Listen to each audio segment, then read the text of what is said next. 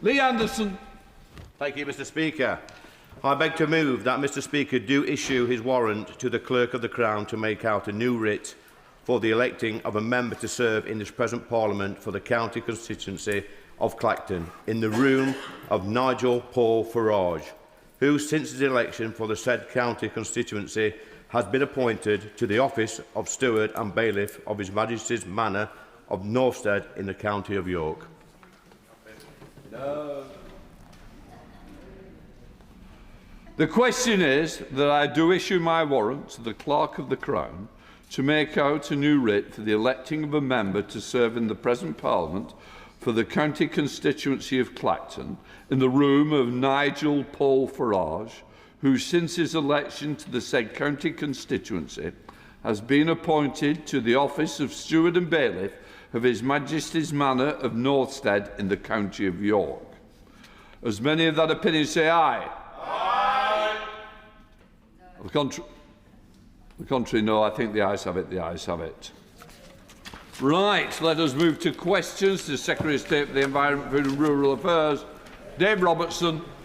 Thank you, Mr Speaker, and good morning. Number one, please. Secretary of State. Thank you, and with permission, Mr Speaker, I'd like to group questions 1 and 16. My honourable friend, the new Farming and Food Minister, and I published our new farming roadmap, which is the first ever long-term strategy for farming. It sets out a vision for a more productive, profitable, sustainable and resilient sector. The primary purpose of farming, as set out in the roadmap, is food production, which goes hand in hand with improving the environment. We are driving towards a lower input, more nature-friendly farming system. Robertson. Thank you, Mr Speaker. Farmers across Lichfield, Burntwood and the villages know that one of the most important things for them to be able to make their businesses work is access to fertiliser at a price that allows them to be profitable. What can the government do to make sure that those fertiliser prices don't see spikes like we've had in the last couple of years and remain stable in the long term? I thank him for his question. He's right to raise this issue. We are engaging with the NFU on this. We know it's a great area of concern for farmers. We've asked the AHDB to increase fertiliser price reporting, so they're doing that now weekly rather than monthly. We've already consulted on suspending tariffs for certain fertilisers, and we've also rolled out an online tool to help farmers use fertilisers more efficiently. The Goldar. Whereas, Mr Speaker, food producers in South East Cornwall, including our farmers and fishermen, are at the heart of my community, our economy and food security. So I really welcome the work the government's done to develop the new farming roadmap in partnership with farmers and its recognition that profitable farm businesses are essential to food security. As I meet farmers at the Liskeard show later this week, will the Secretary of State set out immediate opportunities in the roadmap and explain how the Farming and Food Partnership Board will ensure farmers like mine continue to shape its implementation, giving them clarity and confidence to invest in the long-term profitability and resilience of their business? I'd like to thank my honourable friend and pay tribute to the work she does representing her local farmers, and I hope that the Liskeard Farm Show goes well later this week. The Farming and Food Partnership Board, which has already been established, is working on 2 sector growth plans, starting with poultry and horticulture, to bring down barriers to growth, and we're taking forward the roadmap's vision to make sure that farmers are more productive and profitable, and that's how we will proceed. Mr Speaker, attracting the next generation of farmers is key to the long-term sustainability of the sector. I recently visited Great Smeaton young farmers, and it was wonderful to see both their contribution to the local community but also their commitment to farming. And groups like this are vital to engaging young people in farming. So could I ask the Secretary of State to join me in paying tribute to Great Smeaton young farmers and the National Federation of Young Farmers for their important contribution to our national life? I couldn't agree more. I absolutely pay tribute to his local Young Farmers Club, and DEFRA supports, as he knows, the National Federation, and we engage with the National Federation on the drafting of the farming roadmap, and we have them in our minds always when we're designing policy, because we're committed to ensuring that the next generation can enter the sector. We're looking particularly in the roadmap at encouraging longer term tenancies, which we know is an easier way to get in to the sector, and we've also asked the Law Commission to review legislation on farming tenancies. But like him, I'm also committed to ensuring that the next generation has a voice in our policies. Caroline Bowman. Thank you, Mr Speaker. The NFU is concerned that the £240 million allocated for new sustainable farming incentive agreements in 2026 doesn't match the scale of farmers' environmental ambitions and will not allow all farmers with expiring agreements a reasonable opportunity to access ongoing ELMS funding. So how will the government support those farmers like mine in South Devon who are keen to protect the environment while producing food, who are unable to secure a new SFI agreement under this limited budget, continue their valuable environmental work? Well, can I reassure the Honourable Lady that in window 2, those farmers, and there are obviously thousands whose agreements are coming to an end towards the end of this year or early into next year, will be able to apply in the second window because we have made the technological advances necessary to ensure that can happen. So I know that was something that was raised with me in previous DEFRA orals, and that's something that we have taken forward since then. We have a record farming budget for sustainable farming over the course of this Parliament, 11.8 billion. It's obviously not just about public funding, it's about how we work with the sector, but also how the sector collaborates with each other, which is why we've put £30 million into a farmer collaboration fund and why we're backing agri-tech as well. Robin Moore, Shadow Minister. Thank you, Mr Speaker. De-linked payments dramatically reduced. SFI stop-started and now ultimately made competitive. Targets to dramatically reduce livestock numbers recommended. The state given more power to buy farmland but at below market value. The fertiliser tax, double cab pickup tax, family farm and family business tax now introduced. Natural England given more power. An EU realignment deal which is set to cost our farmers thousands and result in job losses. And the annual grant for young farmers removed for the first time. Oh, Mr Speaker, but beavers have been released. So I ask the Secretary of State, which one of these measures, which she has introduced in the last 2 years, does she think will support the long-term financial sustainability of our farming businesses? Well, Mr Speaker, I'd take our record over his record any time. Under the Conservatives, they couldn't even be bothered to spend the farming budget when they were in power. They sold farmers down the river on various trade deals, which we haven't. We've protected farmers in our trade deals. We've set out the first ever long-term roadmap and vision for the farming sector, working closely with the sector. We commissioned Minette Batters, the former president of the NFU, to do an independent profitability review. We're taking forward most of the recommendations.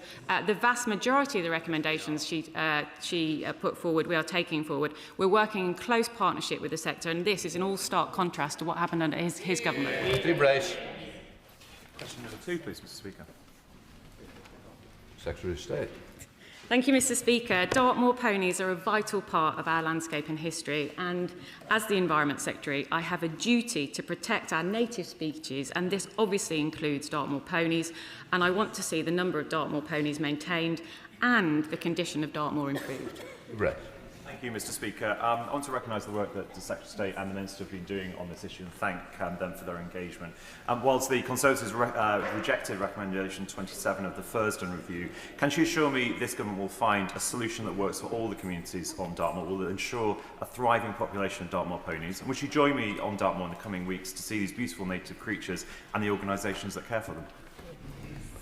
Mr Speaker, I want to pay tribute to my honourable friend's work on this important issue. I know that there is a lot of concern in his local area and actually beyond about Dartmoor ponies, but I want to reassure him that under this government there will be no planned reduction in the numbers of Dartmoor ponies. I'm working on solutions to support this fantastic native species, and I will set out further details of that soon. And yes, I would love to visit and to see the ponies for myself. Richard Ford. Thank you, Mr Speaker.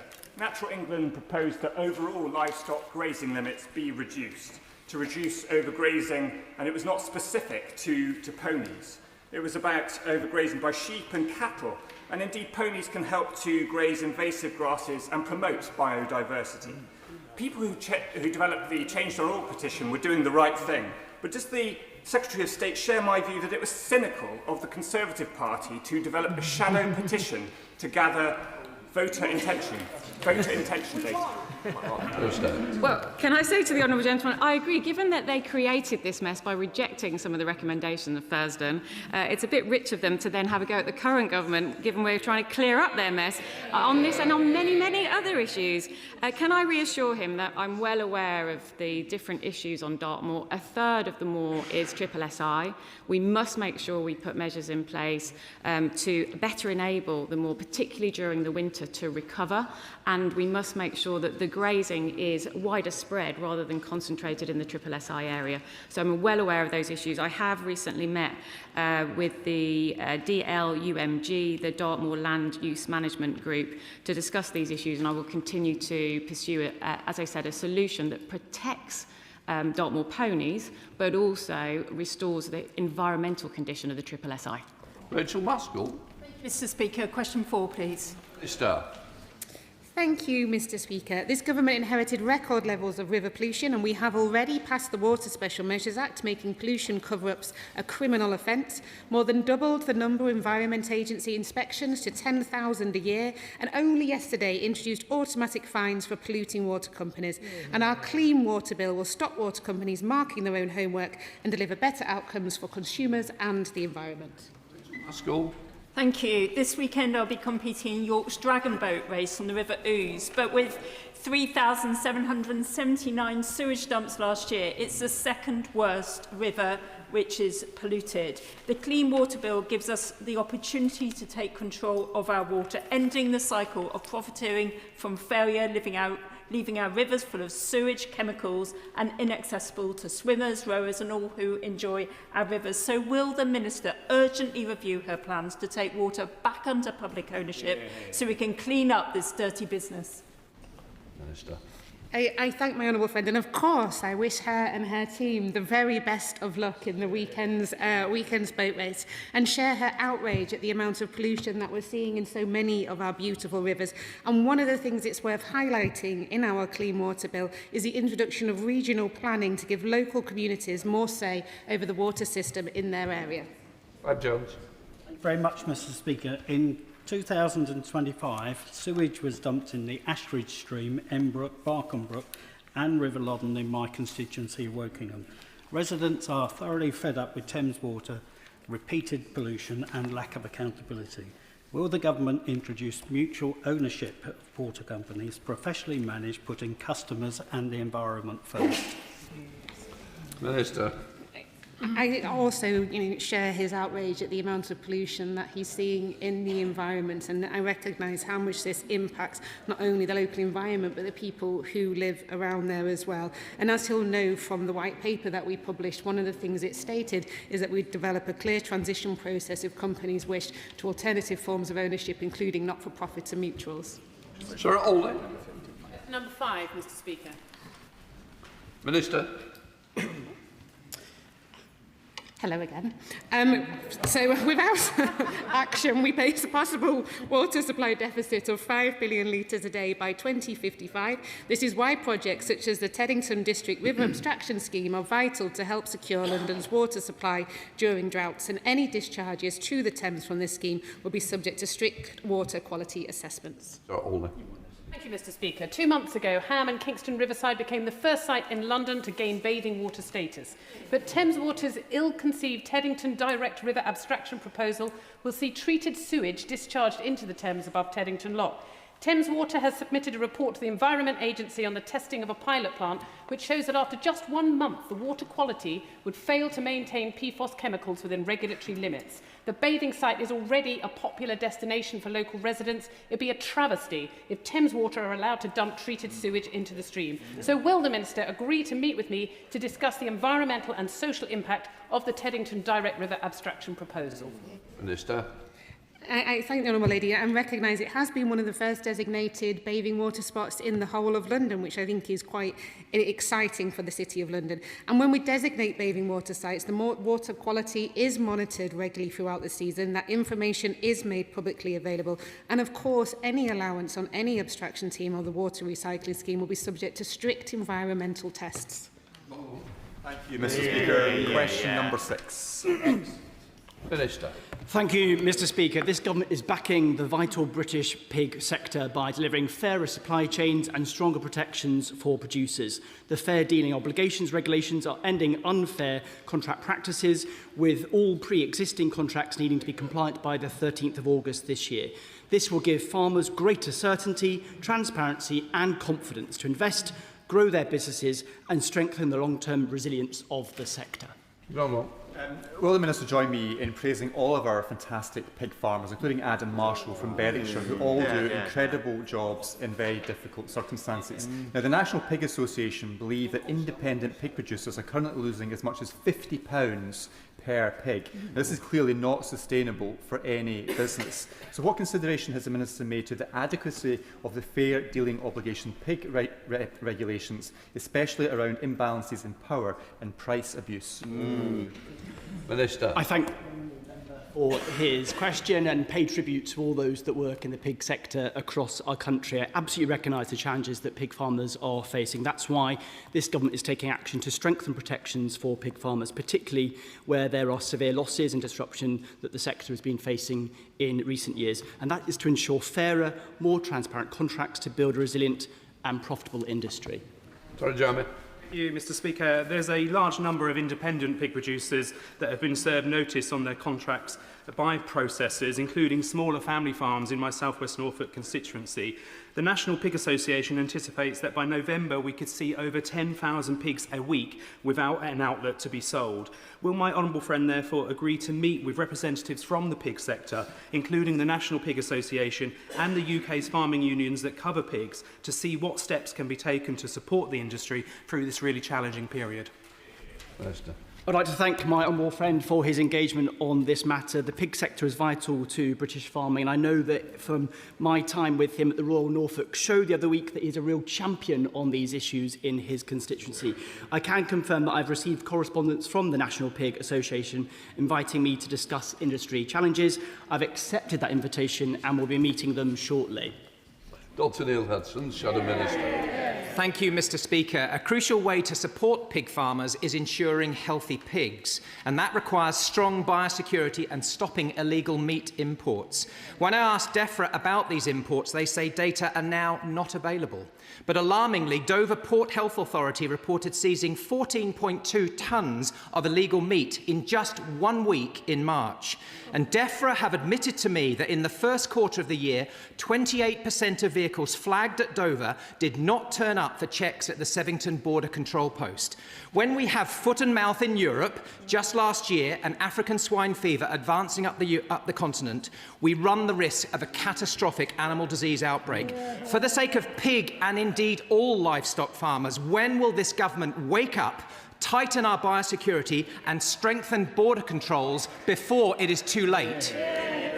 Minister. I thank the Shadow Minister for his engagement on this issue. I know that Baroness Hayman in the other place has visited the port to understand the issues that he describes. We take these issues extremely seriously. I will certainly take back his views to the Department. I'm very happy to meet with him on these issues further. Number 7, Mr Speaker. Minister.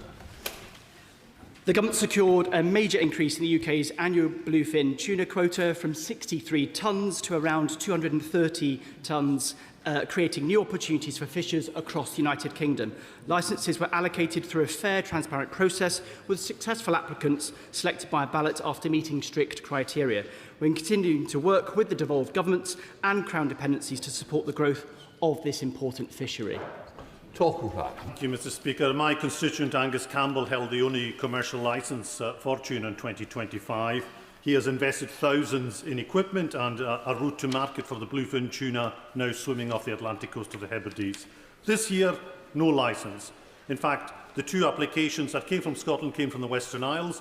Of the 29 licence allocated, none came to Scotland. Can I ask the Minister to review why there is no regional distribution of licences, why a fisher with a track record, an established track record of commercial landing was turned down, and can he look for a speedy resolution through a second round of licensing from the approximately 100 tonnes of quota allocated to tag and release mortalities, bycatch and scientific research? Minister. I thank my honourable friend for his question. As he rightly says, in 2025, one Scottish fisher secured a commercial bluefin tuna licence authorisation through a fair and transparent application process. That fisher was unsuccessful in 2026, and as set out in guidance, due to demand, authorisations are currently issued for a 1 year only and are not automatically renewed. We are working with Scotland and other fisheries administrations to gather evidence on the current approach, and will certainly consider my honourable friend's ideas and views further. John West, sorry, Jim Shanks. I don't know how to answer that, Mr. Speaker, but I'll take it meant in a good way. Thank you very much. I'd like to echo the item that the Honourable Gentleman has referred to as well, and reply and ask the Minister to focus upon Northern Ireland, please. Can the Minister explain to this House why Northern Ireland's sustainable rod and reel fishers are being treated as second-class citizens? And will the Minister commit today to sit down with the Northern Ireland Fish Producers Organisation and rewrite these unfair rules so that our fishermen can access a fair, geographical, equal share of this quota? If it's something for Northern Ireland fishermen, I'd be fighting for them.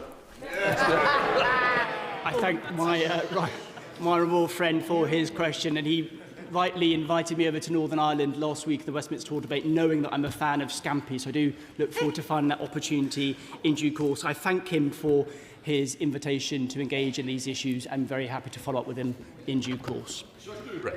Great, please, Mr. Speaker. Thank you, Mr. Speaker. Innovation and productivity go hand in hand, and this government is backing British agri-tech with real investment. Innovation is central to our farming roadmap, and I recently announced that we are boosting the farming innovation programme to £123 million this year. We're also working across government, for example, with DBT, to open up new export opportunities and drive growth, productivity and jobs across the sector. Josh Dewberry. Thank you, Mr. Speaker. The EFRA committee recently had the privilege of visiting New Zealand, and there we met an Innovate UK delegation promoting incredible British agri-tech innovations like cups that enable substrate-free hydroponics, vegetables that have 40 times the iron content, and AI analysis of drone, satellite and sensor data. Would the Secretary of State agree with me that agri-tech will be a key growth area for the UK, and will she work with counterparts in DCIT and DBT to accelerate the success of British agri-tech startups? He's right to say that this government absolutely recognises the potential of agri-tech as a high-growth sector. That's why it's included in the government's industrial strategy. And the UK is already a world leader in agri-tech, but we want to make sure that we maintain that leadership. And under this government, we will continue to bolster our position and boost global exports, as he suggested. We are supporting British agri-tech innovations like automated fruit pickers, which are already being used around the world, and we should be proud of our strong research base and our culture of farming innovation. Dave Mundell. Thank you, Mr. Speaker. Can I encourage the Secretary of State to visit the Roslin Institute just outside Edinburgh, most famous, of course, for the cloning of Dolly the sheep, but one of the world's leading agri-tech centres. And although in Scotland it's extremely important, it's regarded as a UK asset, and I hope that she would promote it in that regard. I couldn't agree with him more. I do think it is a UK national asset, and either myself or my honourable friend would be very pleased to visit to learn more about what the centre is doing. Catherine Fuchs. Thank you, Mr. Speaker. Question 9. Minister. Thank you. The levels of pollution in the River Wye are unacceptable, and we're working to accelerate progress to tackle this, including funding a £1 million research programme to identify sources of pollution and develop practical solutions to improve water quality. We're also rolling out early pilots of regional planning, which included a workshop with stakeholders in the Severn region on the 15th of May earlier this year. Catherine Fuchs. Minister, for all our hard work on the River Wye, but as she knows, time is running out for the iconic River Wye, and with temperatures rising as they are to dangerous levels, this is really going to affect our fish stocks further. But the Wye needs a water protection zone across both the English and Welsh parts of the river to mandate, for example, larger riverside buffer zones, prevent soil erosion, and of course force authorities to crack down on polluters. The proposed Clean Water Bill could give the Minister an opportunity to bring in a water protection zone. So could she make that promise today and make sure this government is the one to save the River Wye? We are, Minister. I recognise all the important work my honourable friend has put into this important campaign and how much she cares about protecting this beautiful river. And we'll continue to work with the Environment Agency to explore all available options, which include, of course, a water protection zone. Any designation must be evidence-led and targeted, ensuring the right measures are in place to tackle pollution effectively and deliver lasting improvements to water quality. Dr. Ellie-Jones. Thank you, Mr. Speaker. My constituency of North Herefordshire has been devastated by water pollution. We are now nearly 7 years into a planning moratorium that has decimated the construction industry because of pollution in the River Lug, a tributary of the Wye. We are 10 years on from the first court case that said the government should publish a plan to clean it up, but that plan last year set out that current measures will not get close to fixing the problem. We urgently need a water protection zone. Will the Minister come to North Herefordshire to meet local campaigners, citizen scientists, farmers, to understand why we need a water protection zone and make that commitment to bring one in to finally resolve this problem? Thank you. Minister. Thank you. And as I sort of commented to my honourable friend, that we are working with the EA to explore all available options. That does include a water protection zone. And it is incredibly important. I recognise this is a beautiful river, and I know how much the honourable lady cares about this as well. We have got the £1 million research project, which is working directly with farmers and land managers. And the EA are looking at, I've already done 1,246 farm inspections around the River Wye and 1,183 improvement actions since 2022. Warren Edwards. Mr. Speaker. Minister. Thank you, Mr. Speaker. Since publishing the Waste Crime Action Plan in March, we have started clearing illegal waste at Kidlington and are investigating clearing up in Wigan, Sheffield and Hyndburn. We've arrested 18 waste criminals, launched the digital waste tracking scheme so we can see where the waste goes in near real time, and this week approved legislation for tougher powers to tackle the rogue criminals. We have 300,000 people registered to transport waste in this country. Not all of them are legit. I really welcome the three-pronged strategy in the government's Waste Crime Action Plan, focused on prevention, enforcement and remediation. And I welcome the small number of recent and really significant illegal waste sites, which the Minister mentions, that will be assessed for clearance. But can the Minister outline how older but equally significant sites like Brambletree Wharf, which has blighted my local constituency community for nearly a decade, how that can be tackled under the plan? Minister. Well, she is right that under the previous government there was a large amount of illegally dumped waste, around 30,000 tonnes between 2018 and 2022.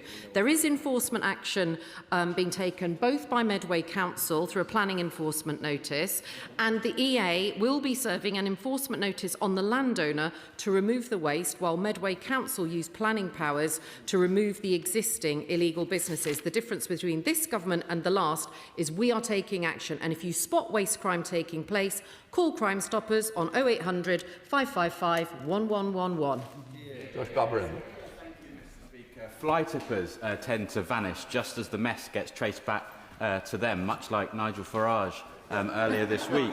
But closer to home, I led a community walkabout with friends of Outer Devonshire alongside residents like Emma Boys and Kay Skinner to look at fly tipping hotspots in Eastbourne. Will the Minister commend their work and outline what steps the government will take to support them and their community to tackle fly tipping once and for all?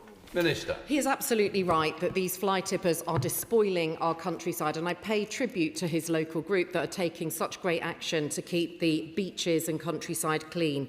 What we have done is introduce up to 9 penalty points on fly tippers' driving licences. Often these people are just doing a job for mates at the weekend, and if they lose their driving licence, it will certainly make them think twice about doing that job. But often these fly tippers are part of a much wider, serious and organised crime group. So we shouldn't think that they're little criminals. Often they can be part of quite a big criminal gang.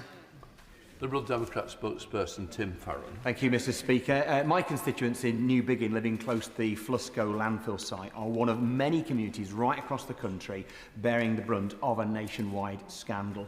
The owners of the site, a legitimate one on paper, have been judged to have flagrantly broken environmental regulations. Like many other sites, they've been ineffectively regulated and poorly policed. Residents cannot leave their washing out or let their kids play outside. In this heat, especially, the stench can be unbearable. The leachate and gases utterly intolerable. Meanwhile, the country is being ripped off as the government's landfill taxes are being flouted to the tune of at least £1 billion every year. So will the government act urgently and powerfully to help my constituents and all those people living near landfill sites, which in recent years have become toxic in every sense? Well, I was pleased to meet with the honourable gentleman and my honourable friend for Carlisle to talk about the activities of these at these waste sites. Unpicking the work that is happening there is a long and complex legal process involving multi-agency, cross-agency working. What we do now have is a properly funded waste crime enforcement unit. The funding for that unit was a mere £10 million in 23-24. They've had an extra £5 million this year to take it up to 15, and then we're doubling it to 30 million. That is the way that we take these people down. We go on to topicals. Callum Anderson. Speaker. Thank you, Mr. Speaker. Since the last oral questions, as I mentioned earlier, we recently published England's first long-term farming roadmap, and we've opened the first application window for our reformed SFI. I visited the Groundswell Agricultural Festival to see regenerative farming in action, and I'll be at the Great Yorkshire Show next week. Our Water Delivery Task Force has recently unlocked the infrastructure needed to support nearly 20,000 new homes in East Anglia, and we are taking action to ensure the products on British supermarket shelves like coffee and cocoa are not linked to illegal deforestation overseas. I spoke alongside my honourable friend at the London Climate Action Week about our bold action to restore nature and welcome the UN General Secretary to Kew Gardens. Yesterday, I announced the biggest ever investment in species recovery. And finally, Mr. Speaker, we are a nation of animal lovers, as you know very well, and today I have published the government's plans to reform the Veterinary Surgeons Act to deliver better outcomes for this great profession, not updated since 1966, this act, and our much-loved pets. Anderson. Mr. Speaker, farmers in North Buckinghamshire have raised queries with me regarding the transition from environmental land management agreements that expire this year through to the funding available through the much-welcomed SFI 26. So can she set out how the government is supporting farmers through that transition so that there are no unintended funding gaps for those wanting to deliver positive environmental outcomes? Well, I thank you for raising this issue. We have worked in close partnership with farmers and stakeholders to shape the new SFI, and I can reassure my honourable gentleman and members across the House that those farmers who have soon to expire ELM revenue agreements will be able to apply in the second window of the SFI later this year in September. Victoria Atkins, Shadow Secretary of State. Thank you, Mr. Speaker. In recent weeks, DEFRA's quangos have made headlines. The Environment Agency is failing to prosecute waste criminals, instead going after virtuous volunteers who are cleaning up the rivers for them. Natural England is demanding more madcap fish schemes at Hinkley Point C, on top of their recommended £700 million fish disco policy, all of which will be paid for by our constituents. And Natural England's threat to Dartmoor ponies was the quickest U-turn yet by this government. Does the Secretary of State feel she has control over these quangos? Some brass neck, Mr. Speaker. When the whole issue around the Dartmoor ponies was created under her government. Because they rejected several of the Thurston Review recommendations and they put the future of Dartmoor ponies in doubt, and we're having to clear up their mess, so I shall take no lectures from the Honourable Lady. Victoria Atkins. Oh dear, soon we will have... this may be the last time the Secretary of State gets to give such an inadequate answer to what is a reasonable question about her grip over her department. But let's look at Labour's wider chaos.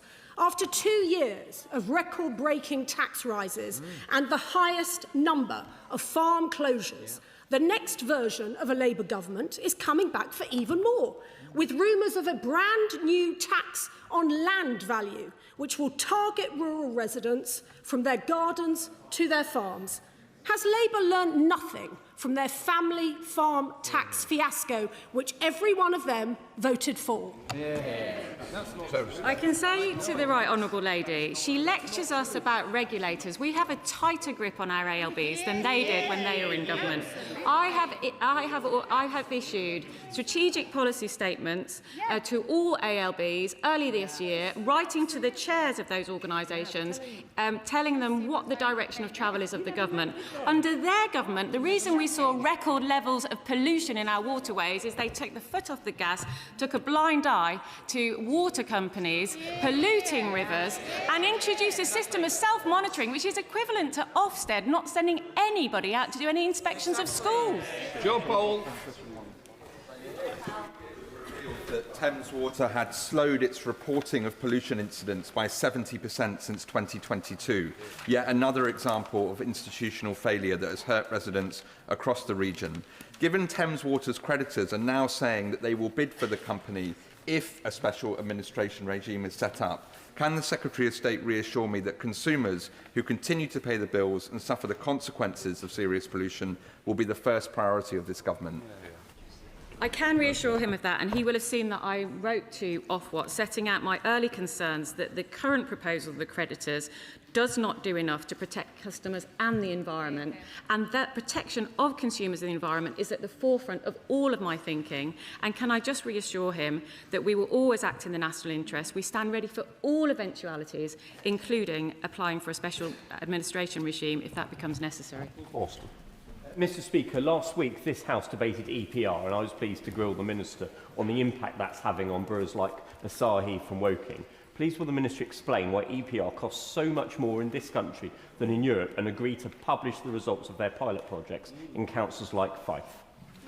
Well, what I can tell him is that our systems are completely different to the waste collection systems in Germany and France, where they have a wide network of bring banks for glass. We have the privilege of having glass collected in our household waste collection schemes. What I am conscious of is the dual burden that is falling on pubs, and I have tasked my officials with working at pace on this issue to find a solution for the pubs that we're all enjoying in this hot weather with the great football, and wishing England the best for their match at the weekend. Scotland. Thank you, Mr Speaker. I welcome the waste carrier, broker and dealer reforms which will replace the outdated registration system with a more robust permit-based regime, introduce stronger background checks and give regulators greater powers to tackle waste crime. Given that waste crime costs the economy $1 billion a year, can the Minister set out how these reforms will help crack down on rogue operators while ensuring legitimate businesses can continue to operate and grow with confidence? Well, as we push the waste criminals out of this sector, we are going to have more business for the legitimate operators. What it also means for householders is that the nut carrier registration number has to be carried on the Facebook ads, the leaflets and the vans of waste transporters. So we have confidence that the people we're giving our waste to will dispose of it correctly. But we're not going to have a system where dead dogs and cows can be registered. We're going to introduce criminal record checks, identity checks, and make sure everyone knows what they're doing when they're transporting hazardous waste. Bob Blackman. Thank you, Speaker. The current heat wave shows no sign of abating, and during that time, of course, demand for water increases. Already the water companies are imposing restrictions on the supply of water. So what assessment has the Secretary of State made on the water supply, and when she will consider nationwide restrictions? Minister. The Honourable Gentleman raises an important point, and just last week on Thursday I met with some of the water companies who are going to be in the areas of the extreme heat wave to be reassured that they won't be running out of water during this period. Ofwat has also launched a public information campaign talking about the value of water as well. He'll know from previous answers I've given in here that we have the Water Delivery Task Force, which is looking at water supply, house building ambition and growth to make sure that we have the water that we need. But it's also one of the reasons why we need to get on with building the 9 reservoirs, as none were built under the last 30 years. Steve Resch.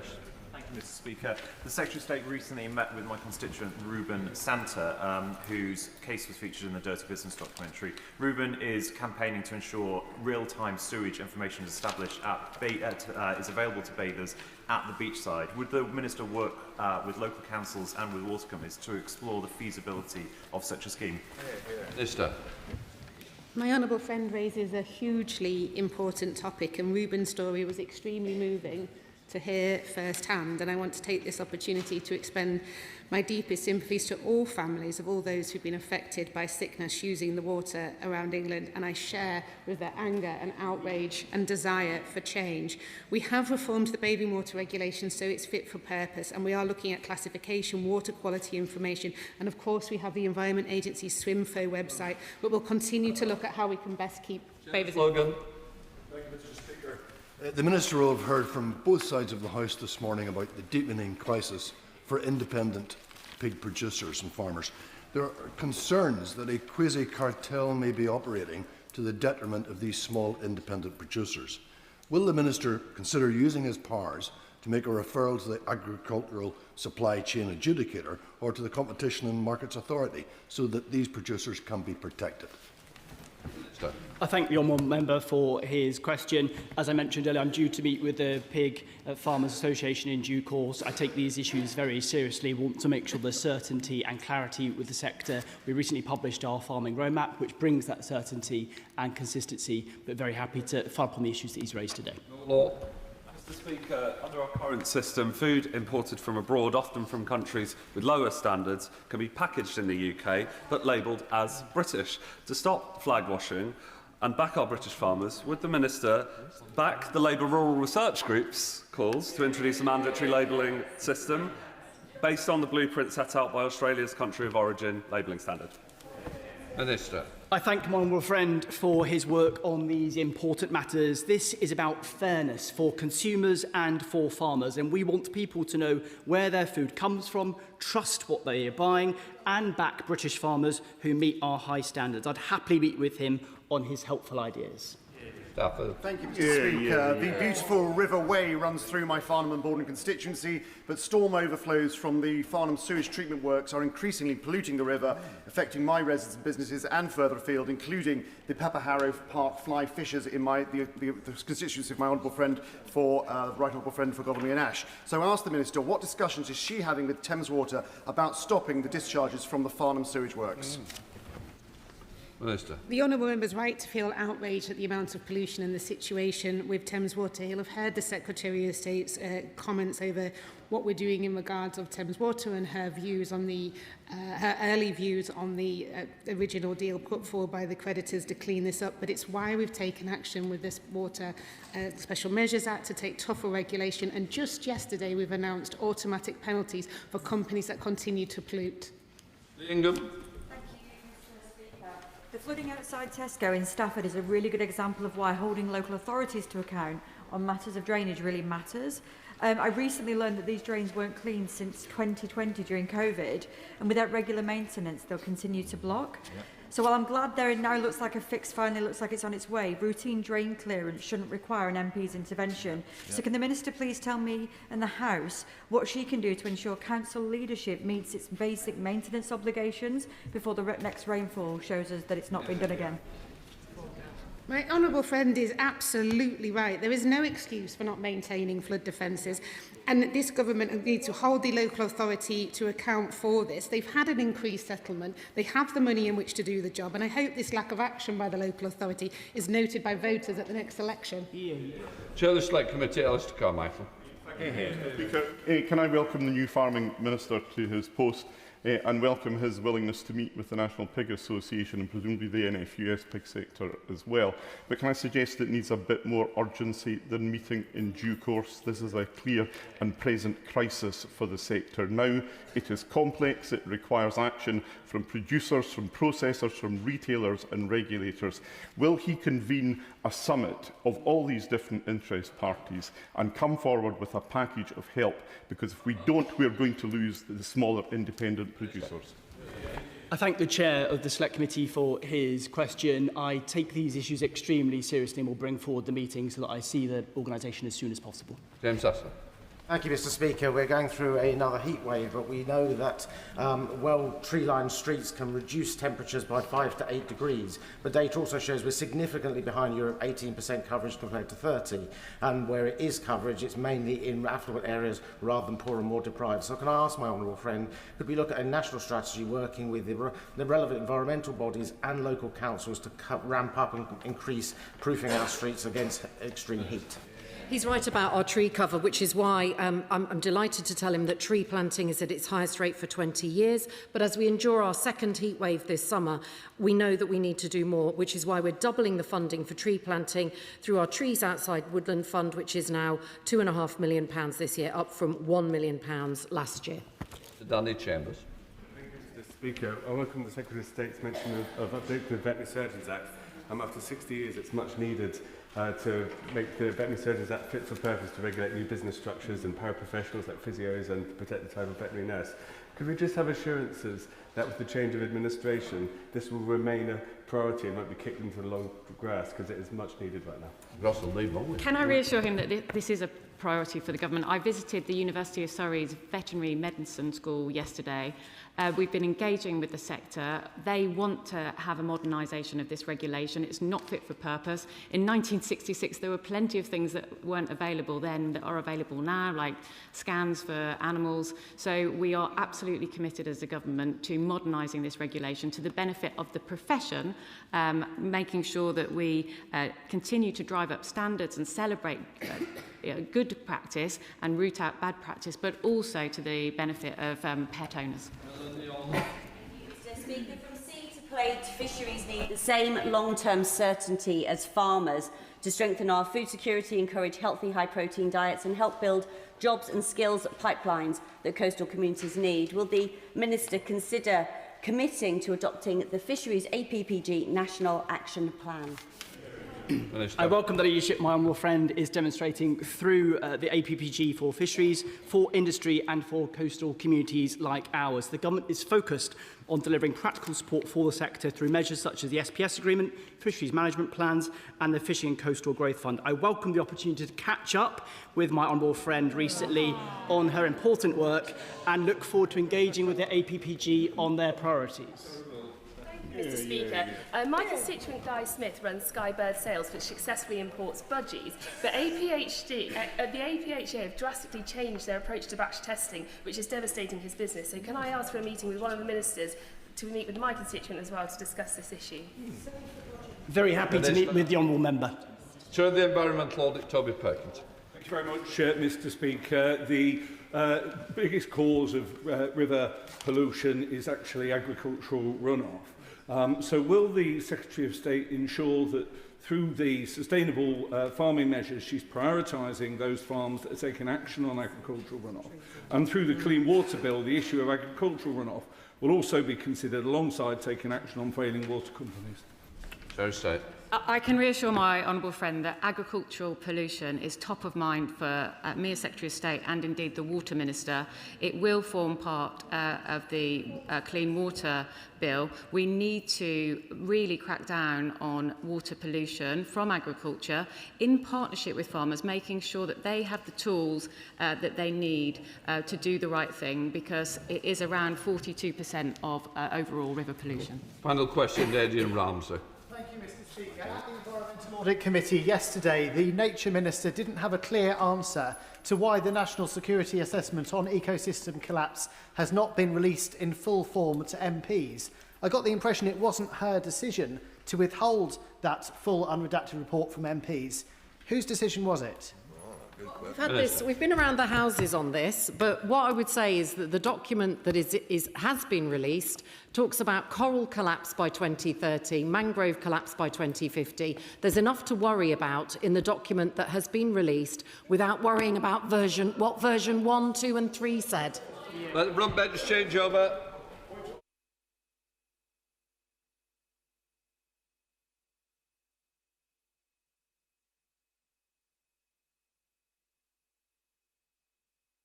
We come to Solicitor General.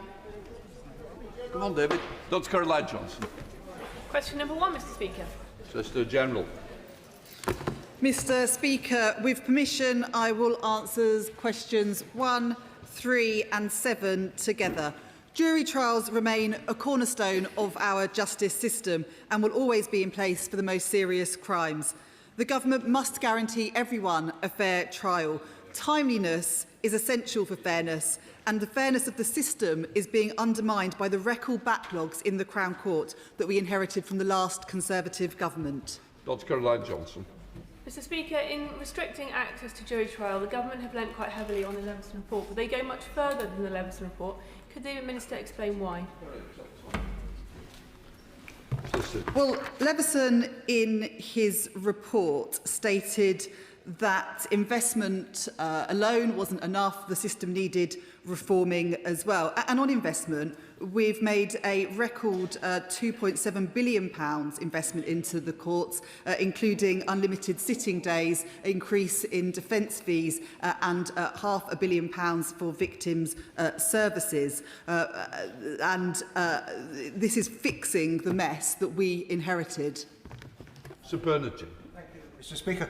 But what is the evidence that it is jury trials that are causing the delays? In fact, in the South East and other parts of the country, the backlog is already falling, and the government should be commended for that. But what are the other causes of delays, and aren't the other causes of delays much more significant than any delays caused by the fact that they are jury trials? Okay. Well, we've put record investment into the courts with things like unlimited sitting days. The CPS has increased the number of Crown Advocates on the Crown Advocates panel and increased support to victims. But Leveson was clear that investment alone wouldn't fix the problems that we inherited, and that 80,000 backlog. I think the proposals suggest that it will speed up cases by 20%, and that's being backed by the Institute for Government. Thank you, Mr Speaker. Juries are a bedrock of our legal system, and public involvement in the justice system is central to public trust and consent. It cannot be eroded, and it should not be eroded. And it's a prime example of this failing government implementing reforms for no good reason. So why will the Solicitor General not call this out, the attack on the rule of law that it clearly is? Well, Solicitor General. I'm astonished that the honourable gentleman says that measures that we're introducing are for no good reason. We inherited a court system in crisis, a backlog of 80,000 cases, victims waiting years for their cases to get to court. Doing nothing wasn't an option, which is why we've invested record amounts into our courts, and it's why Justice Ministers are looking at reforming the system. Andy Slaughter, Chair of the Committee. Mr Speaker, Sir Brian Leveson made 180 recommendations, very few of which concerned juries. His review covered the whole criminal justice system, including the CPS. But the government has never responded to Sir Brian's review. It's never said how each of those recommendations will be treated and how they will contribute to reducing the backlog. So are they still going to do that, and if so, when? Solicitor General. Well, I thank my honourable friend for his question, and of course we've considered all of Sir Brian's recommendations. I've met with him to discuss the recommendations in relation to the work of the CPS and continue to meet with the CPS regularly to discuss what more they can be doing to support the criminal justice system. For example, just this week I announced the Early Victims' Right to Review will be rolled out nationwide. We're also offering more support to victims of domestic abuse, offering them a pre-trial meeting with the prosecution. It is important that we do everything we can to speed up cases, but also make sure that victims have confidence in the justice system. Brenda Just. Thank you, Mr Speaker. The Solicitor General has just mentioned the Early Victims' Right to Review, the VRR. As a West Midlands MP, I am really proud that we were the first area in the country to trial this scheme for victims of rape and serious sexual offences. Can the Solicitor General confirm that jury trials will still be available for such cases, and can she please tell the members here what assessment she has made of the impact of the VRR scheme? Thank you. Solicitor General. Well, jury trials will always remain in place for the most serious cases, but he raises a point about the early victims' right to review scheme, which will be rolled out nationwide on Monday. He is right that the West Midlands led the way with the first pilot of the scheme. Under this scheme, victims of rape and serious sexual offences will have the opportunity for their case to be reviewed by a second independent prosecutor before any decision is taken to stop the case before trial, giving victims a second chance of justice and a greater say in their case. And I'm really pleased that the West Midlands did lead the way on that. Nick Smith. Mr Speaker, whilst a civil matter where a jury trial can't apply, yesterday we found out that Virgin Media have been fined a record £28 million for ripping off their own customers. The chief executive appears to be getting off scot-free. I think the shareholders should be considering his future and the bonuses being returned. Does the Solicitor General agree with me that constituents will be asking who is accountable for this predatory corporate behaviour? Good luck. Well, I thank my honourable friend for his question. He is a great champion for his constituents of Blaenau Gwent and Rumney and all of those affected by this issue. I share his concerns about accountability, and whilst this doesn't sit with the Attorney General's office, I will ensure that his question is passed on to the relevant minister and that he receives a response. Shadow Solicitor General Helen Grant. Thank you very much indeed, Mr Speaker. At Justice Questions last Tuesday, the Courts Minister restated her total support for the government's attack on jury trials. She described it as pragmatic structural reform. She suggested that those who oppose it are burying their heads in the sand. She also said it's a point of principle to limit trial by jury, which she would pursue regardless of the crisis in the courts. So in addition to any practical concerns, are the proposed changes to jury trials also a point of principle for the Solicitor General? Yes or no, please? Well, I thank the Honourable Lady for her question. As I have set out at this dispatch box over recent months, Sir Brian Leveson said in his report that investment alone wasn't enough, that reform was also necessary to bring down the backlog of 80,000 cases that we inherited from the last Conservative government. Inaction just wasn't an option. The Ministry of Justice have had to take difficult choices, but I'd remind the Honourable Lady that unlike the previous Conservative government, we've invested in our courts, introduced unlimited sitting days, invested in victims' services. We are doing everything that we can to get the backlog down so victims can have their cases heard without having to wait years and years for justice. Helen Grant. The Right Honourable Member for Makerfield and likely next Prime Minister has said, jury trials are the linchpin of a fair society and the plans to curb them should be paused. So when the Right Honourable Member for Makerfield takes over, can we look forward to the Minister supporting the scrapping or watering down of the very same changes she has robustly supported? And, Mr Speaker, does she think that any jury would believe a defendant whose story changed quite as often as this government's? Solicitor General.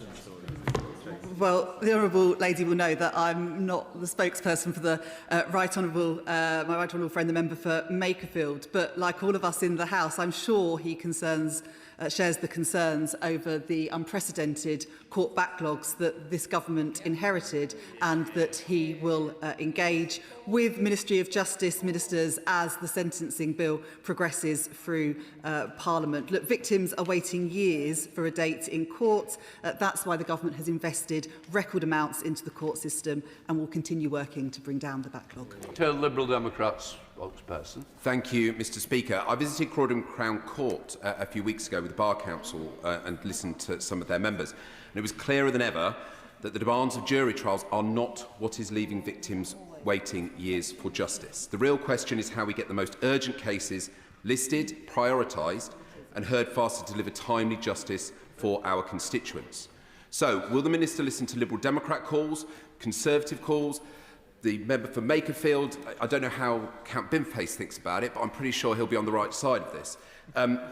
Will you listen to calls, will the Minister listen to calls to instead consider reforms that would make an immediate difference to Crown Court backlogs, as the Bar Council have recommended, such as specialist sexual offences and domestic abuse courts, so victims can get justice sooner without curtailing the fundamental right to trial by jury?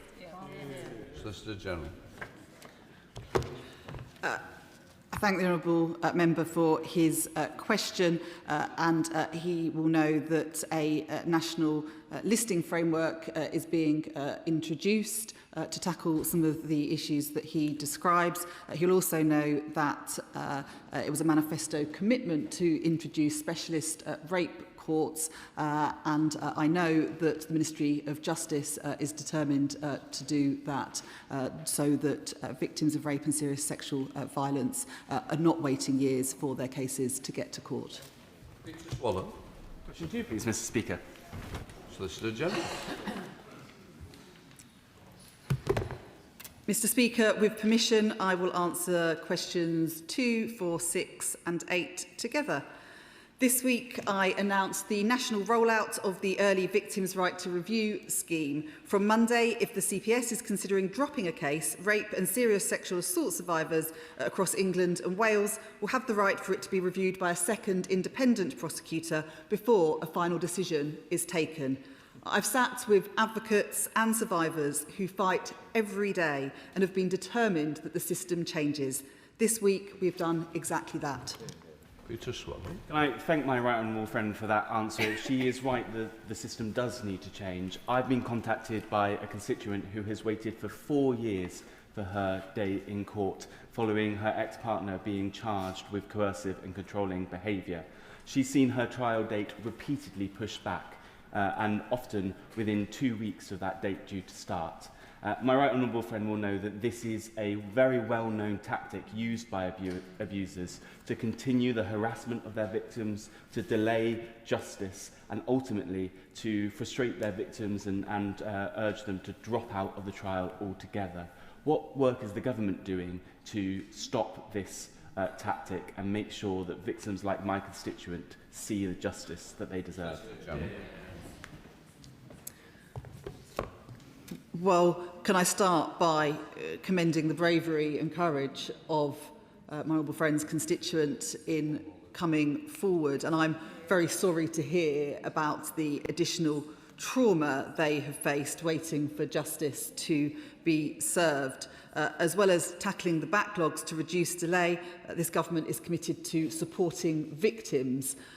In April, I announced an additional £5 million of Treasury funding to offer a pre-trial meeting with the prosecution team for domestic abuse victims in the Crown Court. These crucial meetings will support victims in the lead-up to their trial. A similar service is already offered to victims of rape and serious sexual assault, and I'm pleased that we're now able to pilot that for victims of domestic abuse in 3 CPS areas. Catherine Fuchs. Thank you, Mr Speaker. I was horrified recently to hear from one of my Monmouthshire constituents at a surgery who'd served on a jury for a case where the victim had been subject to domestic violence. And there were only 2 women on a jury of 12. My constituent heard other jurors victim-blaming and making judgmental comments about the victim's appearance and is concerned that prejudices may have impacted the outcome of the trial. Of course, I understand jurors are picked at random, but in cases of violence against women, what more can we do to change the system or look at the system so that survivors get the justice they deserve and are treated fairly? Solicitor General. Well, I thank my honourable friend for that question and for everything that she has done on this important issue. The government's landmark strategy to halve violence against women and girls starts with prevention by focusing on the root causes and designing interventions to tackle outdated societal attitudes. We're investing a record £20 million in education to address harmful attitudes and behaviours head-on, with young people taught to identify positive role models and challenge unhealthy myths about women and relationships. In trials by jury, the judge gives directions that each juror must evaluate the evidence before them dispassionately, putting aside any bias towards the victim. Liz Twist. Thank you, Mr. Speaker. It's absolutely vital that victims are at the heart of our justice system. Now, my Bladenham constituents know that for too long, the system for victims of rape and serious sexual offences has not been working. What impact does the Solicitor General believe the early victims' right to review will have for victims? Solicitor General. Well, I thank my honourable friend for that question. I want to start by paying tribute to the tireless campaigning of Jade Blue. Jade was a victim of rape, but the CPS wrongly dropped her case just 13 days before trial. Ever since, she has campaigned for change. The early victims' right to review gives rape victims the chance for their case to be reviewed before the CPS makes a final decision. If that had been in place for Jade Blue, her case would have continued, and in the pilot, cases that would have previously stopped have carried on. I'm determined that we put victims at the heart of our justice system, and because of that, we're rolling out this scheme nationwide. Andrew George.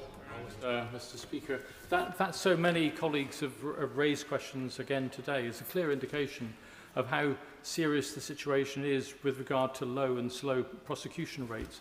If the primary purpose of custodial sentences is public protection, does the Minister understand that constituents, rather victims in my constituency, who have witnessed situations where violent offenders have been given very low custodial sentences or have been granted early parole in spite of the danger that they represent to society, is a clear reason why a lot of them feel very discouraged.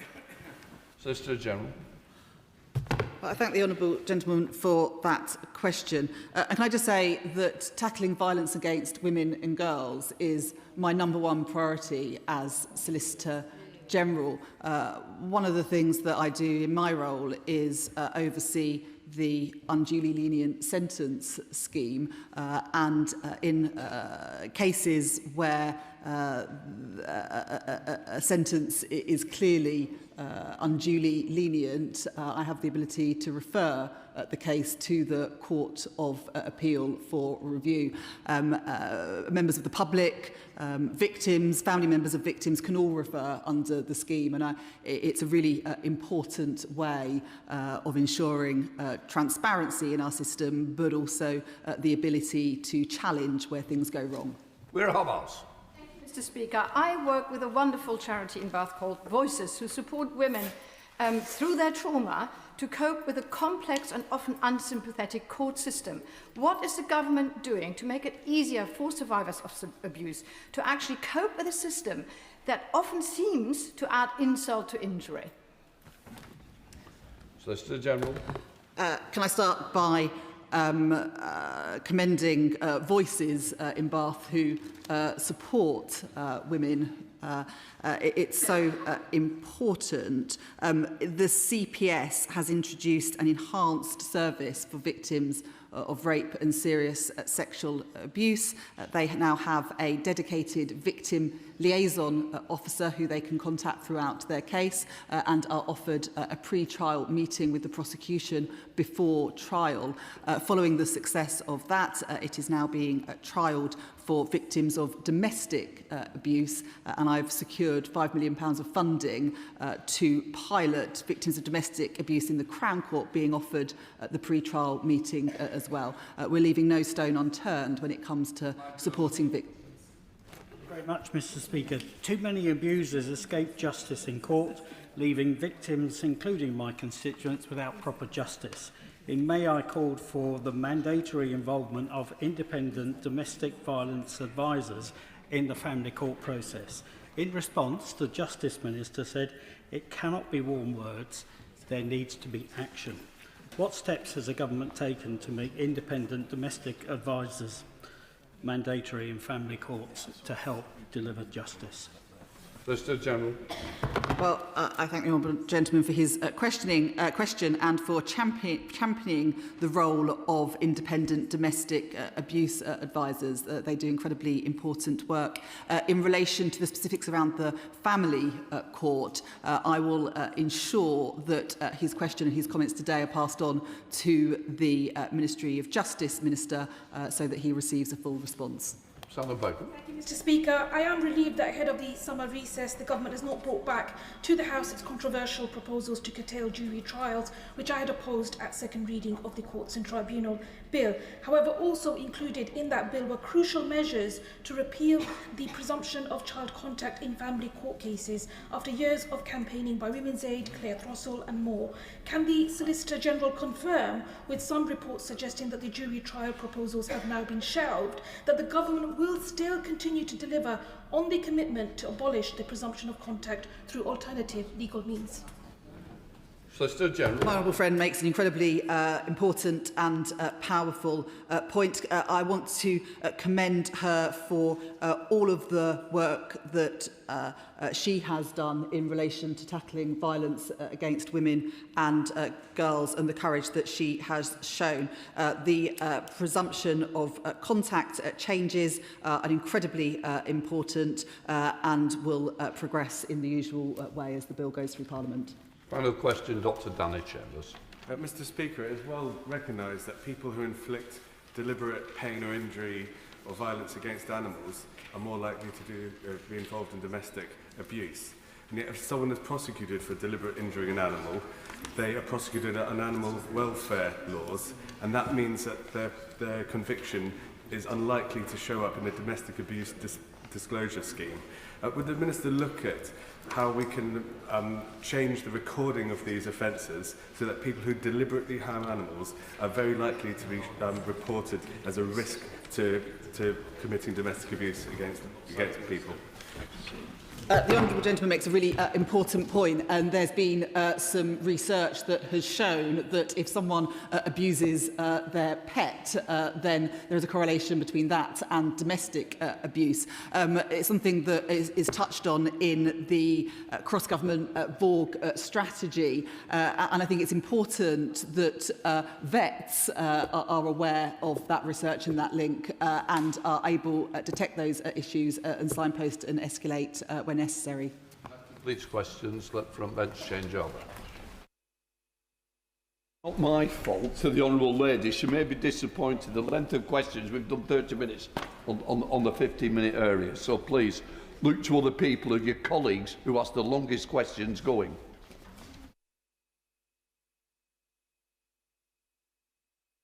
So we now come to the urgent question, Dame Priti Patel. To ask the Secretary of State for FCDO if she'll make a statement on Iran's violation of the ceasefire. Minister. Mr. Speaker, we strongly condemn the outrageous Iranian attacks on the territory or vessels of our Gulf partners, Bahrain, Qatar, the Kingdom of Saudi Arabia and Kuwait. This is a serious escalation. Strikes into countries in the region and their waters are a clear violation of international law and must stop. I have been in touch with my counterparts from all mentioned countries to express our solidarity and condemn these attacks. Iran's attacks on civilian vessels were in Omani waters. The UK stands with Oman, with its sovereignty over its own territorial waters, and for the principle and the law of freedom of navigation, both in the Strait and across the world. We stand with our partners in calling for de-escalation and a return to diplomacy. We want a durable, negotiated peace and the Strait of Hormuz to fully reopen. The dangerous re-escalation over the past few days and continued attacks hurts everybody. The greatest impact is, of course, felt by the poorest and the most vulnerable. Our priority now is ensuring unimpeded transit passage through the Strait without the threat of violence, tolls, fees or conditions. The ceasefire must deliver predictable access rather than ad hoc, case-by-case transit. We will continue to stand up for international law as reflected in UNCLOS, for freedom of navigation, global navigational rights, seafarer safety and the consistent application of existing rules. Dame Peter Patel. Thank you, Mr. Speaker. The terrorist regime in Tehran has once again violated the ceasefire, illegally attacking commercial shipping in the Straits of Hormuz, striking our allies in the region, including Bahrain and Kuwait. These new assaults in the Straits on at least 3 tankers were the most in a single day since April, according to the UN International Maritime Organization. And earlier this week, the Iranians said it targeted Salman Port in Bahrain, where Britain and the US operate naval bases. What was the government doing when British assets were in danger and our security, friends and our allies were being attacked by Iran? What exactly is the government doing to help protect the thousands of British nationals in the region, once again finding themselves under rocket fire from Iran? Our security allies once looked at the UK to be a reliable and dependable partner, but their confidence is increasingly being shaken. How is the government going to put this right? This is a time for action, not words. I've asked again and again, what is the British government doing or has done to date through the CCPA agreement to support Bahrain? The NATO General Secretary said that the strikes by the US were absolutely necessary. Does this government agree? We've heard very little substance from the government in recent days, other than the Foreign Secretary's tele-remarks yesterday saying she was very concerned by the Iranian strikes. The US administration has announced it's reimposing sanctions, oil sanctions on Iran. Oil, which of course funds their terrorism. So when will this government stop the UK's financial system being used to launder Iranian terrorist funds? What is the government's assessment about whether the ceasefire framework and that 60-day period in the agreement, whether or not it remains? And let's be honest, Mr. Speaker, the fact that Iran continues to breach the ceasefire, threatens our interests on a daily basis, demonstrates that the government has failed to have a clear plan to get defence spending to 3% of GDP by the end of the decade, leaving our country exposed and our security at risk. So while ministers are putting their job security ahead of the defence of our interests of this country, this discredited Labour government has failed to offer solutions to the most serious and significant conflict the world has seen in decades, or be part of any negotiations. Mr. Speaker, Britain has a huge stake in the future of the Middle East, but under Labour, our interests are being neglected and our standing in the world is falling. Minister. Mr. Speaker, I don't quite know what to do with that. It was obviously not the case, as I'm sure the Shadow Foreign Secretary will know. The Shadow Foreign Secretary can look me in the eye and say it is unlikely to be the debates around the defence investment plan that led to strikes in Iran and indeed in the Gulf over the last few days. And I'm here to talk about serious questions of war and peace. I hope we can avoid party politics in doing so. Chair of the Foreign Affairs Select Committee, Dame Emily Thornbury. Thank you very much, Mr. Speaker. Can I begin by associating myself with my honourable friend's condemnation of Iran's attacks on its neighbours? I wonder if the Minister might agree that at least part of the problem and the fragility of the deal is its very ambiguity. It's a deal that was negotiated in haste and at a distance and through third parties, and it inevitably doesn't reflect agreement, but rather fudges some of the deep differences between the parties. I wonder if he would agree that what we need is a sustainable deal that is thoroughly negotiated, one with more detail and with recognition that inevitably concessions are needed on both sides. Mr. Speaker, as a former negotiator myself, I'm reluctant to criticise fudges and creative language. Negotiators often must reach for them. But there are many areas which cannot be fudged and where there is no ambiguity. For example, the location of Oman's territorial rights, waters and the rights that flow from that. These strikes conducted by Iran this week were not only against land targets, they were against commercial shipping. There was no ambiguity whatsoever about the location of those vessels. Oman's waters, their rights, UNCLOS, these are not questions that were at the negotiating table in relation to the MOU. We will continue to stand for them here and in every place. Just might help if the Minister can turn to me now and engage in his answer. Charlie Maynard, Liberal Democrat spokesperson. Thank you, Mr. Speaker. Iran is continuing to hold the global economy to ransom through its reckless strikes in the Straits of Hormuz. We all agree on that. Meanwhile, Donald Trump's continuing tit-for-tat retaliations risk dragging the whole region back into a full-blown conflict. This would threaten the lives of citizens across the Middle East while also heaping even more economic harm on millions of Britons already struggling with the spiralling cost of living. Donald Trump has claimed the war has been a huge success. In reality, it's been a humiliation for the President and a costly one. Can the Minister confirm what steps the Department is taking to get both sides back to the negotiation table? Are we working with our reliable allies to secure a diplomatic resolution? Can the Minister also update the House on the status and health of Craig and Lindsay Foreman, still imprisoned in Iran? Will the Minister recognise their detention as arbitrary? And will he refer the case to the International Court of Justice? And can the Minister also confirm that after the State Threats Bill was passed yesterday, will the government move immediately to prescribe the IRGC, the exporter of Iranian terror? Minister. Mr. Speaker, I will not get ahead of the process laid out in the legislation passed last night, but it is clearly an important step forward, providing the British government and Britain as a whole as another weapon in our armoury to tackle hostile state threats. I'm pleased, Mr. Speaker, to update the House, since I haven't had an opportunity since doing so. I summoned the Iranian Chargé on Monday. We will all have seen the judgment handed down in the case on Friday related to Iranian threats in this country against journalists.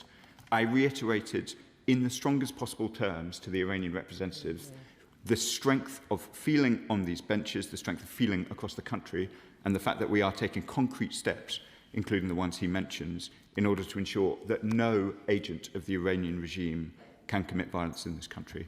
I am very much focused, as he knows, on the case of the Foremans in Iran. For reasons of sensitivity, I don't wish to be drawn further into the case at this moment.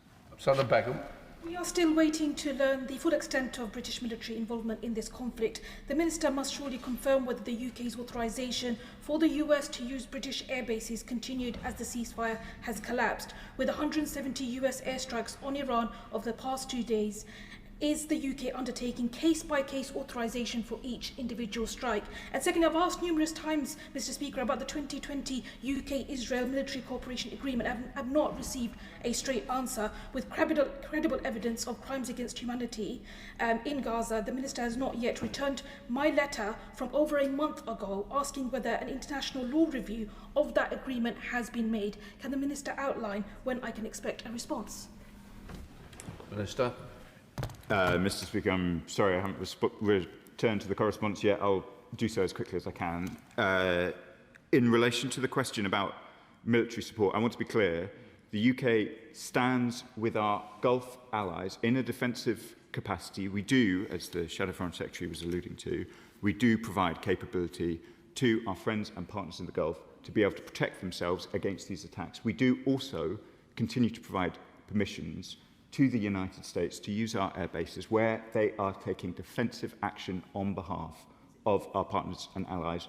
Those arrangements have been discussed by the relevant ministers from the Ministry of Defence on a number of occasions, and they remain in place. Sir Bernard. Thank you, Mr. Speaker. Can I ask, in all sincerity, throughout this conflict, the government has pleaded for de-escalation.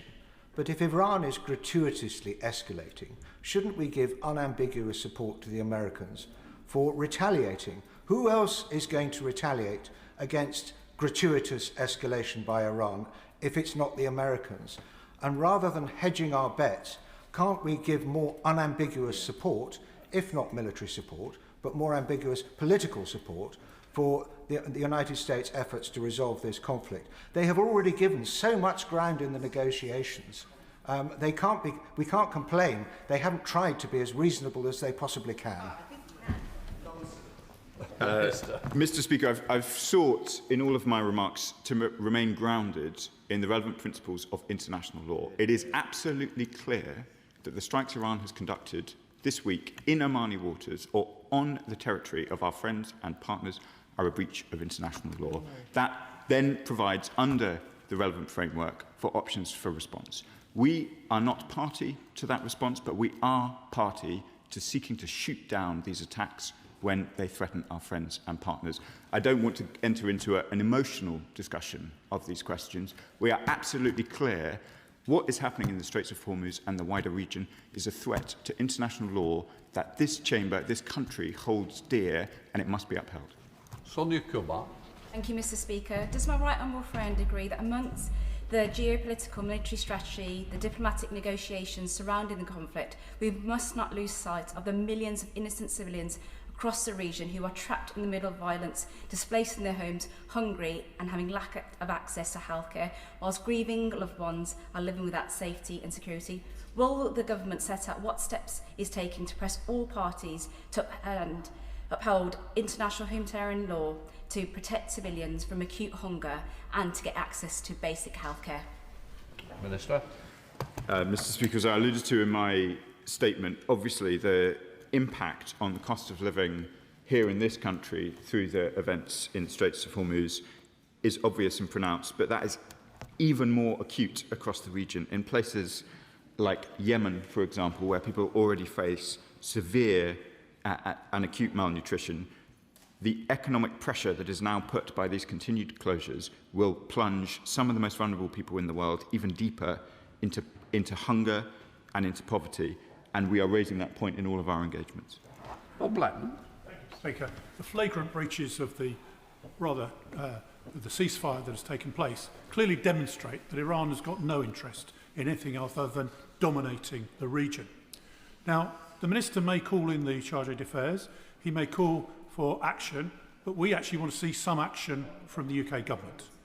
Will he undertake to expel those people that are involved in action in the UK that threatens Iranian citizens living in the UK who are not part of this regime? Will he take action to make sure that the so-called foreign diplomats that exist in the Iranian embassy are kicked out as a response that we can demonstrate that we're not going to tolerate this? Minister.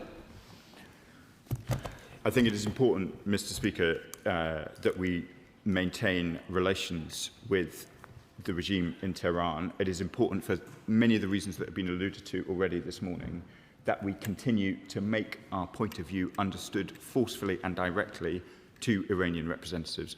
But the honourable gentleman asked about concrete steps.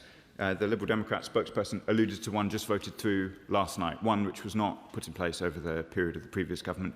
We are taking the steps required to ensure that Britain has the armoury necessary to take action against state threats, including those that emanate from Iran, as we heard from the judge in the case on Friday. Monica Harding. Thank you, Mr. Speaker. My colleague has already alluded to Craig and Lindsay Foreman, still imprisoned in Tehran, and Craig Foreman is on day 61 of his hunger strike, and Lindsay Foreman is on day 50, and clearly they need to be released immediately and returned to the UK. And I understand that the Minister said he didn't want to be drawn on it, but can you, could the Minister tell me why the government will not publicly and officially declare the imprisonment as arbitrary, provide them with diplomatic protection, work closely with allies to get them released, and bring their case before the International Court of Justice? Yes. Minister. Mr. Speaker, the reason I'm often not keen to be drawn in this chamber on specific cases is I've got to make a judgment, as indeed the whole government does, about what we can do in the best interests of British nationals detained overseas. I know she references arbitrary detention, which is not a concept which exists in UK law. She's mentioned the ICJ as well. I think she's referring to a previous case that was withdrawn, and a view that is held by some that that would be a helpful thing to do in other cases.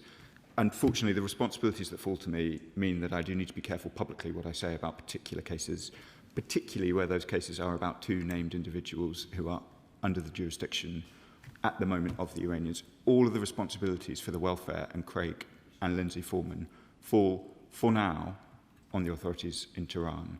Until they are released, which they should be immediately, Iran must take full care of our nationals under their control. Mark Pritchard. Thank you. Can I join the Minister in condemning Iran's attacks in the region, but say to him that I think at some point very soon the UK will need to review its own defensive posture vis-à-vis UK armed forces responses in the region. On Iran, its nuclear programme is diminished, not destroyed. Its ballistic missile programme is diminished, not destroyed. And the Iranian regime is diminished and not destroyed. Meanwhile, the Iranian people continue to suffer. Many of them have been executed in the last few days. And so do our friends and allies in the region, as we've seen over the last few hours. And so too my constituents in the region in Shropshire, because of higher fuel prices. So given that President Trump is supposed to be the great deal maker, the United States has been around 250 years, Iran, Persia, 2,500 years. Does the Minister agree with me perhaps the Iranians are a little bit better at doing deals or not doing deals in the way that President Trump first thought when he set out on this adventure? And would he agree with me that perhaps it's time for the United Nations to get more involved? Minister. Mr. Speaker, I'm grateful to the honourable gentleman for the opportunity to comment on the role that the United Nations has played in recent weeks, particularly the role of the IMO. We support the IMO's efforts. There are many seafarers whose welfare depends on being able to get out of the Straits of Hormuz safely. We have been in regular contact with the IMO. We support their efforts. It's absolutely vital that they can do so. I will decline, Mr. Speaker, for diplomatic reasons, to comment on age versus youth as a superior skill in diplomacy. Alistair Carmichael. Mr. Speaker, I'm glad the Minister made that point. Can I welcome the Minister's acknowledgement and recognition of the implications for domestic industry, especially for our food producers and food price inflation of what's happening in the Gulf? The Minister's department has an enormous amount of expertise and knowledge. Can he give me some assurance that that expertise and knowledge is being deployed across government so that we can mitigate the worst effects for our own domestic economy, especially in relation to giving some early warning of what's going on? Minister.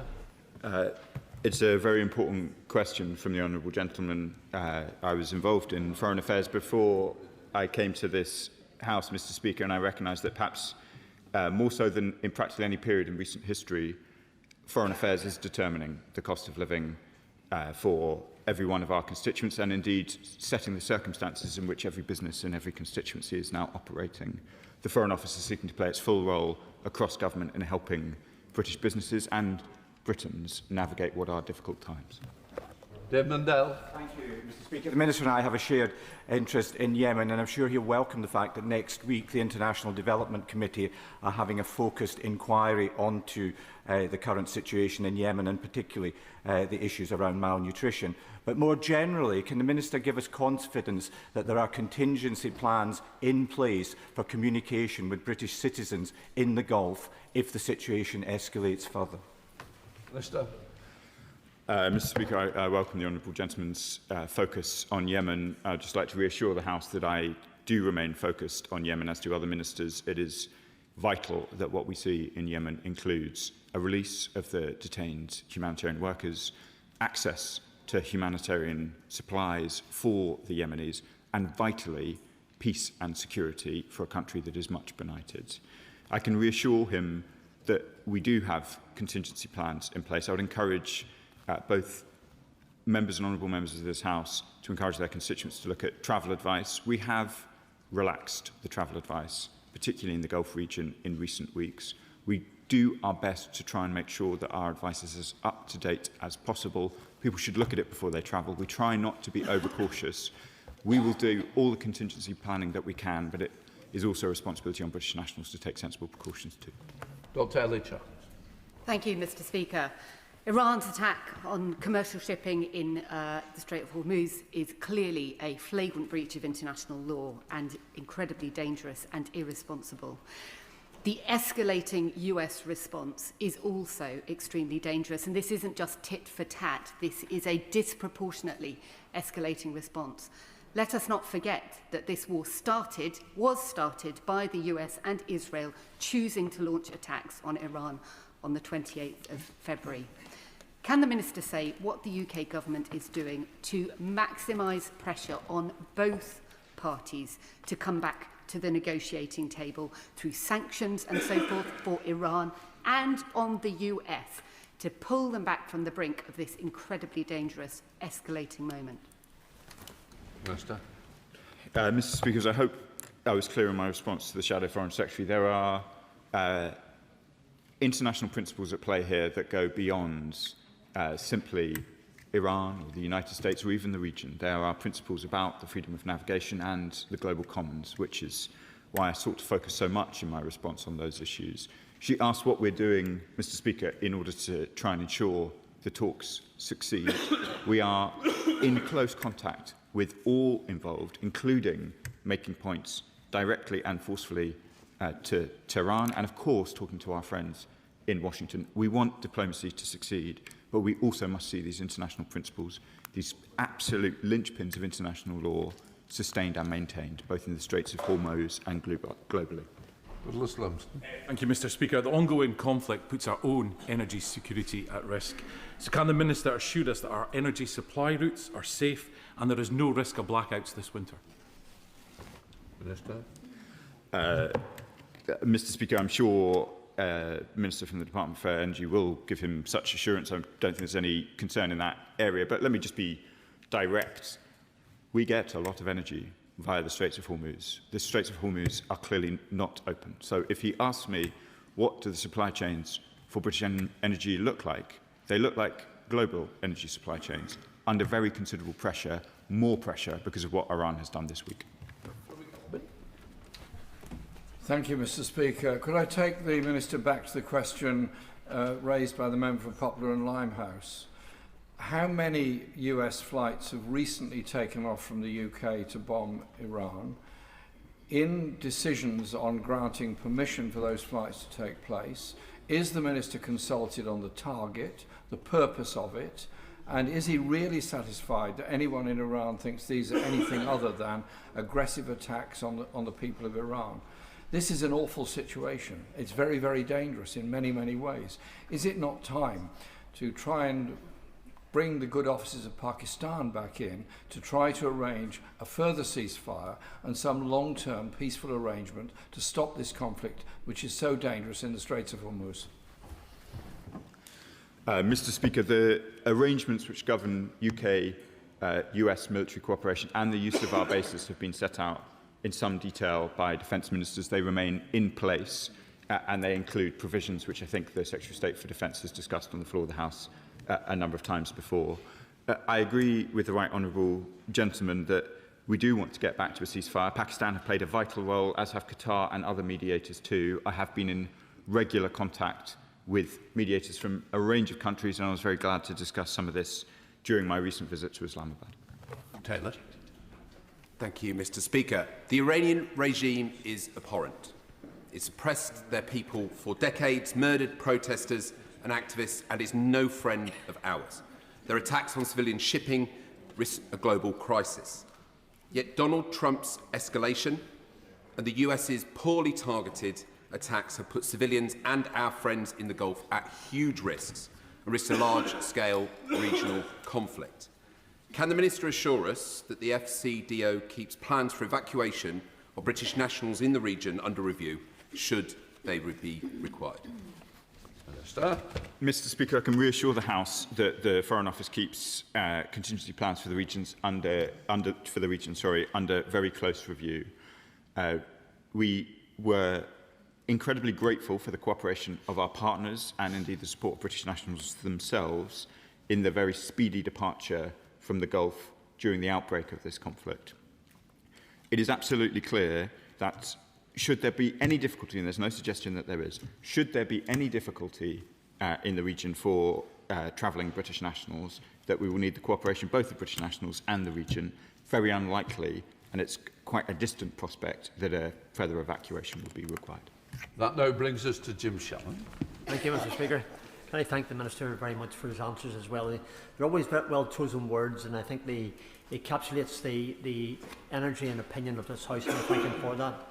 The IRGC continued to wage war against humanity, executing prisoners, ruthlessly spying on dissidents on British soil, orchestrating severe targeted persecution against religious minorities, including our brothers and sisters, Christian brothers and sisters in Iran. The IRGC also continue to block the Straits of Hormuz and attack peaceful neighbours. So what discussions has a Minister and Government had with our NATO and USA allies to collectively respond to show Iran that their continued state-sponsored terrorism will no longer be tolerated? The honourable gentleman is right to point to the threats that the IRGC has posed in the region and internationally. As I said in an earlier answer, there are domestic measures being introduced in relation to state threats, and I imagine that we will have more to say about the employment of that new tool shortly. In relation to the international position, we've made a series of interventions, both internationally and in the region, to try and ensure that Iran's malign role in the region is reduced. We've spent most of the session discussing what's happening in the Straits of Hormuz, where there are clearly Iranian militias right across the region continuing to threaten civilians, threaten stability and threaten the security of the region. That completes the urgent question. Front bench, change over.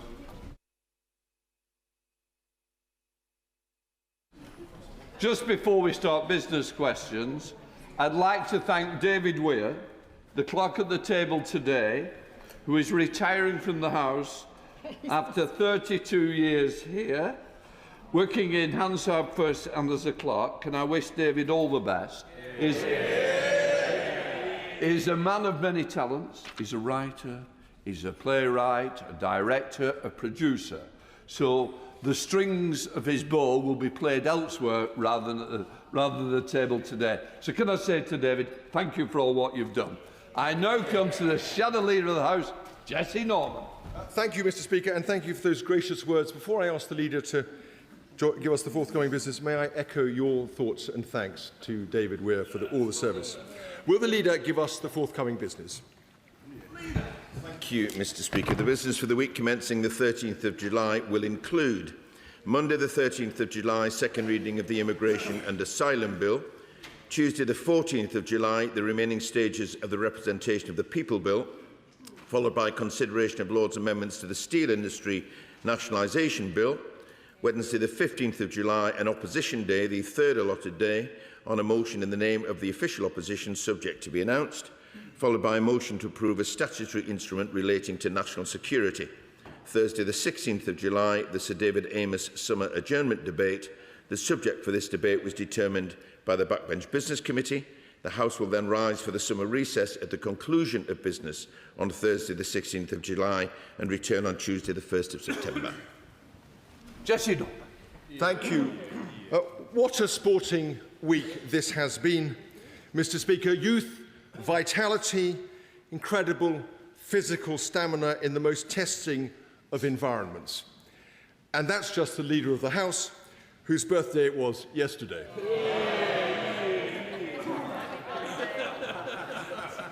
The leader has never begrudged me my own naivety and inexperience, and I know everyone present will wish to join me in wishing him a massively happy birthday. In other news, the England football team decisively defeated Mexico at the Azteca, and we look forward with keen anticipation to their taking on Norway on Saturday evening. Mr. Speaker, we send our congratulations and commiserations to the United States of America on the tragic wrong turn they took towards independence 250 years ago. As Edmund Burke famously said, in this character of the Americans, a love of freedom is the predominating feature. Whatever temporary disagreements we may have, let us never forget this deepest of shared commitments. And finally, Kim Jong-un himself would admire the North Korean precision of the Labour leadership vote, which has opened today with precisely one candidate on the ballot paper. How very different from the forthcoming by-election in Clacton, which appears to be a choice between a novelty comedy act with no real policies and Count Binface.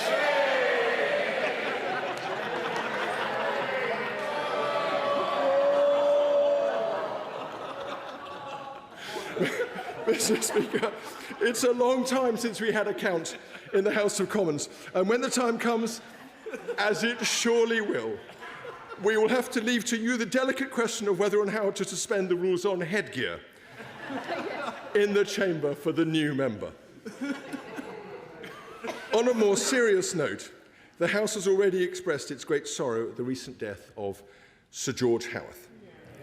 But I would also like, if I may, to draw attention to the very sad death on Monday, at the age of 99, of James Mackay, Lord Mackay of Clashfern. He was a brave, energetic and imaginative reformer of the law as Lord Advocate in Scotland and then as Lord Chancellor. It's hard to think of a man more widely respected in public life.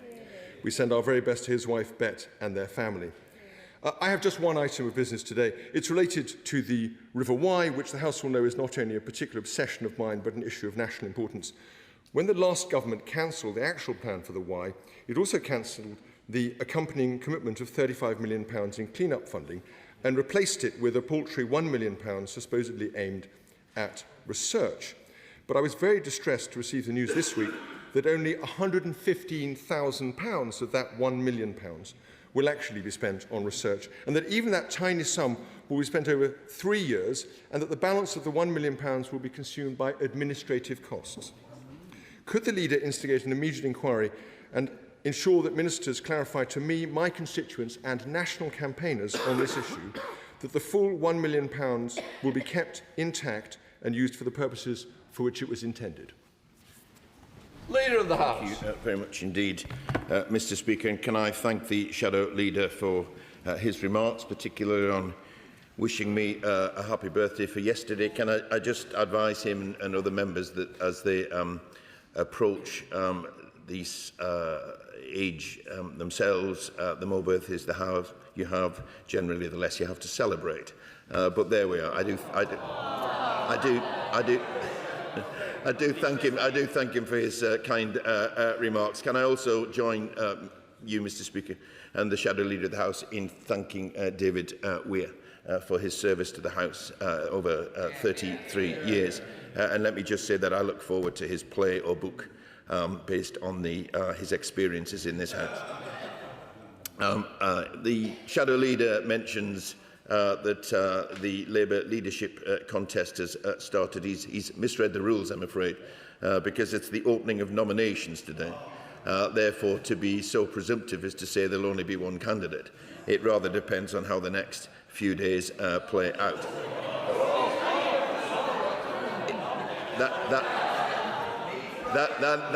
That is simply a statement of fact. It's not a statement of anything else, Mr. Speaker. Can I also join him and thank him for his kind tribute to Sir George Howarth, who recently passed away. George was a dedicated politician who served his constituency of Knowsley for 38 years, and I'm sure the House will join me in sending our condolences to his wife Julie and to his family and friends at this sad time. And can I echo his words about the death of Lord Mackay. And also, Mr. Speaker, I'm sorry to say that this matter having been raised with me reasonably recently at Business Questions, I'm also very sad to learn today of the death of Bonnie Tyler. And I thank my honourable friend, the member for Neath and Swansea East, for giving us the opportunity at that point to wish her well, and I'm sure her family and friends are devastated by their loss, and we send them our very best wishes indeed. Also, Mr. Speaker, this year marks 21 years since the London 7/7 bombings, which killed 52 people and injured many more. I know that the thoughts of the whole House will be with those whose lives were changed on that terrible day, and recall the bravery and commitment of our emergency services, including particularly the NHS, who continue to show such exemplary service. It's also since our last Business Questions, we've celebrated the 2 years, second anniversary of the election of this Labour government, which saw a huge intake of new and talented MPs on both sides of this House. And we thank them for the contribution that they have made thus far. And since that election, we've taken action as a government to fix the foundations of our country and deliver the long-term change that Britain needs. That means cutting waiting lists, cutting net migration and the asylum backlog, 500,000 children lifted out of poverty, and we have the fastest growing economy in the G7. We're also, Mr Speaker, and I just need to update the House in the reference to what the Deputy Prime Minister said yesterday. Through the Hillsborough Law, we are changing the balance of power in Britain, ensuring that the state can never hide from the people that it is supposed to serve. And as my right honourable friend, the Deputy Prime Minister, outlined yesterday, significant progress has been made to bring the bill back to, and I hope that we can bring back the bill to the House soon. Turning to other matters, an issue that's been raised with me during these sessions on a number of occasions on the veterinary sector. Pets are part of the family, but for too many households, the cost of caring for them has become a real worry.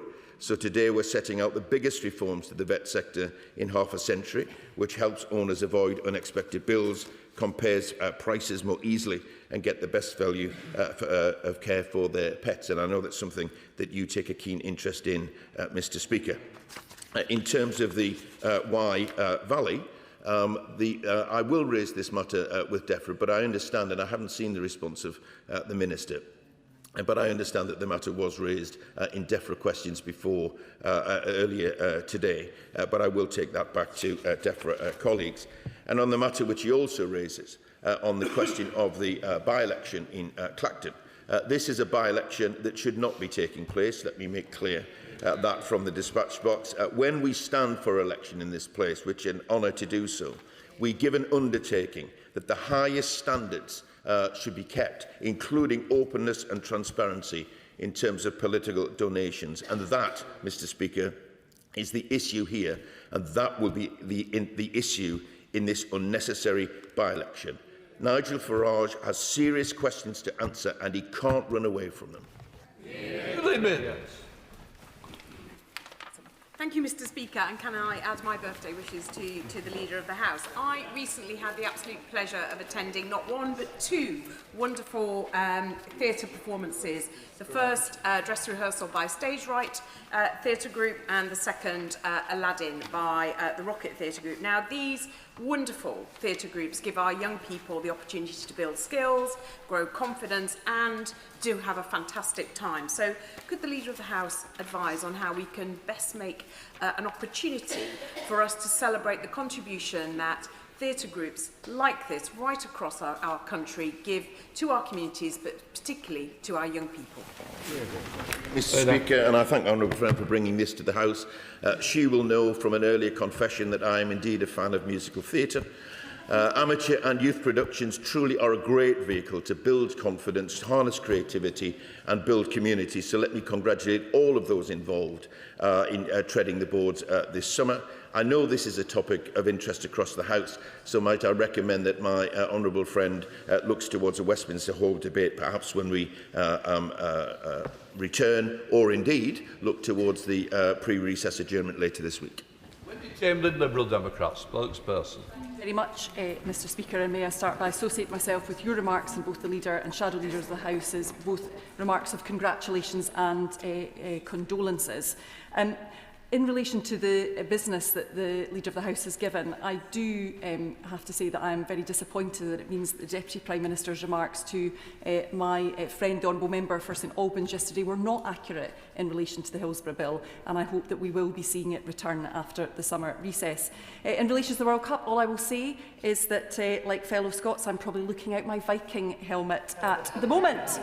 But we all know that the former member for Clacton's resignation is nothing but a stunt designed to distract the country from the raft of allegations facing him, and it appears increasingly his colleagues. Such allegations must be fully investigated so that voters have all the facts about the candidates they are voting for, whether that be a bin or a politician who sees being a Member of Parliament as a part-time job.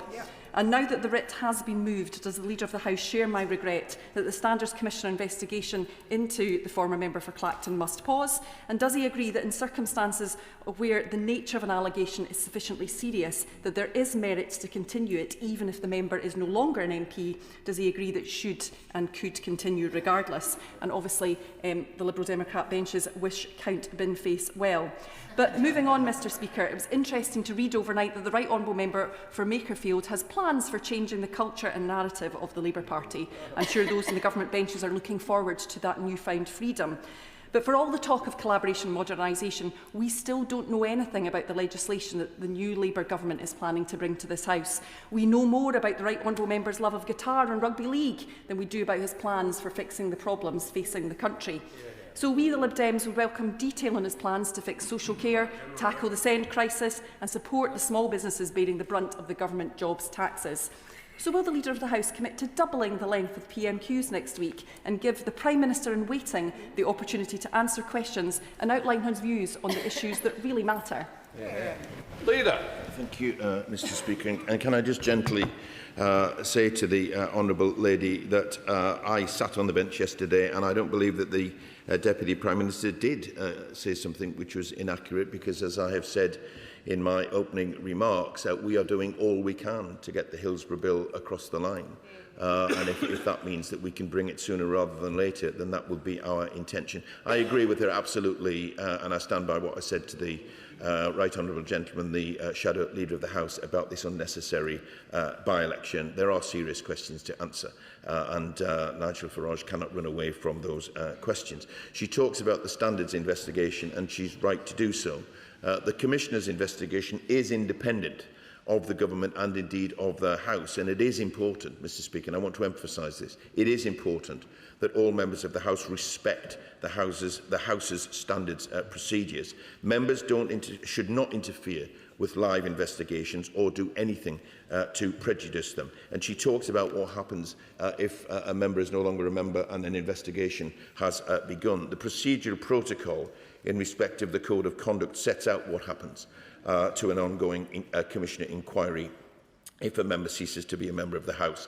And that is what I would expect to happen in this instance. She talks about the manifesto of if the Right Honourable Member for Makerfield is successful in becoming the Prime Minister, what his manifesto will be. Let me just say this, that there is a Labour government with a legislative programme which we have set out. There will be continuity of that Labour government. Even if the administration changes, this will remain a Labour government, and I would expect that to be the case. In terms of PMQs being extended next week, by any stretch of the imagination, I cannot see a situation where the member for Makerfield will be the Prime Minister by the time of next Wednesday. Dr. Bray-Tidball. Thank you, Mr Speaker. Today we're launching our petition to save Scout Dyke Activity Centre in my constituency with fantastic local campaigners Darren Paget and Nick Stubbs against Barnsley Council's plans to sell off this valuable community asset for development. Scout Dyke Activity Centre has served local people for generations and offers an incredible outdoor space, including a Quidditch pitch, for young people to develop life skills, confidence and access to wildlife at the heart of our beautiful South Yorkshire countryside. Selling it off snuffs out these opportunities forever. Will the Leader of the House advise me on how I can work with the Ministry of Housing, Communities and Local Government to reopen the centre to benefit the next generation of young people? Thank you, Mr Speaker. And I certainly join my honourable friend in recognising the work of local campaigners like Darren and Nick. We absolutely recognise the importance of sites like this and are empowering local people through the new Community Right to Buy, but also our Pride in Place programme. And I'll ask the Secretary of State to write to my honourable friend on this important matter and give her the information that she needs to take this campaign forward. Chair of the Backbench Committee, Bob Blackman. Thank you, Mr Speaker. Of course, we don't know if the Leader will become the Prime Minister in a few days' time. What we do know, almost certainly, is that either he will continue as leader or someone else will replace him. And I would ask, on behalf of the Backbench Business Committee, that we get early warning of what we're going to receive in terms of time when we return after the summer recess. It has been the Leader's suggestion at times that the Backbench Business Committee would get the first day we'd return. And if that does happen, we already have potential offers out to bidders for both the Tuesday and the Thursday when we return. The business in Westminster Hall, Mr Speaker, next week on the 14th of July, we'll have a debate on isolation and hidden deprivation in coastal communities. On Thursday, the 16th, a debate on the impact of national planning policy framework changes, followed by a debate on capital funding for changing places toilets. On Tuesday, the 1st of September, when we return, we will have a debate on provision of face-to-face banking services in rural areas. On the Thursday, a debate on vaccination rates in England, followed by a further debate to be confirmed. On Tuesday, the 8th of September, there will be a debate on the safety of the Jewish community. And on Thursday, the 10th, a debate on reform of vascular sector, followed by a debate on the contribution of fathers and positive male role models to families and society. And finally, Tuesday, the 15th of September, a debate on building safety remediation of residential buildings. So as you can tell, Madam Deputy Speaker, we are getting on with the job of allocating the time that we have available to us. Now, Mr. Speaker, Madam Deputy Speaker, the leader will probably be aware that there is a current scandal going on where both local authority social rented properties and potentially housing association properties are being let on Airbnb. Now, the reality is I've been a strong campaigner for more social housing to be built in this country, but it's clearly important that the people who have those tenancies actually live in those properties and use them. And if they don't use them, then they should be vacated and used for those people that desperately need them on the waiting list. So could the leader arrange for a minister to come and give a statement in the House next week on what the government's going to do to not only expose this scandal, but ensure that the tenants that are due to be in these properties are actually living there, and that if they're not living there, the properties can be released for those that desperately need them. Thank you, Madam Deputy Speaker. And I thank the honourable gentleman, as ever, for his work and the work of his committee. He raises the question of what business will be like when we return in September, and I'd say to him that I expect to be announcing business in the normal way in next business questions next Thursday. But in terms of the first day back, he knows my view, and the House knows my view on this, and it hasn't changed. That we need to be cautious about putting on a lot of business on that day, because invariably there are many important things to report back on after such a long recess. The honourable gentleman has a very strong record on raising matters around social housing. And as we announced yesterday, people illegally subletting social housing will be identified and may be removed from their property following a new data-sharing partnership between the Cabinet Office and Airbnb. By working with Airbnb, we're sending a clear message to those cheating the social housing system and saying that they will be prosecuted. These homes exist to help people who genuinely need them, not to line the pockets of fraudsters. And we're calling on short-term letting platforms and councils to follow this lead. And I'll draw his remarks to the attention of the relevant minister and see if we can get an update from him. Paul Davies. Thank you, Madam Deputy Speaker. Later this month, Home Firth Pride will take place in my constituency. I welcome the strong support being shown by the many local businesses sponsoring events such as a pink picnic in the park. Events such as these help foster respect and acceptance in our communities and counter the hate and division we too often see. Will the Leader of the House reaffirm this government's commitment to inclusive communities and the huge benefits that diversity brings to our society? Madam Deputy Speaker, and I join my honourable friend in welcoming the support of local businesses for Home Firth Pride. He has been a champion on issues of inclusion and countering hate in our communities, and I pay tribute to him for that. This government will continue to stand with LGBTQ+ people in this country and indeed around the world. Bernard Jenkins. Thank you, Deputy Speaker. The Leader of the House did not mention that in the forthcoming business, the House is about to be asked to decide on whether to issue a writ for this farcical and unnecessary by-election. Can he... We've had it already. I beg your pardon. I wasn't in the House yet. But may I just ask, what opportunity, therefore, do I have to raise the question of how this by-election should be paid for? Because many of my constituents live in the tendering district and will be inflicted with the costs of this. And it seems most unfair that this political stunt should cost the council taxpayers in my constituency or in Clacton.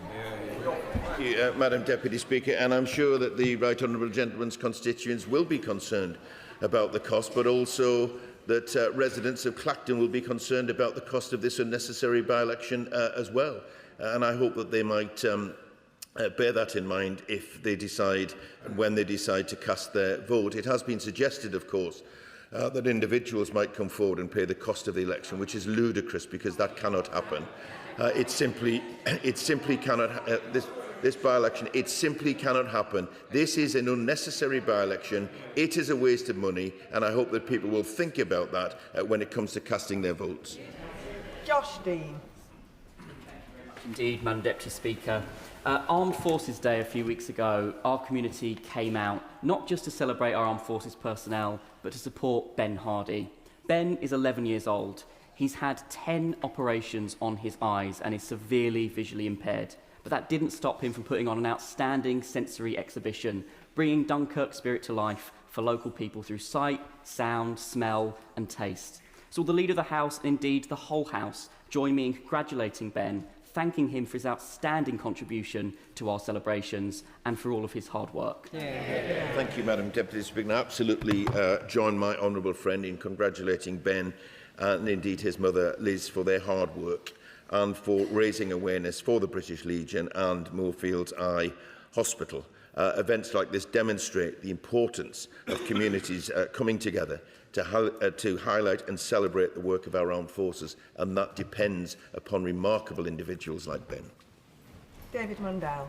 Thank you, Madam Deputy Speaker. And can I associate myself with the tributes to Lord Mackay of Clashfern? He was a giant of the Scottish legal profession. He was Lord Chancellor in 2 governments, and he was a strong voice for Scotland and the Union in the other place. And I personally benefited immensely from his wise counsel during my time in the Scotland office. So my thoughts are with his wife and family at this time.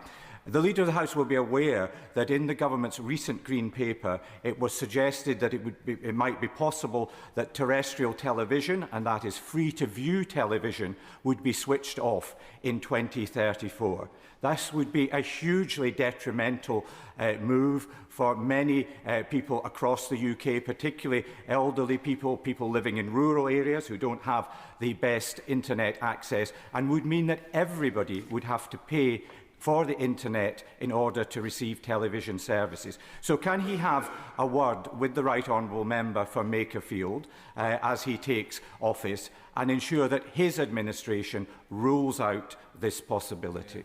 Thank you, Madam Deputy Speaker. There will be no immediate changes to how people watch TV. Terrestrial TV will stay until at least 2034. But as the Right Honourable Gentleman knows, and the House knows, TV is increasingly moving online.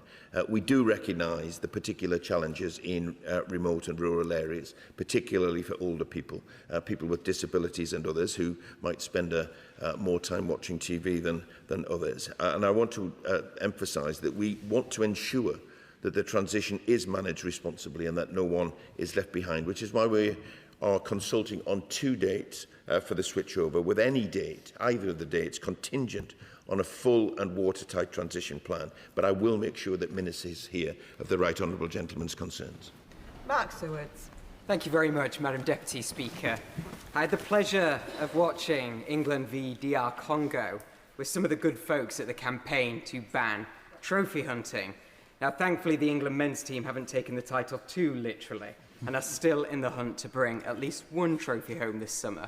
But it should only be 1 because this party has pledged to end the import of trophies acquired through hunting. Will the Leader of the House arrange for a statement to be made by the relevant minister to update us on progress in this area so that we can finally end this barbaric practice? Thank you, Madam Deputy Speaker, and I thank my honourable friend for his work on this very important issue.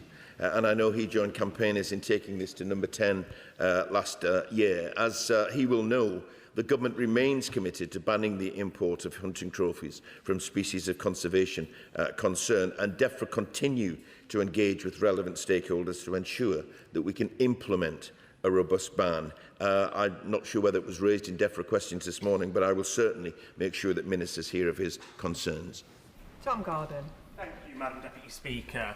Earlier in this Parliament, I raised the issue of the potential of Russia returning to Eurovision. Last week, I raised the issue of an animated children's cartoon on British TV. This week, we've now heard that the IOC are paving the way for Russia to return to the next set of the Olympics.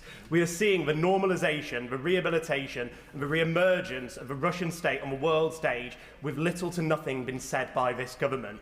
So will the Leader of the House make time for a statement on Russian soft power and what we can do to make sure we're holding that regime to account while we still see an illegal war waging on and children who have been abducted not returned to Ukraine? Thank you, Madam Deputy Speaker. I don't share the honourable gentleman's analysis that the government is either slow or, worse than that, doing nothing about soft Russian power, because our support for Ukraine is unwavering and our opposition to the illegal Putin war is absolute. We have introduced sanctions on individuals and entities during for our Russia sanctions regime. We are working with allies to pursue all lawful ways of making sure that Russia pays for the damage that it's caused. But I will raise the issue with the Minister about his concern about, on a case-by-case basis, of Russia being readmitted to things which he is right to say the general public may well think is not time. Barry Gardner. Thank you, Madam Deputy Speaker. We know how much land and we know the extent of our inland waters and seas in the UK, so we can know how much we've got to do to protect them, as we're required to do by Target 3 of the Global Biodiversity Framework. Item 2 of the Global Biodiversity Framework says that we need to restore 30% of degraded land. But the government has not published the amount of degraded land. It hasn't published the amount of ecosystems in inland waters and marine environment that are degraded. How are we supposed to meet our global commitment when we don't know what we've got to do? Thank you, Madam Deputy Speaker. And the honourable gentleman has considerable experience and knowledge about these matters, for greater than would allow me to respond in the detail that this requires. And therefore, I'm going to offer to him a meeting with the relevant ministers so that he can make his case, because the government will be committed to meeting these timelines and these qualifications. And it's important that he makes the case to the relevant minister. Richard Tice. Thank you, Madam Deputy Speaker. It is clear to me that the National Crime Agency have released details of my company bank statements, my individual bank transfers, as well as private conversations between me and my bank managers to The Guardian, which have been published. This involves multiple criminal offences, Leader, and I believe that there should be a full investigation. Does the Leader agree with me that there should be such an investigation? And if people at the National Crime Agency have committed serious criminal offences, then they should face the full force of the law. Thank you, Madam Deputy Speaker. There's a great deal of if in that matter. I find it astonishing that a party's finances should need to be investigated by the National Crime Agency, frankly. But these are serious matters. These are very serious matters, and individuals should make sure that they do have the protections and that those protections are respected, though where investigations are necessary. Let me take that away, if I may, and raise with the relevant authorities, because it is important that even the National Crime Agency or others are held to account. But just let me say that I have absolute faith in the National Crime Agency getting on with the important job that this House gives them. Melanie On. Thank you very much, Madam Deputy Speaker. Now, last week I asked a question about a new cafe opening in my constituency, and it's caused a bit of a kerfuffle. As much as I can't mention every single fantastic cafe that is in my constituency. I have got a list of few. I have got to name Rick's Cafe. I apologise to them profusely for not mentioning them last week, which was an oversight, obviously. And also some others. Susie's Cup of Joy, L's, Darracot's. The list goes on. The leader is very welcome to come and visit me in my constituency to enjoy any or all of these very fine establishments. I wonder if you could tell me, on a serious note, when is the next opportunity going to be that we can come together to discuss the very important issue of hospitality venues and the support that the government is giving them? Thank you, Madam Deputy Speaker. And my honourable friend simply illustrates the power and influence of business questions. She is a true champion for supporting small businesses in her constituency. Small businesses, I've said on a number of occasions, are at the heart of our local communities, and we are absolutely committed to supporting them, including through our £10 million Hospitality Support Fund. She has listed, I'm sure, just a few of the fantastic cafes in her constituency, and should I find myself in Grimsby, I will be delighted to accompany her to one or more of them.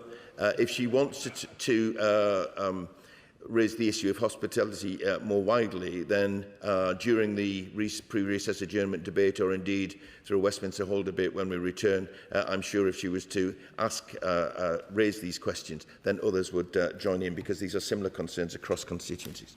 Vera Hophouse. Thank you, Madam Deputy Speaker. Just a very quick remark on this wonderful summer of sports. Not just football potentially coming home, but what about tennis coming home? With the amazing Arthur Ferry, whose performance at Wimbledon is an absolute joy to watch.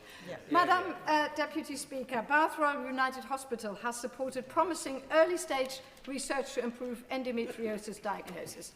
This has the potential to reduce diagnosis times and spare women from invasive surgery. Women are waiting on average about 9 years for diagnosis. Research like this is crucial to help them access and support much sooner. Will the Leader of the House join me in congratulating this pioneering work that is supported by the RUH? Leader of the House. Thank you, Madam Deputy Speaker. And let me wish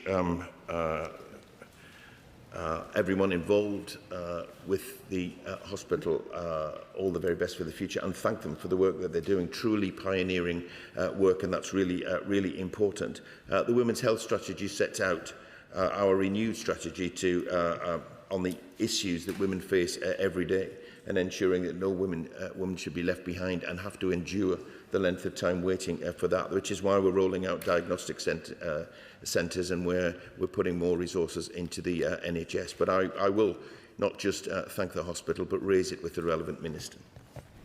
Gareth Snell. Thank you very much, Madam Deputy Speaker. Given that we celebrated their leader's birthday, could I draw his attention to an upcoming birthday of H.G. Smith in my constituency, one of the last standing embossed and glazed tile manufacturers. If anyone travels on the underground in this country, you'll see many of their works on displays.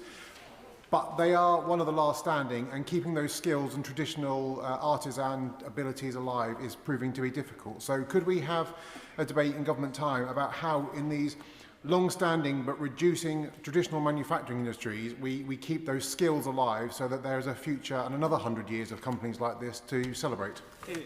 Thank you, Madam Deputy Speaker. And the government is committed to do everything that we can to support businesses, traditional businesses and new businesses in what can be quite a difficult environment. He tempts me down the route, however, of saying that were the House to decide at some point on renewal and restoration, I would hope that tile manufacturers and stone providers and steel manufacturers would around our country would benefit from the investment which I hope that we will be making. He raises the question of traditional skills. These are not jobs, by and large, that can be replaced by AI. We should be very proud of these skills. And I thank my honourable friend for being a champion for his constituency and continuing to raise them. Martin Vickers. Thank you, Madam Deputy Speaker. On Tuesday morning, I, along with members from across the House, attended the National Parliamentary Prayer Breakfast, which was a very uplifting occasion. Would the Leader of the House agree that we should give an opportunity to thank the churches and faith groups across the country that provide so much support in our local communities. And could he perhaps arrange a debate during government time so that we can express our thanks and identify the many people up and down the country who contribute so much? Thank you, Madam Deputy Speaker. And I thank the honourable gentleman for this question. And it is absolutely right when he says that churches and faith groups do an incredible amount of good work in our local communities. And the National Prayer Breakfast in Westminster Hall was a fantastic way to celebrate their contribution in Parliament. Should the honourable gentleman wish to raise the importance of churches in our local and faith groups in our local communities, then he's got an opportunity on Thursday in the pre-recess adjournment, or indeed a Westminster Hall debate when we return. Joe Powell. Madam Deputy Speaker, thank you. My constituent Billy Hood, a son and a father, has now spent more than 5 years in a UAE prison after being convicted of possessing trace amounts of CBD vape oil. His family are deeply concerned about his welfare, the conditions of his detention and the lack of progress on the pardon process, and are disappointed by the support they've had from the FCDO. Given the UK's close relationship with the UAE, will the Leader of the House make time for a debate on supporting British nationals in overseas prisons and what proactive steps the government can take to bring people like Billy home? Thank you, Madam Deputy Speaker. My honourable friend raises a concerning matter. We are committed to strengthening support for British nationals overseas. I will ask the Foreign Office to, in the first instance, write to my honourable friend with an update on this case. I'm sorry that the family feel disappointed by the response so far, and following that, I'm sure a Foreign Office Minister would be happy to meet with my honourable friend. Mark Pritchard. Thank you, Madam Speaker. This Saturday we have the Newport Agricultural Show. Does the Leader of the House agree with me that agricultural shows are the lifeblood of many rural communities? They're a great showcase for rural way of life. They are a great family day out. And could we have a debate on the importance of agricultural shows, not only for Shropshire, but other counties as well? And a belated birthday present to him, if he'd like to come to the Newport show. I don't know if it would be the first time, it may be the last time, but invite him to get on and drive a tractor. Leader of the House. Thank you, Madam Deputy Speaker. It's a very tempting offer, I have to say. I have been to a number of country shows, and I do appreciate the importance of them for the rural communities and the rural economy, actually. For the important work that, that people involved in agriculture do, but also the wider rural communities. And he's right to raise that, the importance of that. And again, I invite him on Thursday because it's timely, to raise this matter during the pre-recess adjournment. Apsana Begum. Speaker, it's Muslim Climate Action Week and mosques, youth groups and community organisations are coming together to explore environmental action through the lens of Islam in a campaign led by the charity Islamic Relief since 2024. Will the Leader of the House join me in paying tribute to all those in Poplar and Limehouse and across our country taking part in workshops, river cleanups, film screenings and much more, encouraging and celebrating Muslims connecting our faith with practical environmental action? Thank you, Madam Deputy Speaker. I absolutely do, and I pay tribute to everybody involved in Muslim Climate Week. It is important that we take this issue seriously, not given the period in which we are living through. I wish them well, and it is important that faith groups come together, and indeed interfaith groups come together on what is, in many ways, the defining issue of our age. Seamus Logan. Thank you, Madam Deputy Speaker. Hospitality Together recently reported that across the UK, 84% of small independent hospitality businesses said that it was either possible or very likely that they would face closure in the next 12 months. A range of punishing policies have been inflicted on these small, locally owned outlets. But, Madam Deputy Speaker, the government could address this by reducing VAT from 20% to 10%. Exactly what my presentation bill, Hospitality Value Added Tax Bill, which is due for a second reading next year, would do. So I asked the Leader of the House, will he consider committing to providing time for a debate on this issue to allow members from all parties to make the case for reducing VAT on hospitality, and so protect these jobs, encourage growth and support the renewal of our high streets. Thank you, Madam Deputy Speaker. The honourable gentleman is raising the matter now, and of course, through his bill, the importance of supporting hospitality, and the government is committed to doing everything that we can. But I would just gently say this to him, that reduction in VAT is a costly matter. And we can't have it both ways. We cannot have it both ways, where the honourable gentleman wants to reduce VAT, but at the same time, he and others will be looking for more money for our public services. Jenny Riddle-Carpenter. Thank you, Madam Speaker. Over the last 6 weeks, I've had 430 pieces of casework about uncollected bins in my constituency of Suffolk Coastal. Now, I'm sure every single one of those would be able to tell the former member of Clacton how infuriating and indeed unsuccessful it is to shout at a bin for 6 weeks. Now, does the Leader of the House agree with me that there is no more an essential service for a council to get right than bins and waste collection? And constituents are right to expect better, and at the very least expect better updates and communications on what is going wrong and when it will get better. Thank you, Madam Deputy Speaker. My honourable friend is absolutely right. Her constituents do deserve better from their local council. Blaming teething issues and technical problems simply isn't good enough, and my honourable friend is right to raise this and stand up for constituents. I hope that East Suffolk Council, which I understand is Lib Dem and Green run, how you can have a situation where Greens get themselves into a situation about environmental management is beyond me. But it is important that she raises these matters. I hope that the Council has heard what she said, and I hope that they get on and resolve this matter. Sarah Byrne. Thank you, Madam Deputy Speaker. Now, Silverstone put Northamptonshire on the map this week with having the highest attended Grand Prix ever, with 564,000 people visiting over 3 days, which is amazing. But the next date I want to put in members' diaries is the Blakesley Show, which is going to be on the 1st of August in its 141st year. It is the perfect opportunity for locals to celebrate our farming community. So I hope that the leader will join me in encouraging people to come along and support our farming and agriculture. Very much indeed, Madam Deputy Speaker, and I certainly, as I said to the one of the previous questions, I certainly respect the importance of shows for the farming community, and I would encourage everyone who can to go along, get a better understanding of the rural community and the importance of rural matters in our economy. And she refers to Silverstone also recognising the importance of Grand Prix, the importance of Formula One in particular for technological invention, for jobs and for its wider contribution to the economy, and I'm delighted that it's put her area on the map. Jo Platt. Thank you, Madam Deputy Speaker. Historic buildings are a huge part of our national identity, but yet restoration remains harder than demolition.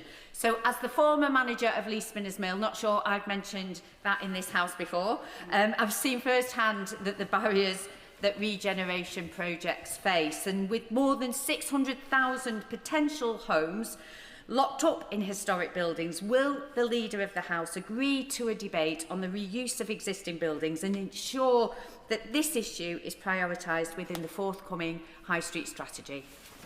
Thank you, Madam Deputy Speaker. And my honourable friend is right to champion restoration and the reuse of historic buildings. I know there have been many such cases in her area that have been successful, and this is a really important matter for local communities. On housing, she raises an important point. I'll make sure that she gets a reply from the relevant minister so that she can hear more about what the government is doing and intends to do. And in the meantime, should she consider applying for a Westminster Hall debate or the pre-recess adjournment debate, she can give further voice to these very important issues. Monica Harding.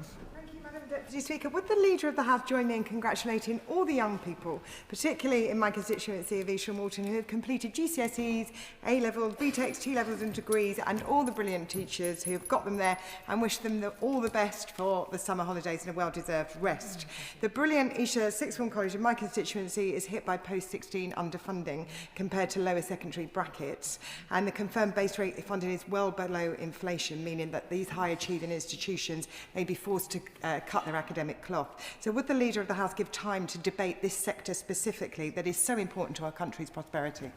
Thank you, Madam Deputy Speaker. It is important to our country's prosperity, and the government is absolutely determined to do everything that we can, including getting investment into post-16 education and indeed employment more widely. I'm happy to join her, more than happy to join her in congratulating all of the young people in her constituency who've undertaken examinations. I wish them well when the results come out. I pay tribute to them, but I pay tribute to the staff, but I also pay tribute to sometimes their long-suffering parents.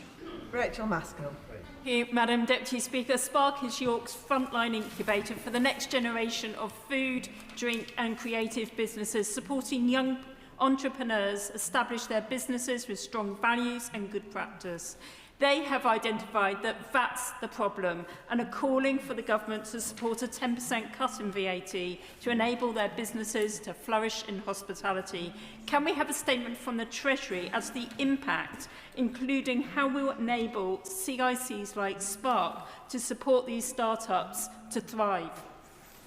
Thank you very much indeed, Madam Deputy Speaker. And my honourable friend raises an important matter, and as a stout defender of the interests of her constituents, we do recognise the contribution that hospitality businesses make to jobs, growth and local communities across the UK. But HMRC estimates, it follows on from a question earlier, estimates that reducing VAT in the way she refers to would cost around £11 billion a year, which, to put that into context, is roughly equivalent to the total expenditure on the Royal Navy.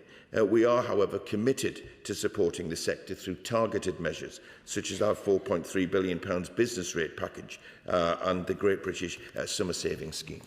Neil Shastrahurst. Thank you very much, Madam Deputy Speaker. Solihull's Men's Walking and Talking Group is a huge success. It can lay claim to be, if not the most successful one in the country, certainly amongst it. And it improves both physical and mental well-being. Will the Leader of the House join me in paying tribute to all of those who are organising that group and making it a success? And can he set out what more we can do in this place to make sure we're promoting such groups? Madam Deputy Speaker, I certainly pay tribute to his local men's walking and talking groups and the important contribution that they make, not least to mental health. The government is absolutely determined that we tackle the issue of mental health head on, because it is really important that men are able to play a full part in their family life and local communities without the scourge of mental health. He asks how we can raise these matters. He can raise it during a debate which he calls, or the pre-recess adjournment, but he's just done it this morning. Chris Kane. The Highland Games season has gatherings across my constituency in Blackford, Balquidder, Lochernhead and Strathire, Bridge of Allen, Killin and Stirling. These games celebrate Scottish culture, they boost local economies, they bring communities together, and no gathering would be complete without Scotland's remarkable pipe bands. Will the Leader join me in wishing the talented young musicians of Stirling and District Schools Pipe Band every success this year, and thank their tutors, Chris Gibb, Andrew Wallace and Chloe Taylor, for all that they do to nurture the next generation of pipers and drummers? And will he also make time for debate on the importance of Highland Games and bagpipes to culture, to heritage and tourism, and thank all of the local volunteers who do so much to ensure the success of every event? Thank you very much indeed, Madam Deputy Speaker. And I certainly join my honourable friend in wishing the musicians of Stirling and District Schools Pipe Band every success, and thank all the volunteers who make events such as the Highland Games possible. Tutors like Chris, Andrew and Chloe, who pass down their skills to future generations, are invaluable and are responsible for keeping important traditions such as these alive. And if my honourable friend is able, I'd encourage him to highlight the success and the importance of these matters, perhaps during Thursday's pre-recess adjournment. I'm aiming to finish business questions around 12:15, so if we could have very sharp questions and answers. Charlie Dewhurst. Thank you, Madam Deputy Speaker. Now, without wishing to disappoint colleagues with excellent local agricultural shows, the Driffield Show is the biggest and best one-day show in the country, and this month we'll be celebrating its 150th edition. So could the Leader of the House join me in thanking all of those involved in the Driffield Agricultural Society, both present and past? And can we have a debate in government time on food security and the importance of the rural economy. Thank you, Madam Deputy Speaker. I certainly make a special case for the Driffield Show and everybody involved. 150 years is a remarkable achievement. As I've said, they're an important part of local communities. The government takes food security very safe, very importantly indeed, and the Honourable Gentleman has an opportunity on Thursday to highlight the importance not just of this society, but for all the others, I'm sure, in his constituency. Elaine Stewart. Deputy Speaker, this month Ayrshire College won UK's Training Provider Skills Champions Award at the Ingenuity Skills Awards for the Working Development, Engineering and Aerospace. Engineering and aerospace remains critical for Ayrshire's economy, and this is a national recognition demonstrates vital roles that further education colleges play in developing our young workforce. Yet colleges across Scotland continue to face financial pressures despite delivering exactly the kind of outcomes governments want to see. Will the Leader of the House make time for a debate on the importance of investing in further education colleges across Scotland? Thank you, Madam Deputy Speaker. And first of all, let me congratulate Ayrshire College in my honourable friend's constituency on their well-deserved award. We are committed to creating a skilled workforce fit for the future and aligned with the local needs with our £182 million industrial strategy engineering skills package. Should she wish to apply for a Westminster Hall debate, I'm sure it would be well attended, not least by the Right Honourable Gentleman, the Shadow Leader of the House, who does some fantastic work in this regard in his own constituency. Douglas Lumsden. Thank you, Madam Deputy Speaker. Crooked SNP Chief Peter Murrell had his hand in the SNP piggy bank to the tune of hundreds of thousands of pounds, buying camper vans, crockery and even toilet paper. And now we learn that Police Scotland are also probing the Yes Scotland movement. So will the Leader of the House bring forward a debate in government time on the financing of the SNP and the independence movement? Thank you very much indeed, Madam Deputy Speaker. As I've said before, the SNP should come clean on these matters and authorities should hold them to account. He does talk about an investigation which is underway. I'm not going to comment on that. If we are going to debate these matters in the future, let's await the outcome of the investigations. Richard Baker.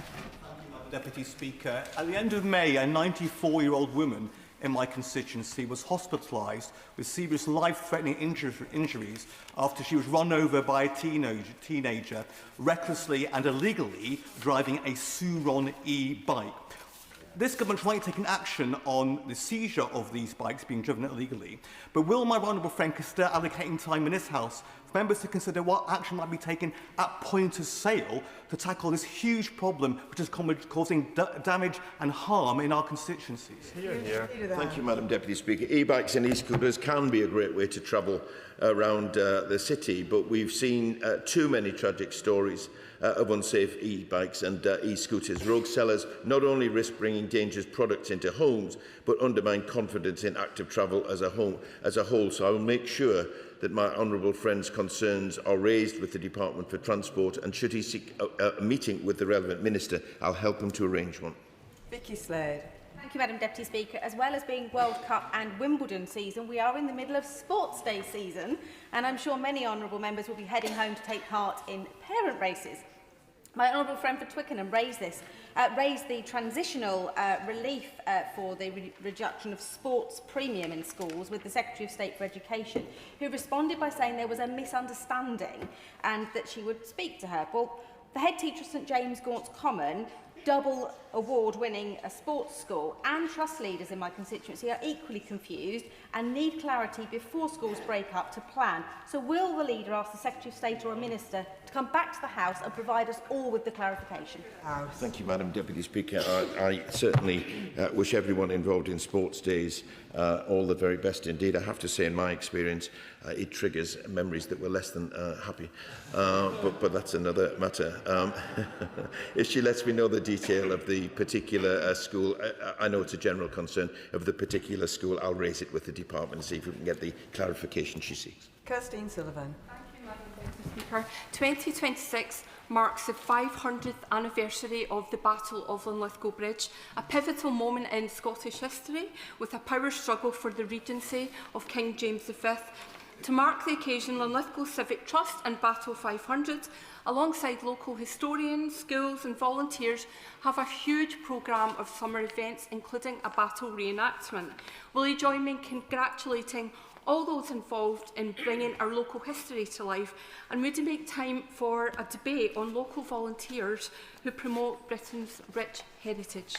Thank you, Madam Deputy Speaker. I absolutely join my honourable friend in congratulating everyone involved in bringing the reenactment of the Battle of Linlithgow Bridge to life. As she rightly points out, volunteer organisations like Linlithgow Civic Trust play a vital part in our living historical memory, and it allows us to connect with our heritage. I pay tribute to them for their work, and if she wishes to discuss that further or enlighten the House further, there's the pre-recess adjournment the day after tomorrow. Anne Davies. Madam Dirprwy Llefarydd. Before I start, can I just welcome a very special school from Carmarthenshire who have come today. They've got 3 learners up the whole way from West Wales and their support staff. So really welcome to Westminster. This Monday, a judicial review passed judgment on land access amid other matters bought by a local landowner and the CPRW against a private limited energy company. This followed 2 court cases last year when landowners, people who had never been in trouble, never been to court, were forced to give access to land or face legal bills of over £35,000. And why should farmers be forced to pay tens of thousands of pounds to defend their livelihoods? Can the Leader of the House allow in government time a debate on meaningful community engagement between private limited energy companies and landowners in order that this bully boy tactics can stop? Thank you, Madam Deputy Speaker. It sounds like a very concerning situation for her constituents.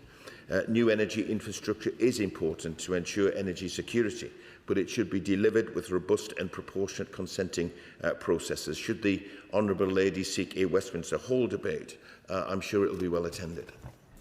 James Asser. Thank you, Madam Deputy Speaker. And I'm very sorry to report to the House that last week a 13-year-old boy lost his life in the Royal Victoria Dock in my constituency, and it follows a similar incident in the Thames in my constituency last year.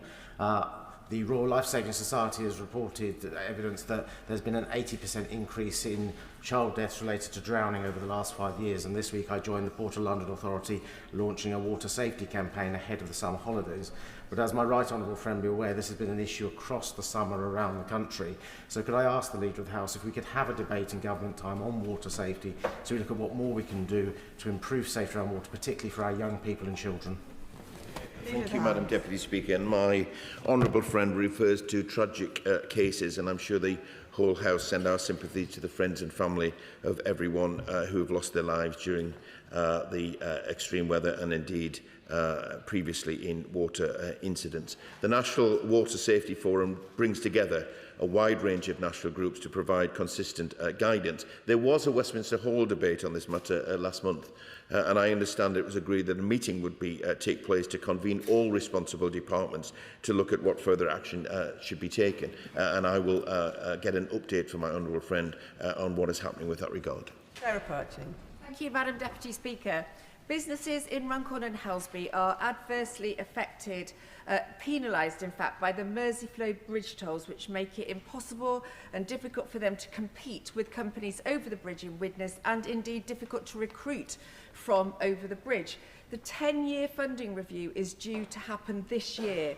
Will the Leader of the House ask the Transport Secretary to make a statement as to how those businesses' views and needs can be represented in that process? Deputy Speaker, let me raise that. I understand the concerns the Honourable Lady raises. Let me raise that with the relevant Minister and get her an update on how they may be able to do that. Paul Ward. Thank you, Madam Deputy Speaker. More than 1,000 British Jews and British Israelis have written to the Middle East Minister to urge a ban on settlement goods and services by the United Kingdom. That's because Netanyahu's government is expanding illegal settlements at such a rapid rate that what we're effectively seeing is the annexation by stealth of the West Bank.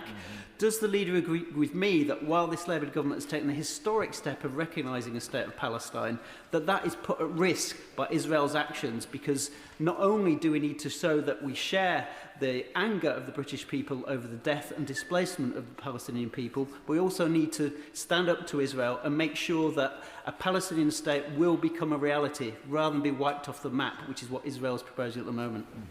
Thank you, Madam Deputy Speaker. Let me say the Government's position remains clear.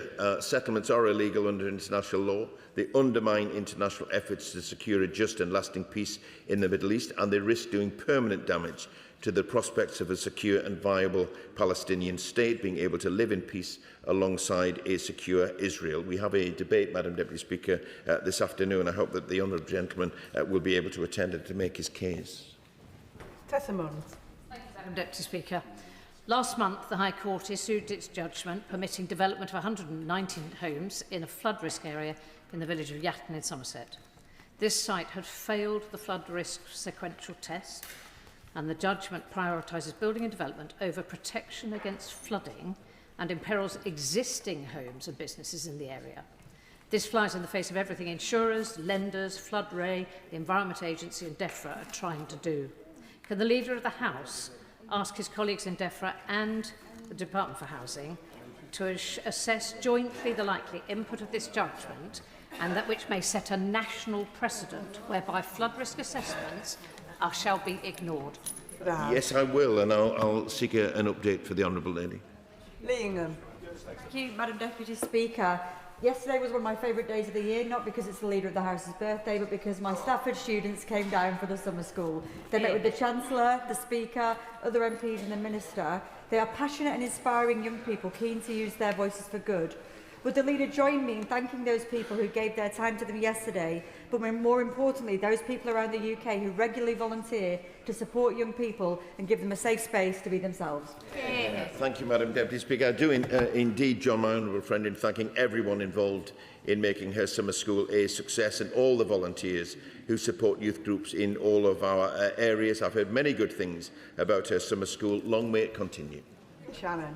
Deputy Speaker, can I ask the Leader of the House, would he ask the Secretary of State for FCDO what his recent assessment has the Secretary of State made of the case of Uyghur Muslim Rahil Dawat, a folklorist and academic imprisoned in China solely for her faith and cultural identity, and what steps have been taken by His Majesty's Government to secure her immediate release and uphold freedom of religion or belief across the United Kingdom of Great Britain and Northern Ireland's foreign policy commitments? Thank you.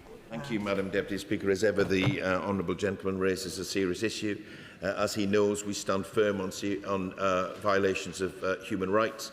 We've raised our concerns regarding the treatment of Uyghur Muslims with the highest levels of the Chinese government, and I'll make sure that he gets a response from the Foreign Secretary, who will have heard his remarks, so that we can get the specifics of the case he raises. And the final question, Sonia Kumar. Thank you, Madam Deputy Speaker. The 14th of July is Black Country Day. The Black Country is a lot to celebrate. It was the heart of the Industrial Revolution. We have Dudley Castle, and we've got the Wren's Nest Nature Reserve, where you can pick up a fossil, and of course to celebrate the people of Black Country. So will my right honourable friend join me in wishing all those celebrating the Black Country Day a great day, and will he grant a debate on the Black Country? Thank you, Madam Deputy Speaker. I certainly echo my honourable friend's words about the importance of Black Country Day, and I wish everyone involved a success. We've got a pre-recess adjournment. I said the day after tomorrow. Clearly it's next week. And should she wish to raise that, then I'm sure it'll be a cause of celebration. And that concludes business questions. I'll just give the front benches a few moments to swap over.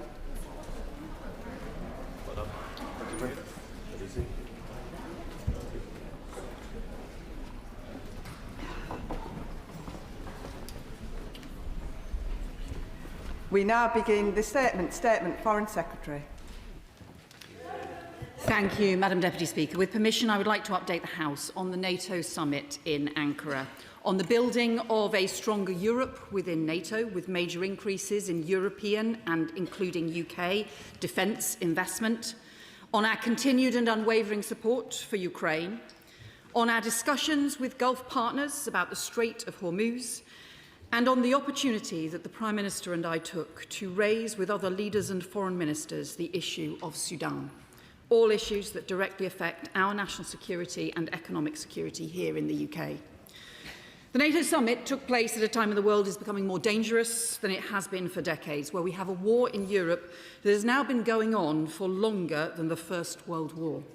Drones and missiles changing the nature of warfare, and continuing threats to the security of NATO allies, including cyber threats, hybrid threats, sabotage, industrial-scale misinformation, attempts to interfere with undersea cables and drone incursions.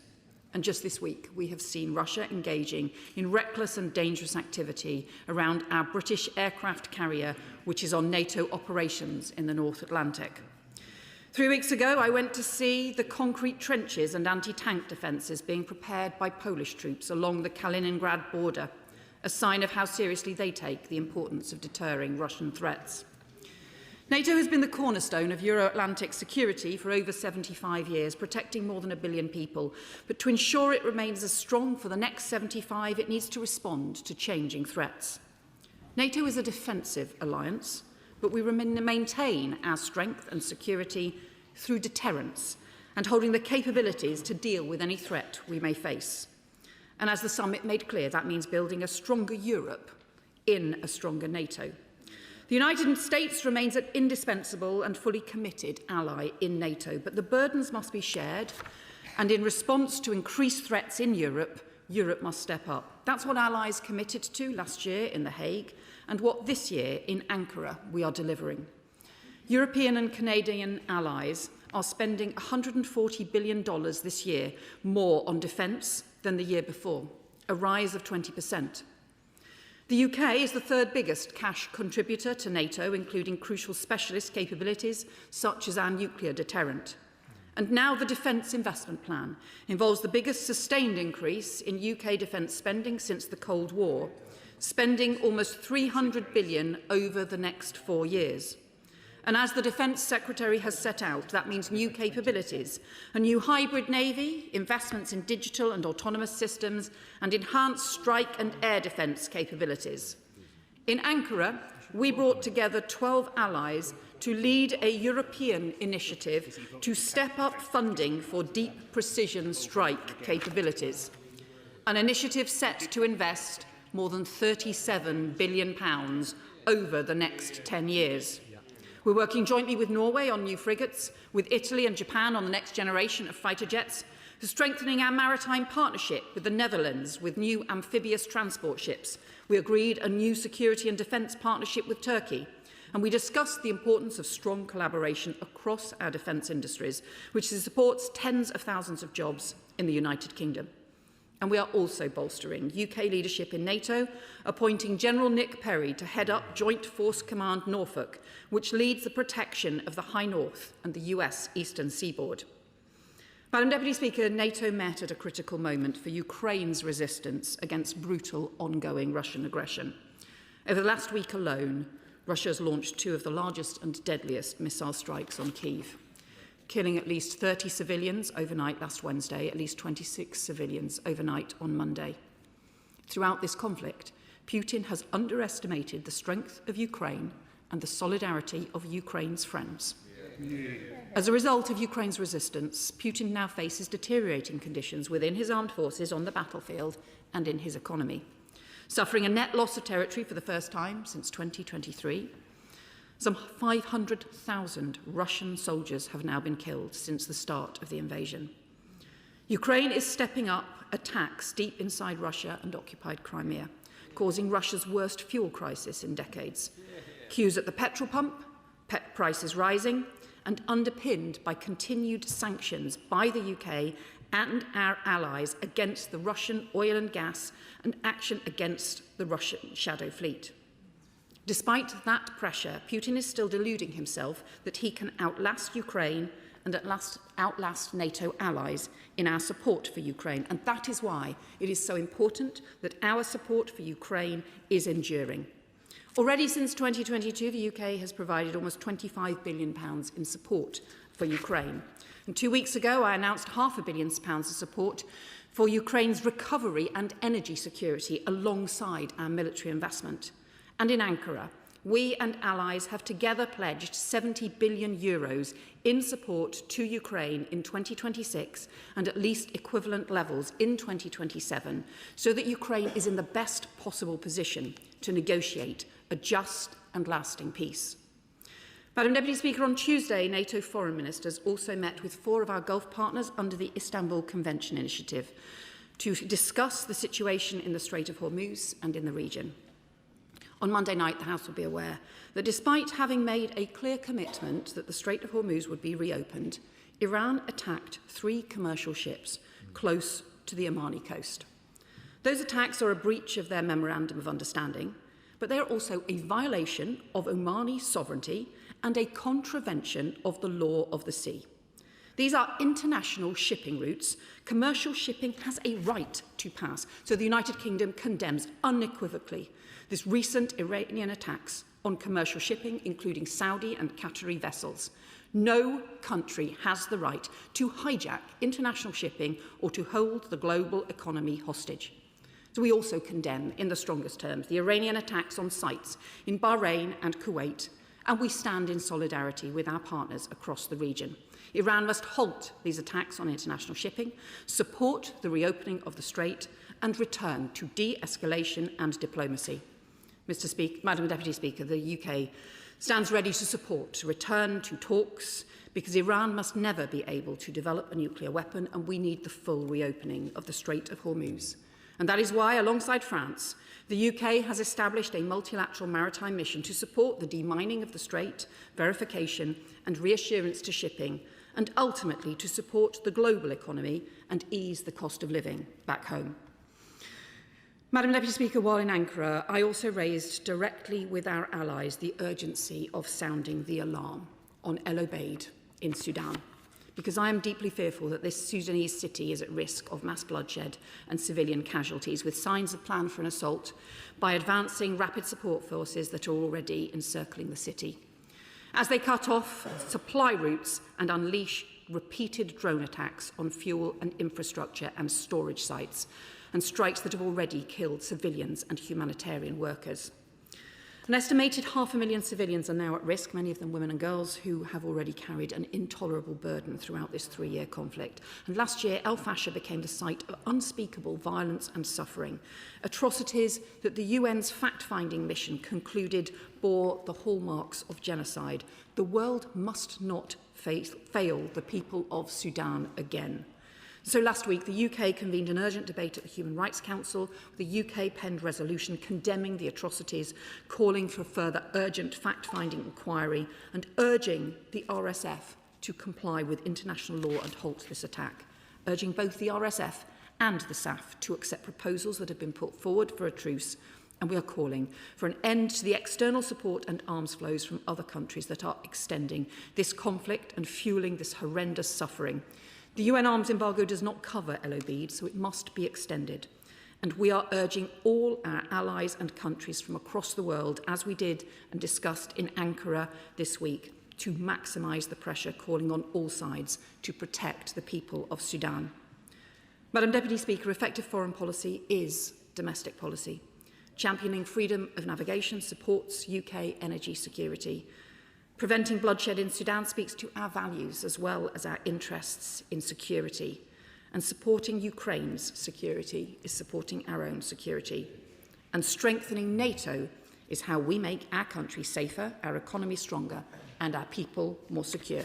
I commend this statement to the House. Shadow Foreign Secretary. Thank you, Madam Deputy Speaker, and I'm grateful to the Foreign Secretary for advance sight of her statement. And I want to start by recognising some of the positive commitments in the NATO summit communique, including the important reaffirmation of the alliance's commitment to the collective defence under Article 5, to the transatlantic bond and essential new defence procurement announcements, the recognition of Ukraine as a contributor to transatlantic security is overdue, and we back the reiteration of the alliance's support for Ukraine. And I absolutely share the Foreign Secretary's disgust at the Russian attacks in Kyiv in recent days. The outcome of the Ukrainian war matters profoundly to NATO, as does our collective commitment to lead the world when it comes to helping Ukraine turn the tide in this war. Now, we all know the best deterrent against an invasion like this ever happening again is Russia's expulsion from Ukraine. Now is the time to ramp up our support to Ukraine. So is the government going to provide Ukraine with additional new military capabilities or broker any new international packages of support, as we did so effectively at the outset of the war? Following the boarding of the Russian Shadow Fleet ships last month, Will there be a sustained effort to continue to disrupt operations? And will the Foreign Secretary commit to leading international pressure on those refineries buying Russian crude oil and start cutting the financial flows that are funding Russia's illegal war? Madam Deputy Speaker, the NATO communique also refers to the conflict in Iran and touches on the Strait of Hormuz. As I said this morning in the urgent question, the despotic terrorist regime, which has been illegally attacking commercial shipping in the Strait and attacking our allies, ranging from Bahrain, Kuwait, Omani ships and territory, while repressing its own people in the most brutal and unimaginable ways, they must be made to feel the consequences of their actions. And I want to put on record our solidarity with Oman following the outrageous breach of its sovereignty by Iran. We understand that Oman has agreed to work with Britain and France to ensure that its territorial waters remain safe. And last week, a joint statement with the French, Downing Street, said that they stand ready to deploy a wider multinational military mission to support freedom of navigation in the Straits. But what does this mean in practice? Will there be a deployment? What will be the scale of the deployment? What will it consist of, and over what timeframes? And how will we reassure our strategic and security partners in the region of our commitment so they don't think we've stepped back, particularly with the rising tide of attacks from Iran? And what opportunity will we have in this House to scrutinise and debate the government's plans? As the Foreign Secretary will know, as Defence Secretary, my good friend Ben Wallace invested millions into the development of cross-cutting autonomous mine hunters. And the Shadow Defence Secretary in this previous government also delivered Britain's first ever defence drone strategy in 2024, which emphasised the use of uncrewed drones in maritime domain, including for mine detection. Will either of these capabilities be deployed in the mission? Madam Deputy Speaker, it is vital that Britain has capabilities to operate in all theatres in the world. And of course, that requires cash now, which the current Labour administration are refusing to provide. Britain is already spending less of its GDP on defence than Poland, Lithuania, Latvia, Estonia, Norway, the United States, Denmark, Greece and Finland. How can we expect others to find more for defence when we are not leading by example? Because of this Labour government, in the words of the former Defence Secretary, has been unable and unwilling to provide the money that it needs to keep Britain safe and our defences safe. Our country is now facing a huge shortfall in years ahead. By the end of this decade, Britain will be nowhere near the 3% and barely ahead of where we are now, while all our allies, Madam Deputy Speaker, will continue to surge. Now, I don't need to remind the Foreign Secretary of the numbers, but Germany is set to spend 3.7% of GDP by 2030, Sweden 3.5%, and other countries too. And of course, there'll be a change of Labour leadership in the coming weeks. £4.7 billion has been left Andy Burnham to find at his next budget. And there's no serious detail about the billions of so-called efficiency savings that this government has identified. As the Foreign Secretary's Polish counterpart, the Polish Foreign Minister, said of Britain, under Labour, you're spending something like 65 billion on defence and 360 billion on welfare. Lucky you. You must not feel any danger. In reality, Madam Deputy Speaker, this government is prepared to plough billions into welfare, but shortchange in defence. We want to change that, and I just want to make that point to the Foreign Secretary again. Will she work with us to actually make progress on this? Because this is a serious time. Britain is under threat. We need to step up in a significant way. Now, the Foreign Secretary also mentioned Sudan and the absolutely horrific situation concerning El Obeid. We know that words are not enough. Action is needed, Madam Deputy Speaker, and I agree with her on the need for the arms embargo to be extended, and the two warring parties must be pressed into a ceasefire. Well done. Foreign Secretary.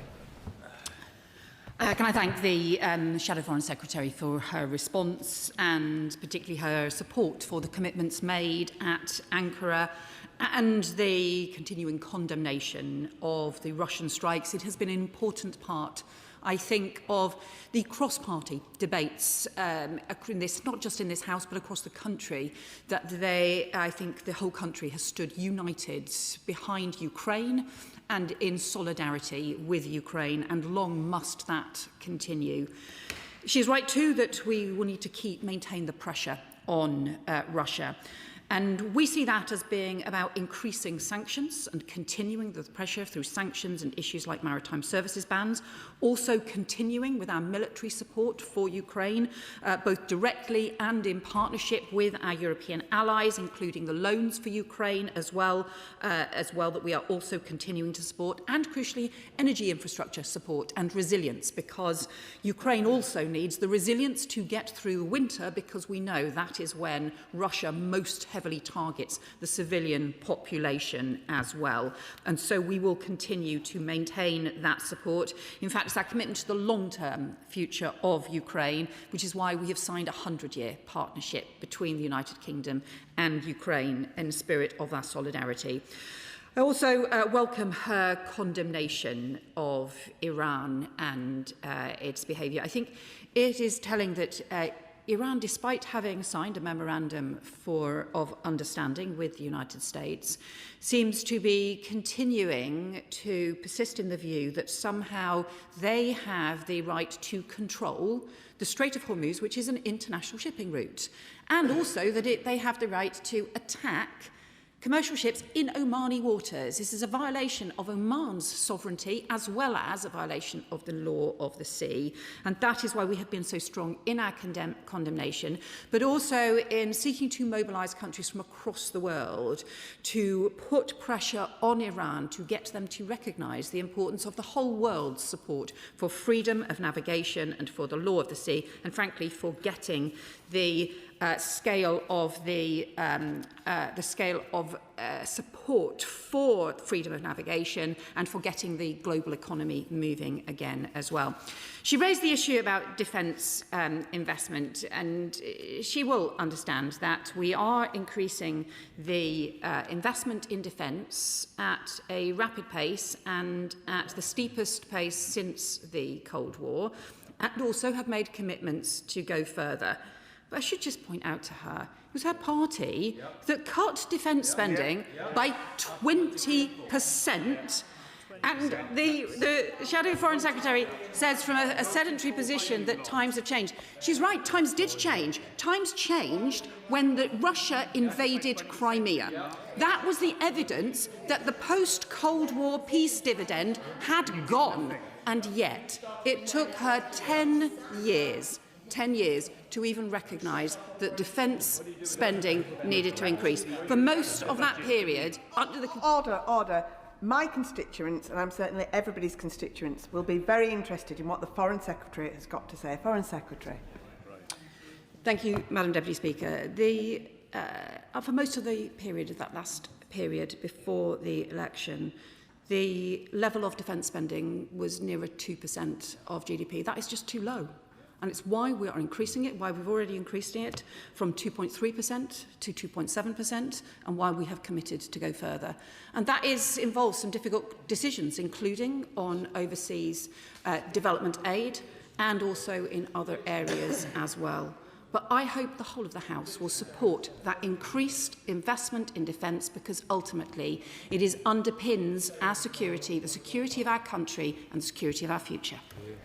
Liam Byrne. Thank you, Madam Speaker. I very much welcome the Foreign Secretary's statement today.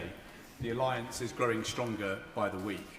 But what is also clear now is that national security rests on economic security. So can she update the House on what conversations she had about how the allies come together to build and enlarge an arsenal of democracy for the 21st century, where we collaborate on defence industrial policy and defence finance strategy on a wholly new scale that is fit for this new age of insecurity? Foreign Secretary. Well, my honourable friend makes a really important point, because the links now between our national security and our economic security are now closely intertwined. And that ranges from the fact that if our economic security, including through things like the Strait of Hormuz, is jeopardised, that has an impact on our national security as well, and particularly for supply chains for critical minerals, for example, that might be crucial to our defence. And also, as we increase the demand for and the procurement for the investment in defence, it's crucial that our supply chains can keep up and our defence industry collaboration across allies can keep up. It's why we had a specific meeting of foreign ministers at Ankara specifically about how we better collaborate and integrate aspects of our defence industry, and that is what supports tens of thousands of jobs here in the UK, but we need to do that in collaboration with other countries as well. Liberal Democrat spokesperson Charlie Maynard. Thank you, Madam Deputy Speaker. And on behalf of my colleague, I'd like to thank the Secretary of State for advance sight of her statement. As we've now come to expect of all major international summits, NATO's meeting in Ankara was taken over entirely by Donald Trump's tantrums and threats. He restated his claim that Greenland should become American. He threatened the withdrawal of all remaining US troops from Europe. And he once again lambasted allies for not joining his and Netanyahu's calamitous war in Iran, which has upended the world economy and worsened a spiralling cost of living crisis for millions across Britain. Deputy Madam Speaker, this is no way to conduct international diplomacy. So did the Prime Minister make it clear to Donald Trump that his threats against Greenland are totally unacceptable? There were some positive moments from this summit, however, and NATO allies reaffirmed support for Ukraine, and the Prime Minister announced plans for the development of a new deep strike capability with our European partners. But can the Secretary of State outline how exactly the UK will provide its share of the £37 billion of funding for that capability? Even before this new commitment, as has been pointed out, the government's own defence investment plan only delivered just over half of what military chiefs deem necessary for our national defence. And will the Minister, together with her colleagues in the Ministry of Defence, consider how defence bonds could be used rapidly to help support the UK's contribution to this initiative, bolster the confidence of our allies and send a clear signal to our adversaries?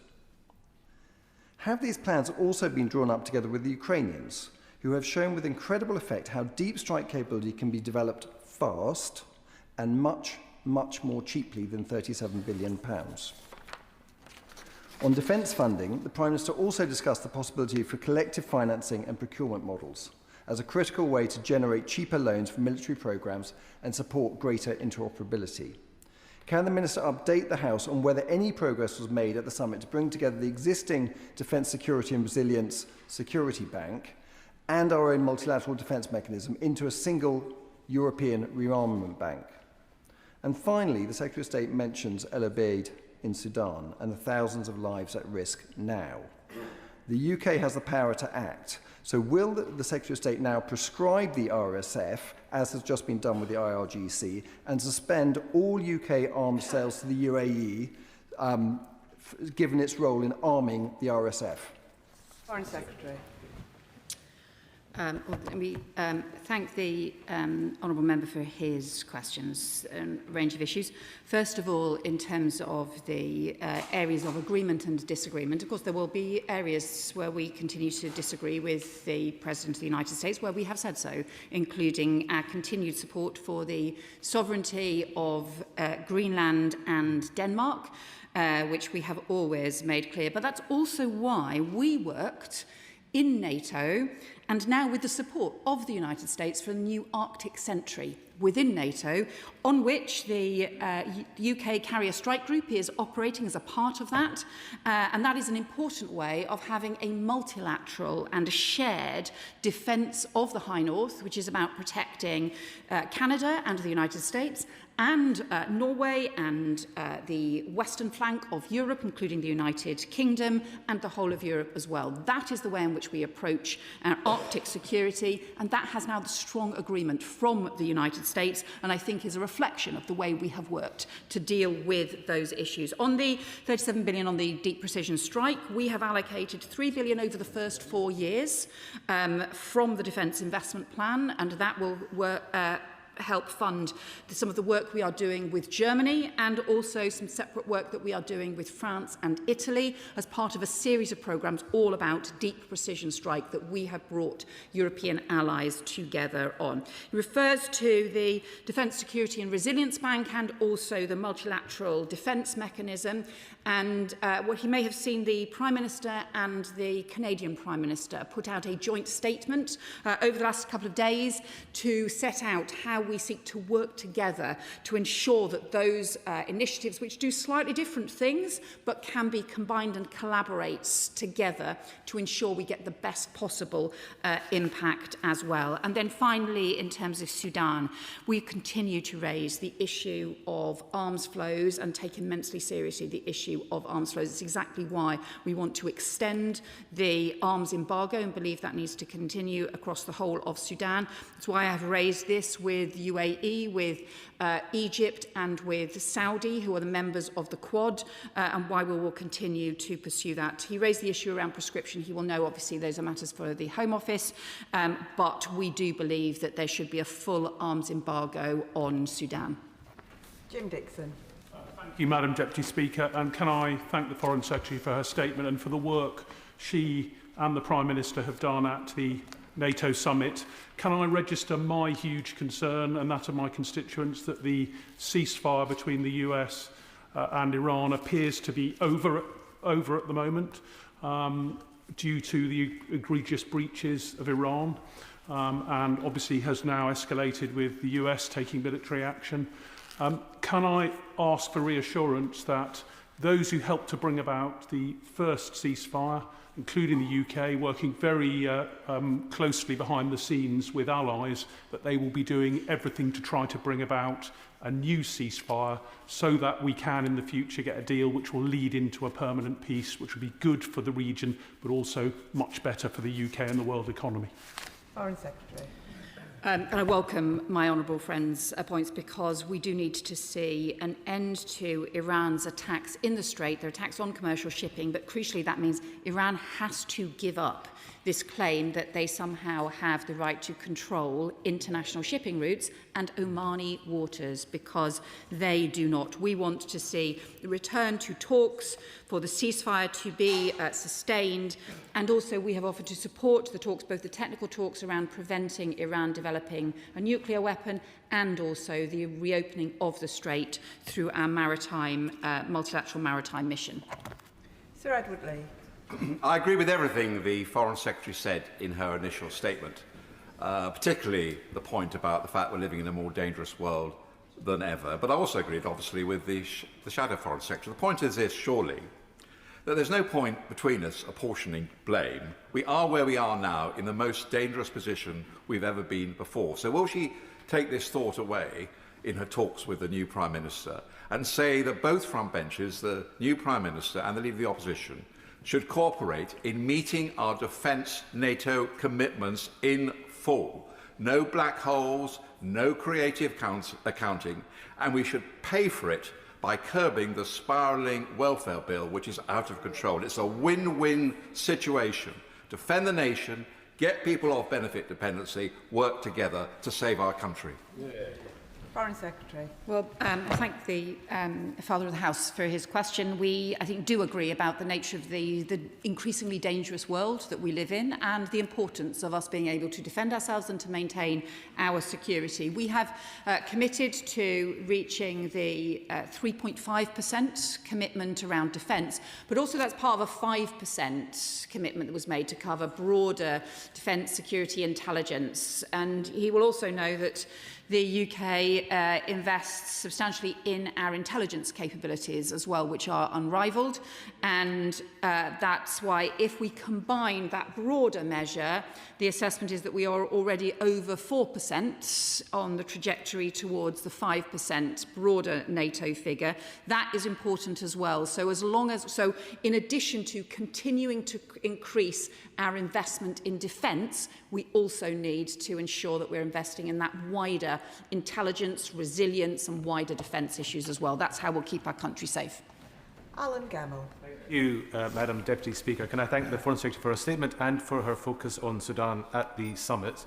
The world has never been in a more dangerous place, with Russia playing a dangerous game in and around our waters and harassing our carrier strike group. But can I welcome the £70 billion pledged at Ankara for Ukraine? And can I ask the Foreign Secretary what difference that will make to Ukraine's ability to resist Russian aggression? Secretary. Thank my honourable friend for his question, because this is both about the immediate support Ukraine needs, both in terms of its military capabilities, and we provide support, but to be honest, we also learn from Ukraine's phenomenal innovation and strength as well in the way in which they are using that investment and support, and it supports their resilience for the civilian resilience and the energy infrastructure resilience, and perhaps even most important of all, the fact of making that long-term commitment is also crucial to Ukraine's defence, because it is because Putin thinks he can outlast Ukraine and its friends that he continues and will not come to a peace agreement. Bernard Jenkins. Thank you, Madam Deputy Speaker. Could the Foreign Secretary say anything about the bilateral discussions between President Trump and President Zelensky, and can she shed any light on the discussions they had about the United States sharing their Patriot missile production licenses with Ukraine, and what can the government do, apart from welcoming that, and I hope she will, to facilitate that exchange and to make sure it happens, because it could be crucial? Foreign Secretary. Well, I can certainly tell the honourable member that we support what I think was a very positive bilateral discussions between President Trump and President Zelensky, and included a range of support that they discussed, and also the progress that Ukraine is making and the strength that Ukraine has shown. I don't have further details on the next steps, but we did strongly welcome the commitment that the US made and that the US President made in terms of the licences and Patriot missiles, but I don't have the details for the House. Gordon McKee. Speaker, can I welcome the Foreign Secretary's statement. Recent events have underlined, I think, the need for us to cooperate much more closely with our European allies and partners. So can I ask her what discussions at the summit she had with her European counterparts on joint procurement between British and European defence industries, which I think ultimately will make our country safer and stronger? So my honourable friend makes a really important point here, because we know that, especially with some of the most advanced capabilities, actually no one country can do this alone. But also, if we want really effective interoperability, then actually doing joint procurement with our closest allies is hugely beneficial, and it helps our industries, defence industries and jobs as well. One of the best examples of that, I think, is our joint procurement with Norway on new frigates, where we are effectively procuring the same frigates for Norway and for the UK, so we will have full interoperability as well as our combined strength in the procurement process. Tom Gordon. Thank you, Madam Deputy Speaker. The Foreign Secretary rightly highlights the UK's unwavering commitment to our ally in Ukraine. Her Estonian counterpart recently said, Russia wages war not only with missiles but with narratives. With that in mind, last week I sent a letter to the Secretary of State for Culture, Media and Sport about Masha and the Bear, a Russian children's TV show that's on ITVX and Netflix has recently picked up. Funding from that show makes its way back to the Russian state, funding Putin's illegal war. We've also recently seen the IOC allow Russia to potentially participate in the next Olympics, and Eurovision have said they may return to the stage. So what steps is she taking with UK counterparts, but also international counterparts, to make sure we stop allowing Russia to use the world stage to push its propaganda and its narratives? Well, I agree with the honourable member about the importance of challenging Russia in every sphere, in the way in which they not only attempt to use different spheres for their narratives and for their misinformation, they have also used misinformation on an industrial scale to seek to undermine democracies as well, and it's why we have used sanctions in that regard too. He will know we have strongly condemned the IOC decision on the Olympics. That is one we strongly disagree with and believe is the wrong thing to do. And I will pass on the points that he has raised to the Culture Secretary as well. Maureen de Jos. Madam Deputy Speaker, I'm really pleased that the Foreign Secretary and the Prime Minister were able to discuss Sudan at the NATO summit, because it is the biggest humanitarian crisis that the world is facing. But I wonder whether she also had the opportunity to discuss the situation in Gaza and the West Bank, because it is coming up to nearly 2 years now since the ICJ gave their advisory opinion and recommended that all states refrain from entering into economic or trade dealings that support these illegal settlements. And during business questions this morning, the Leader of the House did confirm that these settlements are illegal. So does the Foreign Secretary agree that perhaps we should follow countries like our NATO ally, Spain, in giving full effect to our obligations under international law? So I can tell him that I did take the opportunity to discuss with some of our allies and partners the situation now in both the West Bank and in Gaza. I am deeply worried that the 20-point plan for Gaza, which was hugely important and we supported and the whole world supported last year, is at risk of running into the ground. The humanitarian crisis there is not yet eased. And I'm also deeply worried about the expansion of settlements, illegal settlements in the West Bank, and also the increase in settler violence, some of which is effectively a settler terrorism that we are seeing as well, and is jeopardising the two-state solution that we strongly believe in. We are looking at what stronger measures that we can take in this area, including looking with allies, including in terms of restrictions on trade with illegal settlements, but also including with stronger sanctions regimes as well. And we will continue to work on those issues with partners. We need a two-state solution that supports the security of Palestinians and Israelis alike. It is the only way to ensure that. David Mundell. Thank you, Madam Deputy Speaker. And I recognise the Foreign Secretary's personal commitment to Sudan, and I'm very pleased that she's shining a spotlight on El Obeid.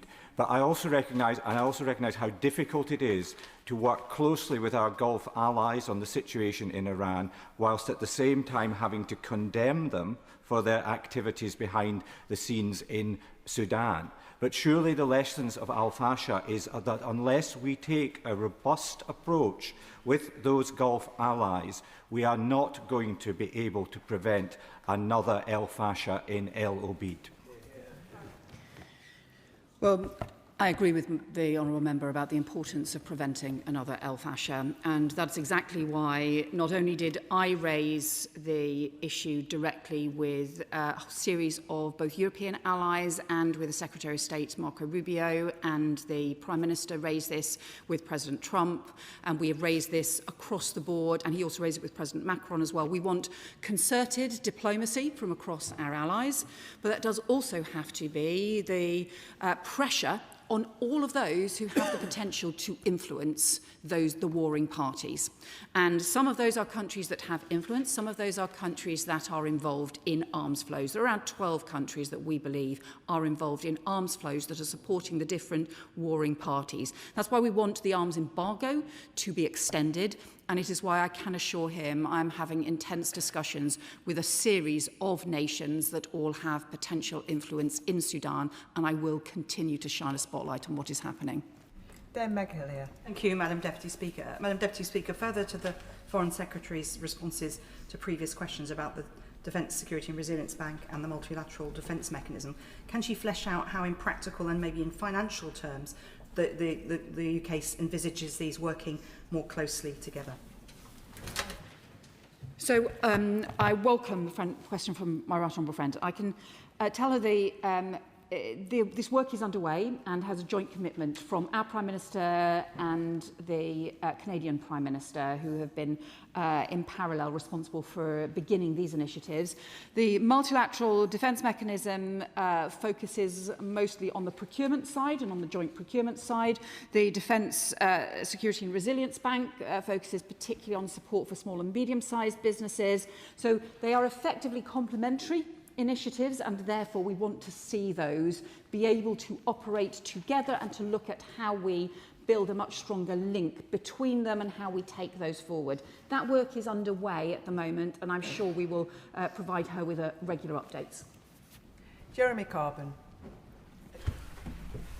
Thank you, Madam Deputy Speaker. Sorry, order. Can I just remind the honourable gentleman that you don't walk in front of another member when I am calling in. Jeremy Corbyn.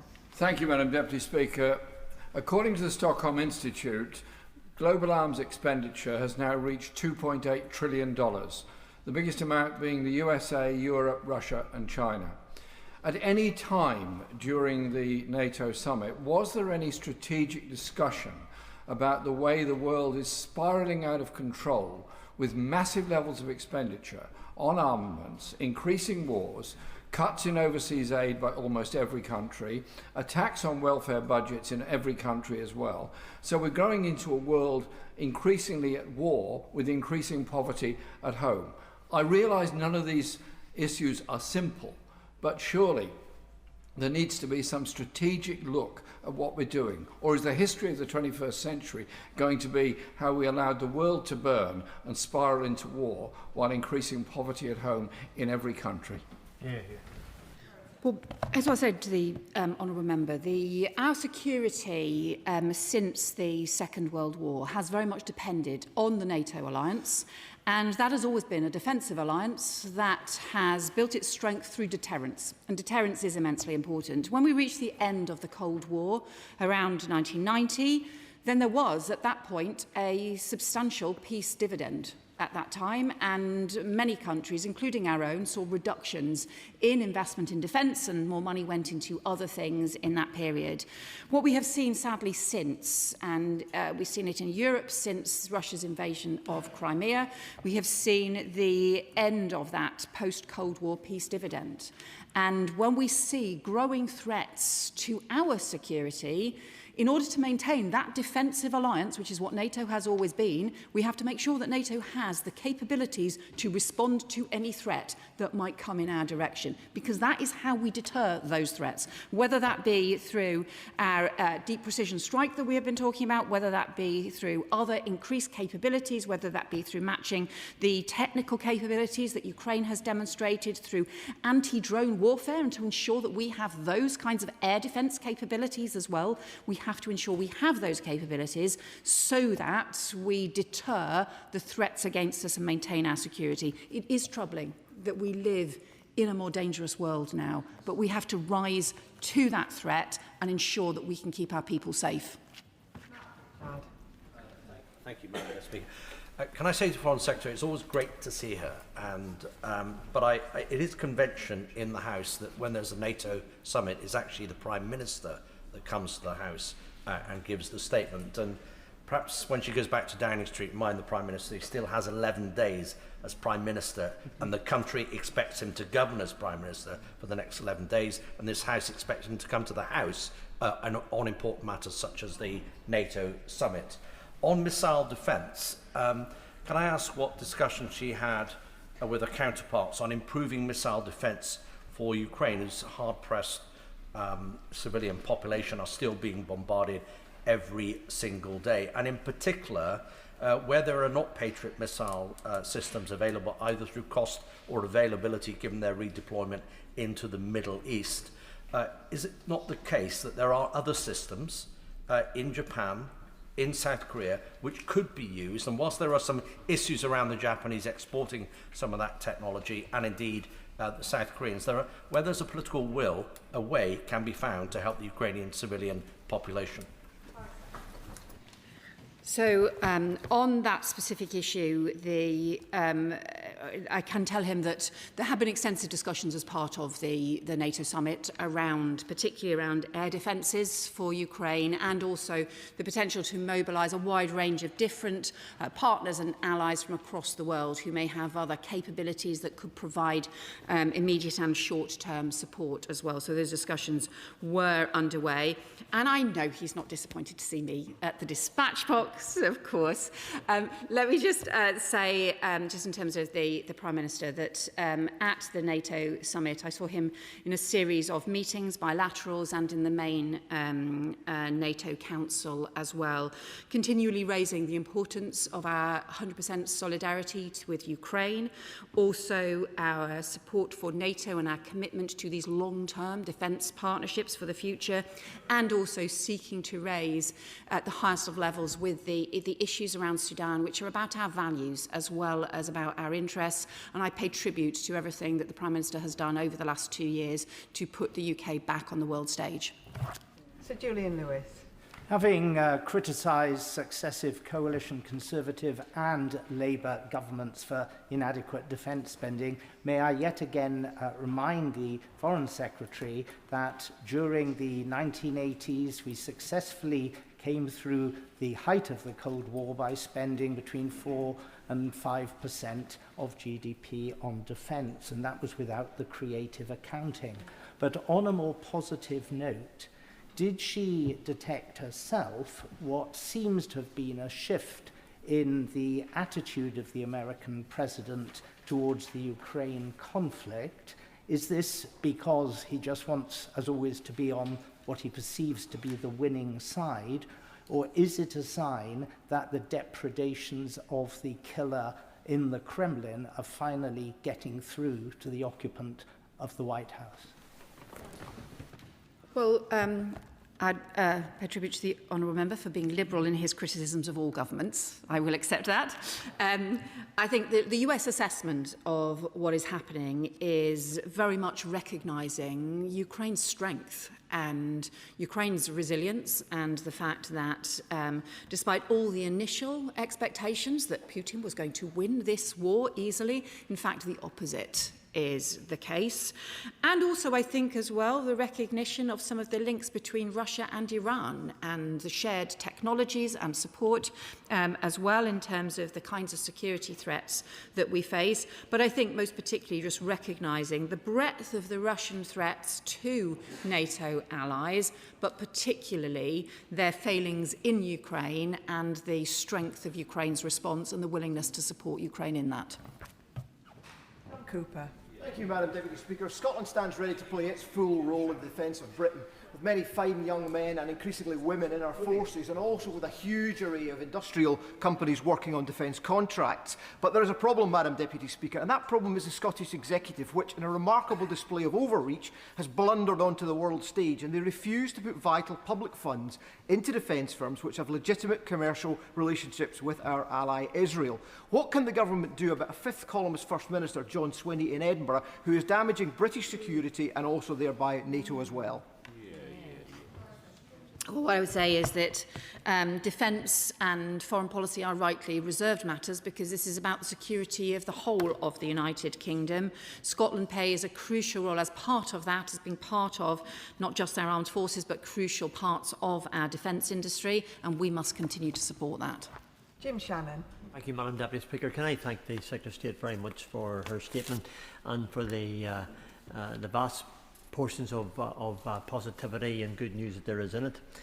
Whilst the 70 billion Ukraine package and the 5% spending target by 2035 does sound impressive, our constituents want to know just how good these declarations translate into safety on the ground. Russia continues its brutal onslaught, and as the summit rightly points out, Iran's nuclear ambitions and regional aggression are incredibly worrying as well. So how will government ensure that all NATO countries are fully playing their part, that every pound coming from our taxpayers will be matched the same stretch by fellow NATO countries and their taxpayers? Well, I welcome the honourable member's question. I can assure him that the commitment to increasing investment in defence, both in each country's sovereign defence but also in our shared defence, was evident right around the NATO Council table from every country. I am sure that that will continue. NATO's strength has been the commitments from all allies working together, and that commitment is what I believe will make us strong into the future as well.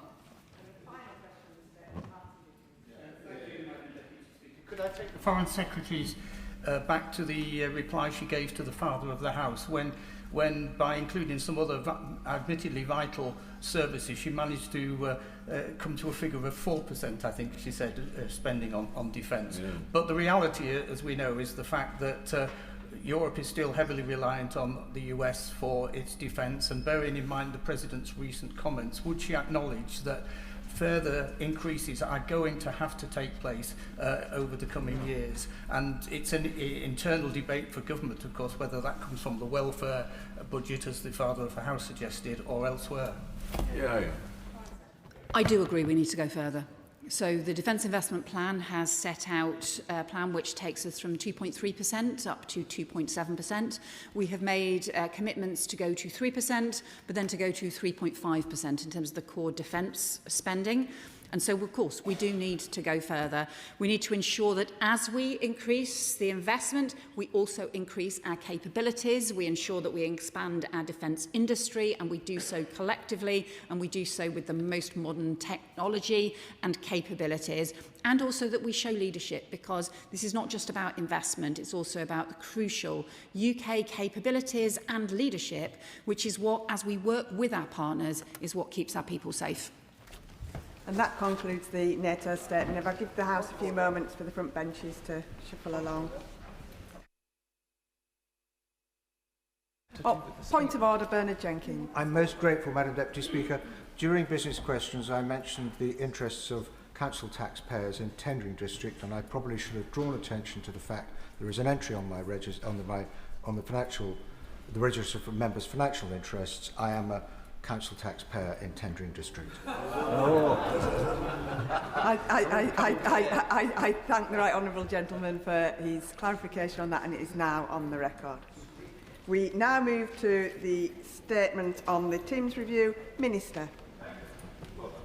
With permission, Madam Deputy Speaker, I'd like to make a statement on the Timms review of personal independence payment, PIP, to make it fair and fit for the future, both for disabled people who need it and for the taxpayer. Today, Madam Deputy Speaker, the Government is publishing an interim report on behalf of the Review Steering Group. Copies will be in the libraries of both houses. We are committed to openness and transparency, so it sets out the evidence gathered so far and the emerging themes. This will inform the recommendations which will now be developed for the final report to be submitted to my right honourable friend, the Secretary of State, this autumn. PIP was introduced more than a decade ago, but the benefit itself has never been fully reviewed. Since 2013, the number of people reporting a disability has increased significantly. Patterns of disability and ill health have changed, and the workplace and wider society have evolved. We've seen a sharp rise in disability and long-term health conditions among younger people, including in mental ill health. The number of people receiving PIP has risen considerably and is forecast to continue growing. Against that backdrop, we're taking a fresh look at whether a system introduced 13 years ago still reflects the realities of modern life, supports independent living and is sustainable for the long term. The Timms review is the first time the UK Government has co-produced reforms on this scale. Our aim has been a review not just about disabled people, but shaped with disabled people. That means working together with disabled people, drawing on their lived experience. The review is led by 3 co-chairs, that's me, Sharon Brennan and Dr. Clinton Farquharson, and a steering group of 12, which we have recruited, almost all of whom have lived experience of disability or long-term ill health. The group represents a range of impairments and different parts of the country. But no single group can represent the full range of experiences of disability, so we've set up a wide programme of engagement with varied accessible opportunities for people with differing lived and learned experiences to get involved. The interim report, Madam Deputy Speaker, brings together the evidence we've heard so far. It includes a summary of findings from the call for evidence, which received over 38,000 responses, and an existing evidence pack provided by my department to the steering group as a starting point for further evidence gathering. It's the strongest evidence base ever assembled on PIP, on the assessment process and on the experiences of those who rely on it. The interim report presents a clear message from the steering group. PIP is hugely valued for managing the additional costs of disability, but its current design and delivery are no longer fit for purpose. The assessment for PIP is often described as stressful and dehumanising, and over 90% of those responding to the call for evidence reported the experience of the PIP assessment as a negative experience. PIP provides a lifeline for many, but the fear of losing it on reassessment can create serious barriers to participation in work, in community life, and in other everyday activities. That's the direct opposite of the intention which has always been to support independence and participation. The report also highlights that the benefit hasn't kept up with wider changes since PIP was introduced. This work will sit alongside the Milburn Review into young people and work, looking at the factors behind rising economic inactivity amongst young people and how government can better support participation, opportunity and independence.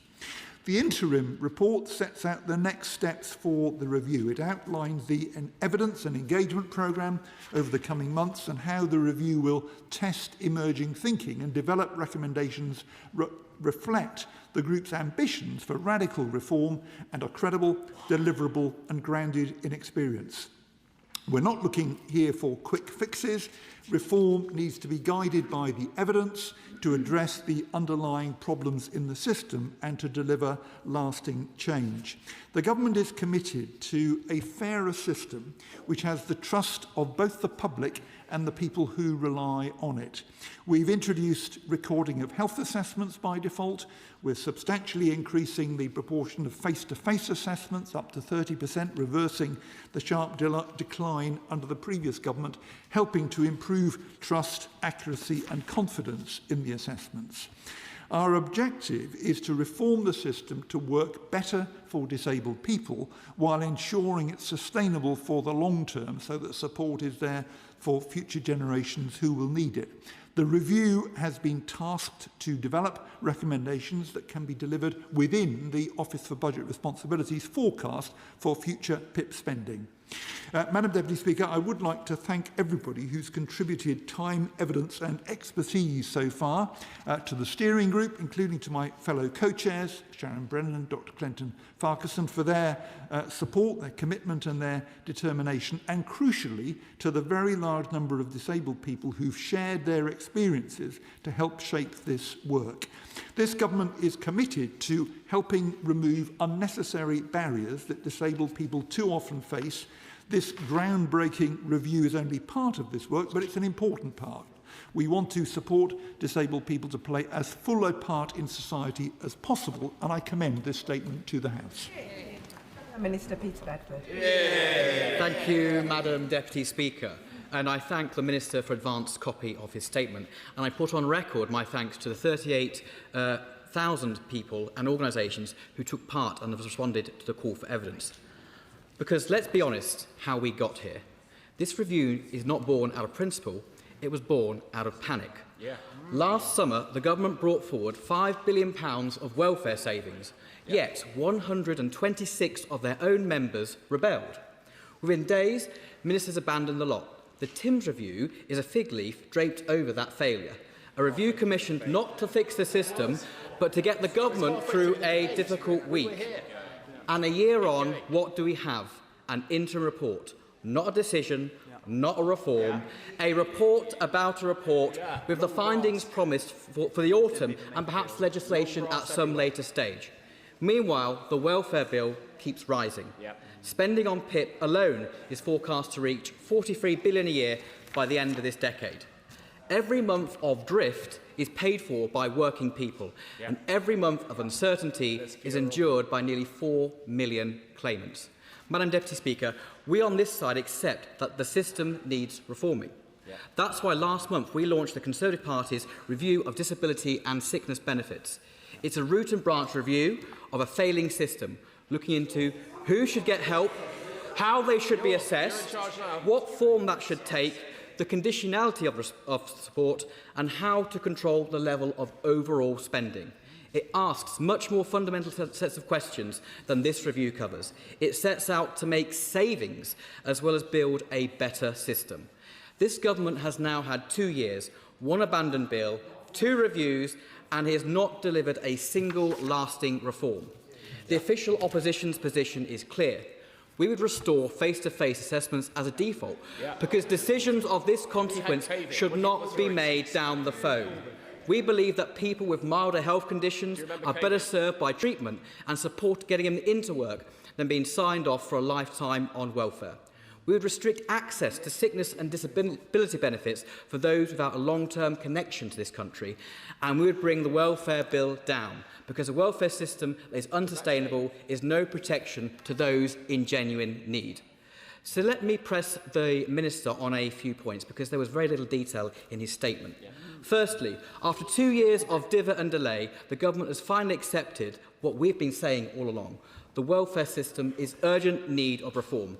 Ministers boast about consulting nearly 40,000 people, yet they appear to have ignored the most important stakeholder of all, the British taxpayer. When will the Government actually take decisive action to get the system back on track? Secondly, he told the Work and Pensions Committee in June that the review has the power to recommend reductions, and that he had personally asked it to consider conditions such as anxiety, depression and neurodiverse conditions. Will the interim findings address whether PIP is the right benefit for those conditions, and will he tell the House today whether he is ruling them in or ruling them out? And thirdly, before this review began, we were told that spending would not rise beyond existing projections.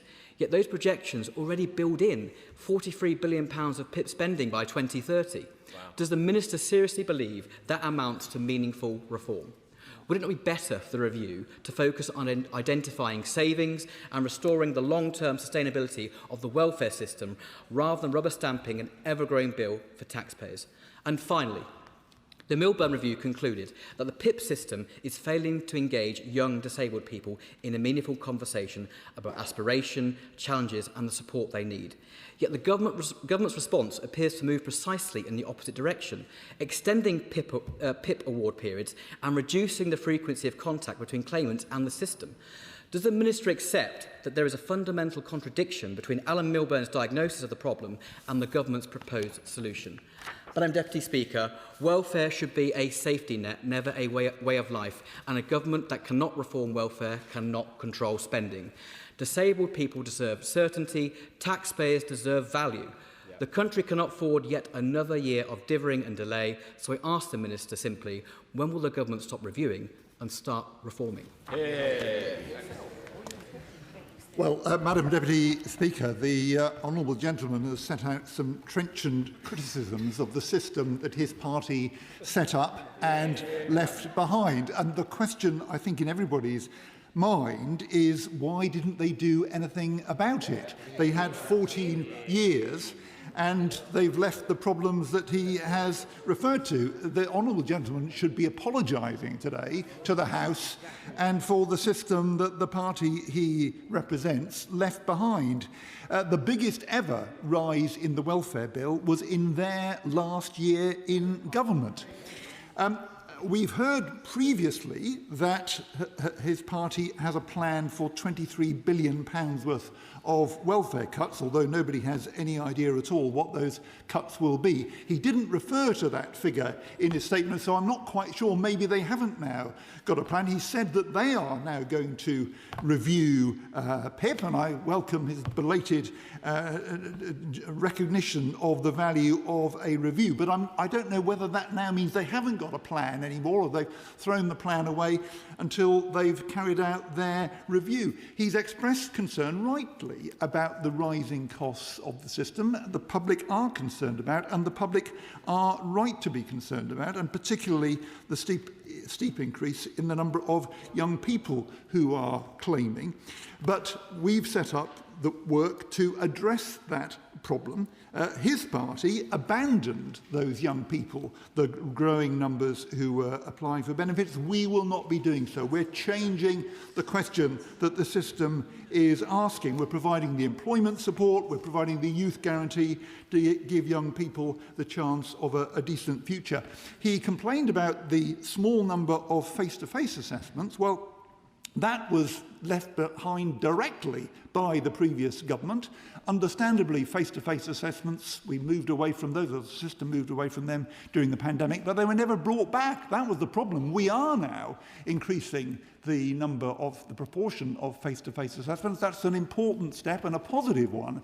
His honourable friend, the Shadow Minister, did say when we were debating one of the measures upstairs to facilitate greater face-to-face assessment, that it was a kind of nice to have rather than essential. We think that face-to-face assessments are key to rebuilding trust in this system, and that's why we're making the changes that we are. The system that his party left behind didn't work for disabled people, it didn't work for taxpayers. This review will bring forward proposals to fix the problems that they created. I do apologise, I'm going to have to leave straight away to go and chair Westminster Hall, as I explained to you. Can I say to my right honourable friend, thank you for doing this work. It's a very challenging piece of work, and I think the theme of fairness for the people needing benefits and fairness for the taxpayer is right. I know I spoke to him briefly about the complaints from the Link Community Centre in my constituency, in Stradbroke, where they're saying there are people there with mental health conditions claiming PIP, who actually got drug abuse and alcohol abuse conditions, and they're using PIP to fund those conditions. Or I can take him to Darnell, where I've complained about young lads in their 20s driving around in mobility cars, and someone in the community is paid to fill the forms in for them. On the other hand, that's so many constituents with really serious conditions who get turned down for PIP and can only get it if they struggle through the appeal system, sometimes without any help at all. So the system isn't fair to anyone at present. Could I commend him for his suggestions and just say, is he going to have a real look at the differences that people come to apply for PIP with and how they're properly responded to? I think my honourable friend is absolutely right, and I think we've now got an appointment in the diary to talk about the issues that he's just referred to, that he's raised about his constituency and his constituent who's drawn his attention to this. But I think he's right. The system at present does not work properly for disabled people, and neither does it give confidence to taxpayers that the funding is being well used. We're determined to turn things around and to be fair to both, and I'm grateful to his support for the efforts we're making. Liberal Democrat spokesperson Charlie Maynard. Thank you, Madam Deputy Speaker. And I'd like to thank the Minister and for everyone involved in this review for their hard work, and it is a difficult subject, so it's much appreciated. Today's report has confirmed that perhaps something all of us knew for many years, that the PIP is supposed to act as a lifeline, but is administered through a broken system. Disabled people say that the application process actively disincentivises them to stay in work and maintain an active social life. This is unfair on claimants, damaging for our economy, and should worry us all. People deserve far better. So we welcome this interim report and will engage constructively with the government to play our role in the delivery of genuine improvements to the system. We want to see a society where everyone can live independently and with dignity. We need the right support in place to ensure that disabled people and their carers can live their best possible lives, and the PIP system must be built around those principles. But we must also recognise the structural underlying challenges that the system operates in. In 2024 prices, spending on incapacity and disability benefits rose from £34 billion a year in 2019 to £51 billion a year in 2024 under the previous Conservative government. £34 billion to £51 billion. And those economically inactive due to long-term health issues also rose from 2.1 million to more than 2.8 million in the same period. The figure is stuck at similarly high levels now, and this is seriously worrying, and the UK is largely an outlier in this regard. And on current trends, the total bill for working age, sickness and disability benefits is projected to rise to 78 billion in 2030, so that's well more than double in 10 years. Managing these economic pressures is in an effective, fair and sustainable way is vital. So could the Minister expand a little bit on the work done to make sure the evidence gathered is representative? And could I ask the Minister if work is underway to address the root causes behind these challenges in a holistic way, looking at everything from employment support to mental health? And can the Minister update the House on progress towards merging PIP and universal credit incapacity benefit assessments? Well, I'm grateful, Madam Deputy Speaker, to the honourable gentleman for his support for this review and his tribute to those who put a great deal of work into it already and will be putting a lot more in between now and the autumn. And I think he's right to make the point both that the system is not working well for disabled people at the moment and the costs of it are rising rapidly to a degree which is of concern to many, and rightly, I think, of concern to taxpayers. He's right to highlight that this benefit, which is supposed to contribute to independence and participation, too often actually presents a barrier to doing that, because so many people are worried that when they get reassessed, if they're doing something, the DWP will come along and say, oh, so you didn't need your benefit after all then, and take it away. And so, there's very striking evidence of the scale of that concern about going to work or taking part in exercise or sport. There are significant barriers which the current system is presenting. We want to address those. But there are absolutely as well concerns about the rising costs. Those we need to address as well. So all of those factors will be in the minds of the steering group as we progress with this review ahead of our final report in the autumn. What I would say to him is that the steering group, as I mentioned, is made up almost entirely of disabled people. But the concern about financial sustainability of this benefit is of great concern to them as well, because if it deemed to be not financially sustainable, then there's a risk to the future of it. We need this support to be present for the long term for the large number of people for whom it's vital. Dave McHillier. Thank you, Madam Deputy Speaker, and I thank the Minister for his work and look forward to welcoming him to Grey Eye Theatre in my constituency, which is an exemplar of how to support disabled people to work and fully participate. In the discussions he's had so far, is he looking at adaptive technology? Because money can be one of the barriers to living a full life, but sometimes there now are technologies that can be perhaps in place of some of the funding that's been available for people to buy things themselves. And has he having any discussions with the steering group on that issue?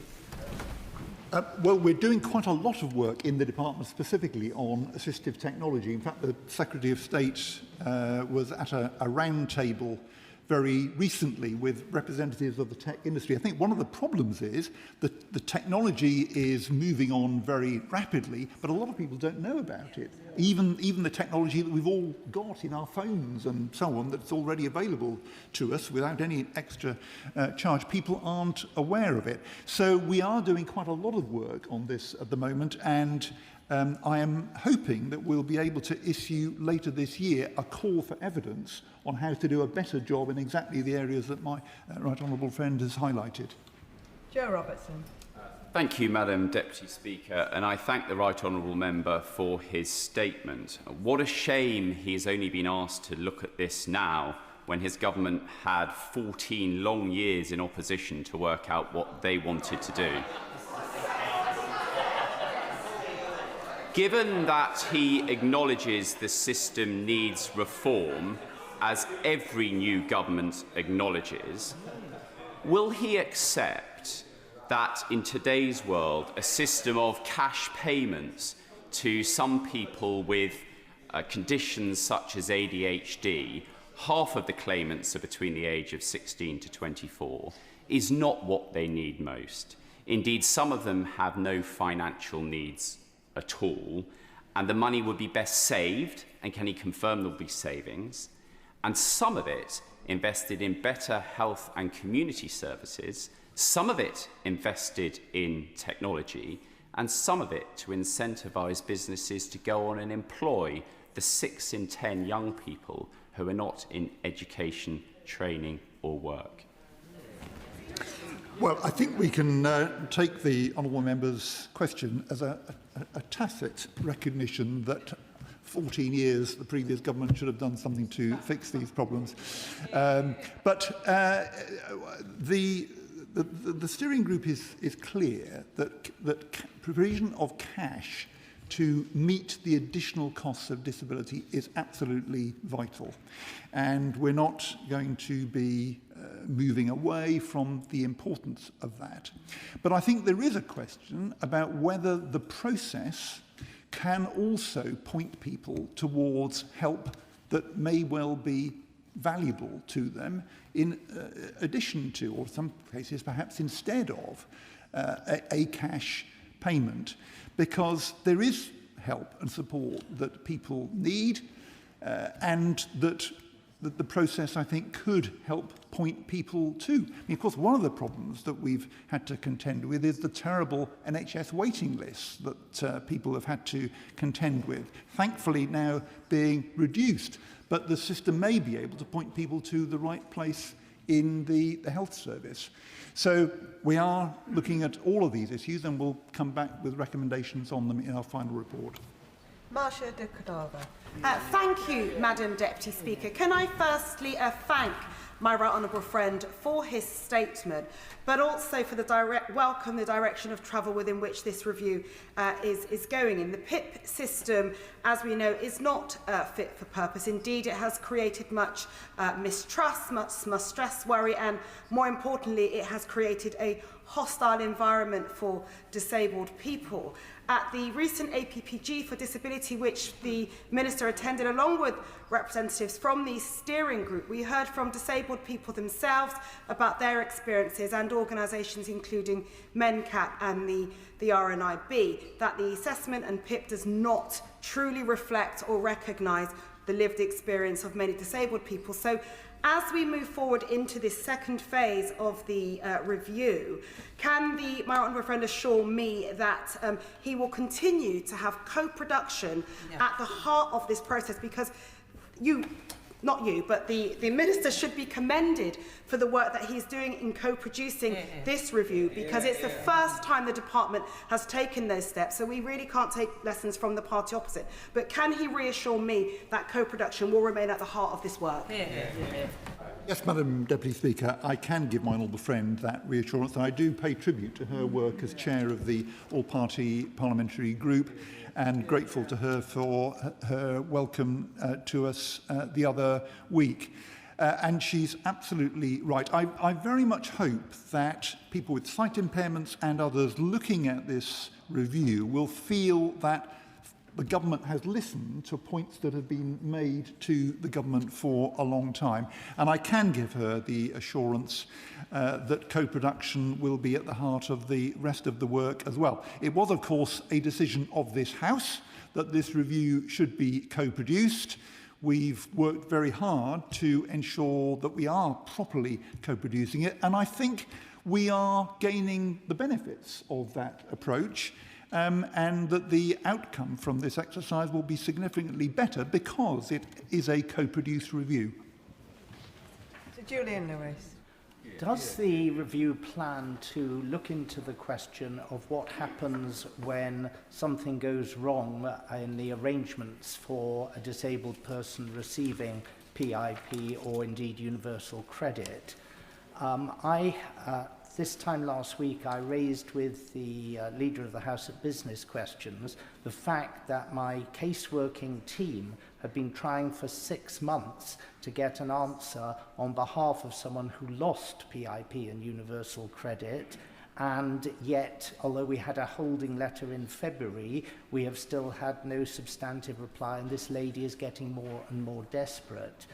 We did write to the Minister on the 8th of June. I know he's been very busy, but he should be receiving a letter, if he hasn't already, from the Leader of the House. But when he deals with that individual case, will it perhaps serve as a guide as to what's needed more generally to be able to communicate on behalf of our constituents? Yes, Madam Deputy Speaker, I shall look out for his letter, and I hope he will receive a reply in short order. And he's right, the system needs to work well for people in order for them to be confident in it. One thing he may well welcome is the fact that we have just started recording by default the assessments for PIP, and the focus in the review is on PIP specifically. We've started recording the assessments by default, partly so that when something does go badly wrong, and his constituent's case may well be an example of that, we could look back at what happened in the assessment and make sure that that mistake doesn't happen again. Denchi Anwara. Madam Deputy Speaker. And I'd also like to thank my right honourable friend for his work with disability groups as part of this review. As I saw during the Disability APPG roundtable and also in the roundtable in Newcastle, which I organised, the lived experience of those affected by disability must drive reforms of the disability benefit system. But the report does highlight that that lived experience is also shaped by the misinformation, disinformation and confusion around disability benefits as part of the wider public debate, which can lead to the demonisation of those with disabilities, and it can also lead to unrealistic assumptions and expectations in the communities more broadly. So what can he do as part of his review to address that misinformation, disinformation and confusion and ensure a stronger, more rigorous and better evidenced public debate? Well, my honourable friend makes a very important point, and I think she's absolutely right. And certainly it's been very clear in our review the level of concern amongst disabled people about some of the misinformation that she refers to.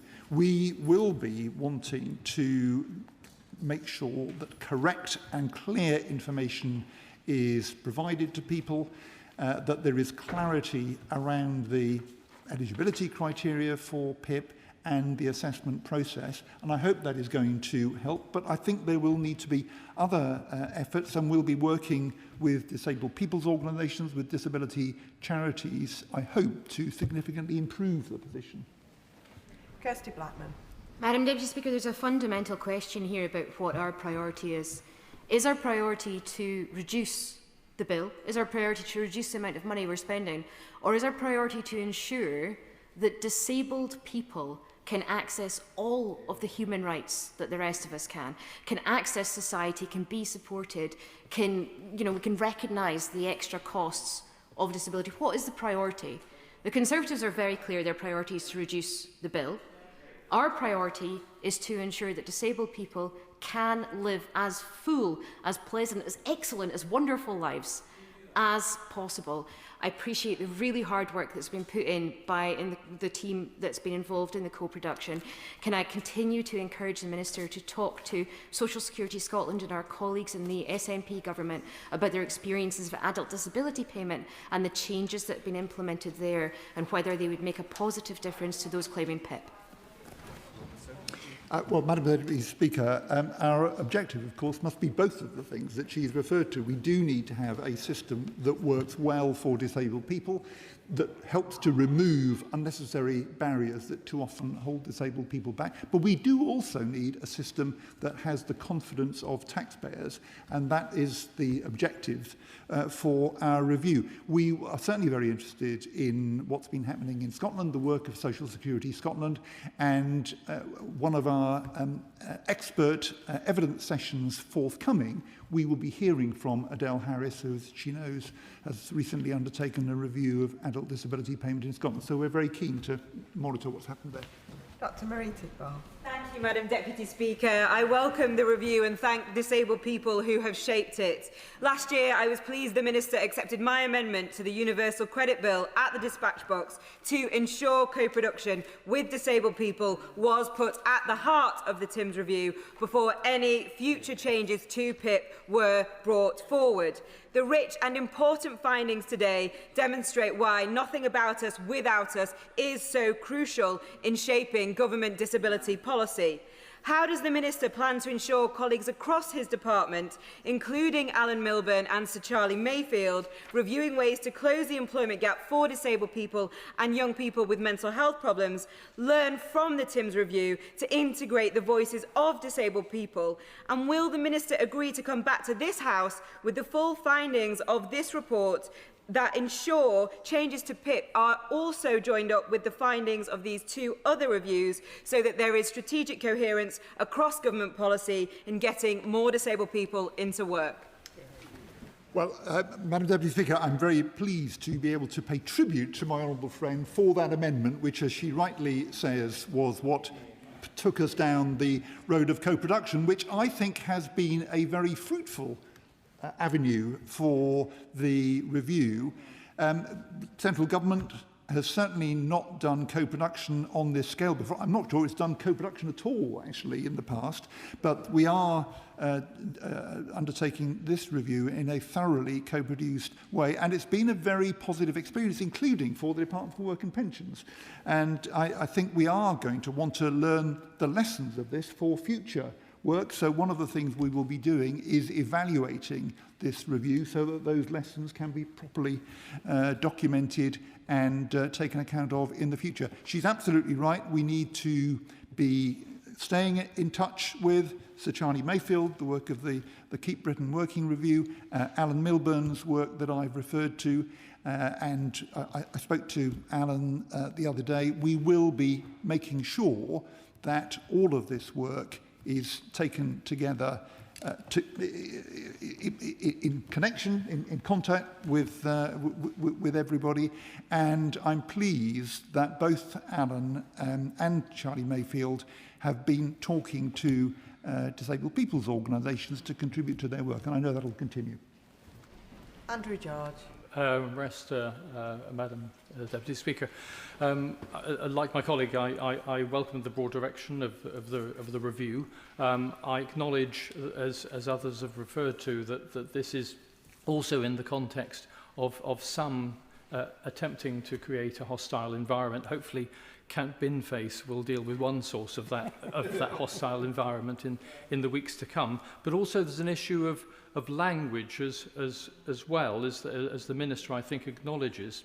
And that is that we should use less the language of welfare benefits and dependency and more the language of investment in people, particularly investment in mental health services, if we can work with ministers in the Department of Health to ensure that people are supported before they need these benefits, but also investing in people so that their talents can be enjoyed in the workplace. I think the Honourable Gentleman is right to highlight the importance of language. This is a topic that the organisation Turn to Us has been thinking about lately. One of the things that I'm pleased about is that my job title is Minister for Social Security. I think I'm the first minister to have social security in my job title since the abolition of the old Department for Social Security at the end of the 1990s. I think social security is a good term, and that's what this review is about delivering. James Nash. Deputy Speaker, and I want to thank the Minister for all the work he's done, especially on the co-production front, which has been so important to disabled communities. One of my constituents had his PIP disallowed on renewal over a late form. Reassessed, he then scored 0 points with no change to his condition, which was upheld on review. It was only at tribunal, where my team represented him, that he finally won the highest rate of daily living support, having gone 2 whole years without any help.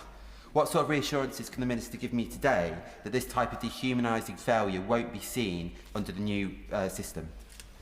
Well, it's certainly, Madam Deputy Speaker, our objective that the dehumanising aspects of the current system, and he describes an example very well, should not be a feature of the future system.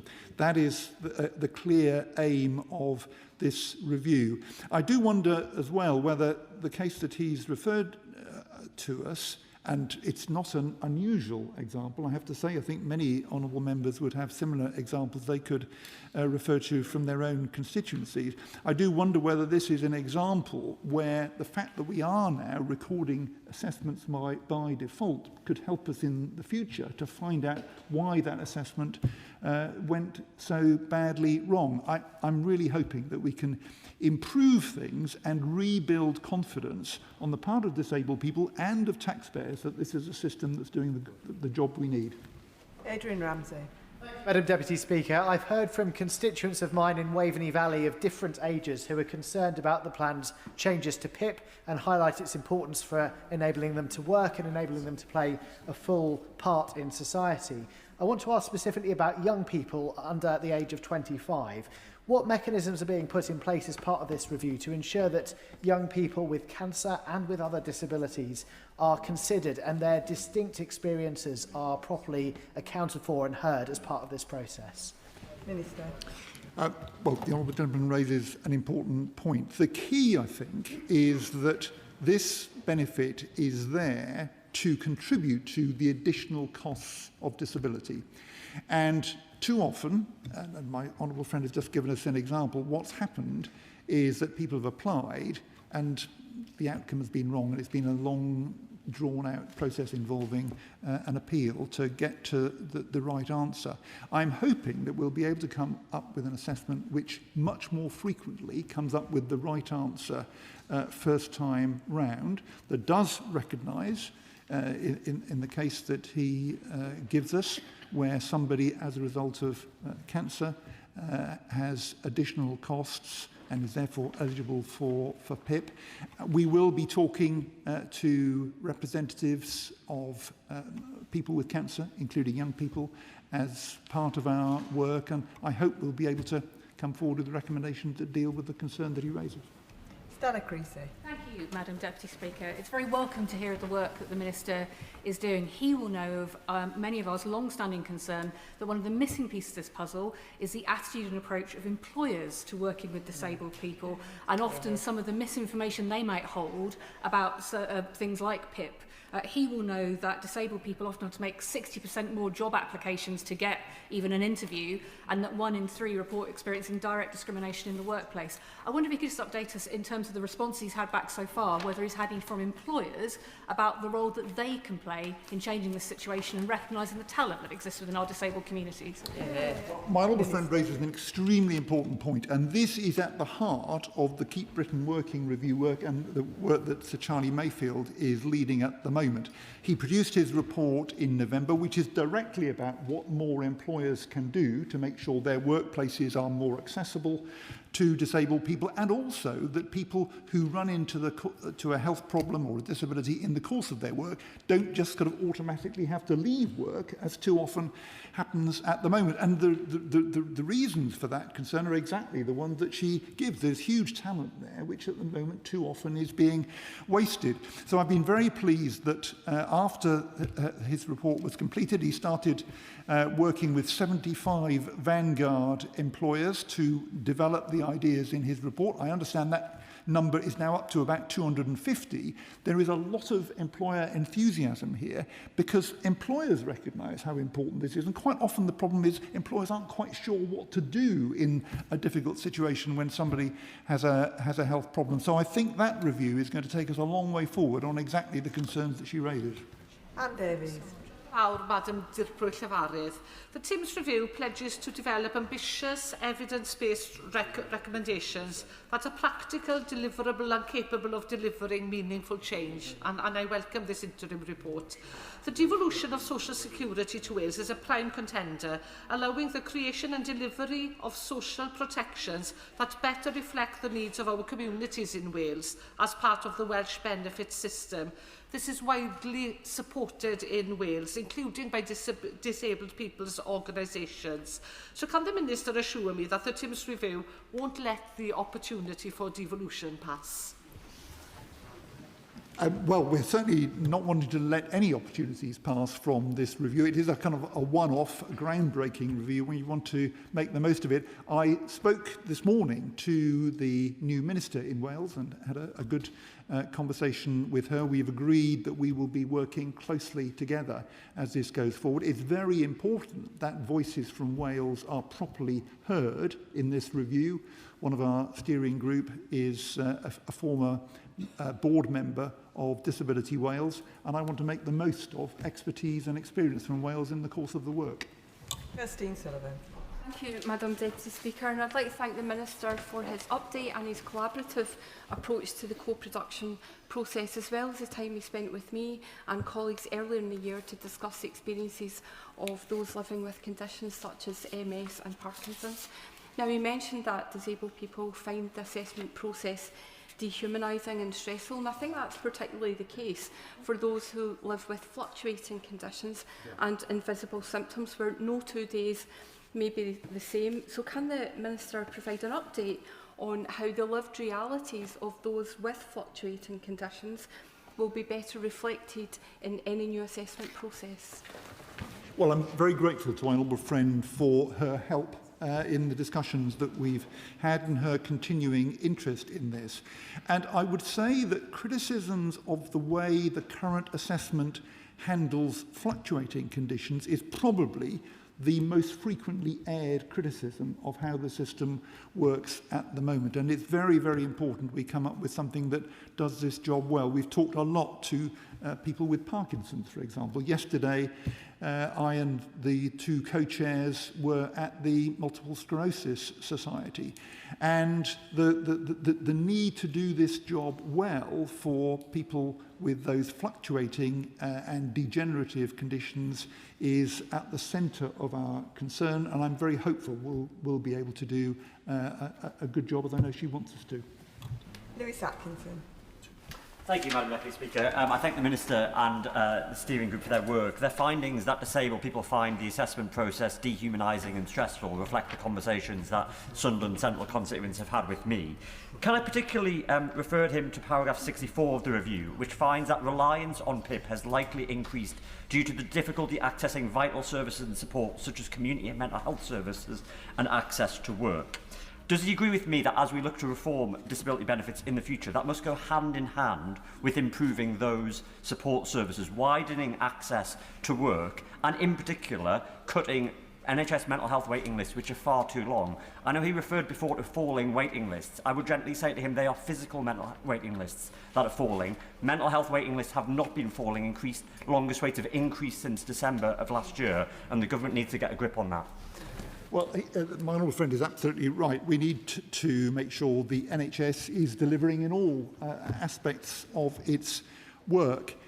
He mentions access to work. There is a big problem at the moment with the access to work scheme, with long delays and backlogs, and we've recently announced the recruitment of an additional 480 people, which means that the number of people working on access to work applications will have more than doubled since the general election, and we're confident that will enable us to eradicate the backlog for access to work by September of next year. But he's right, all these services need to work well and support people together, and that's our aim.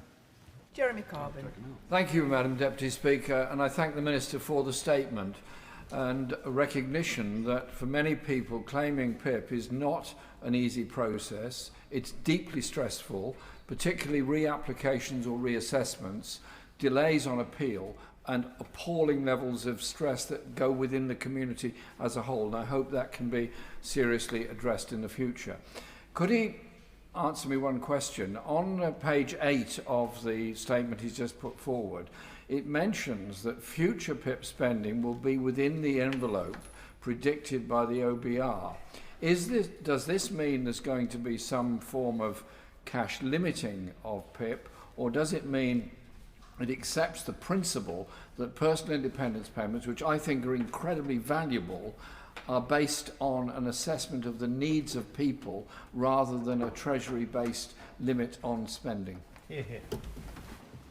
Well, the right honourable gentleman is absolutely right about the degree of stress involved in this process. I spoke to somebody at a round table in Northern Ireland who told me that she'd been diagnosed with multiple sclerosis in the course of her working life. It came as a terrible shock, as a traumatic experience. And then a few years later, she'd condition had deteriorated. She had to apply for PIP. And she said that the experience of applying for PIP was as traumatizing as the original diagnosis that she received. These are very, very serious effects that people have suffered.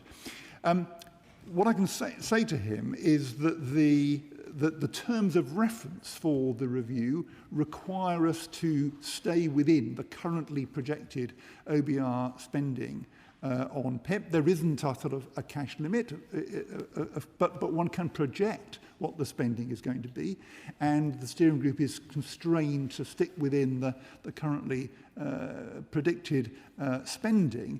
And actually, I think there may well be reductions, because if we do a better job in all the ways that we've been talking about this afternoon, I think we can do a better job both for disabled people and for taxpayers whose taxes are paying for this system.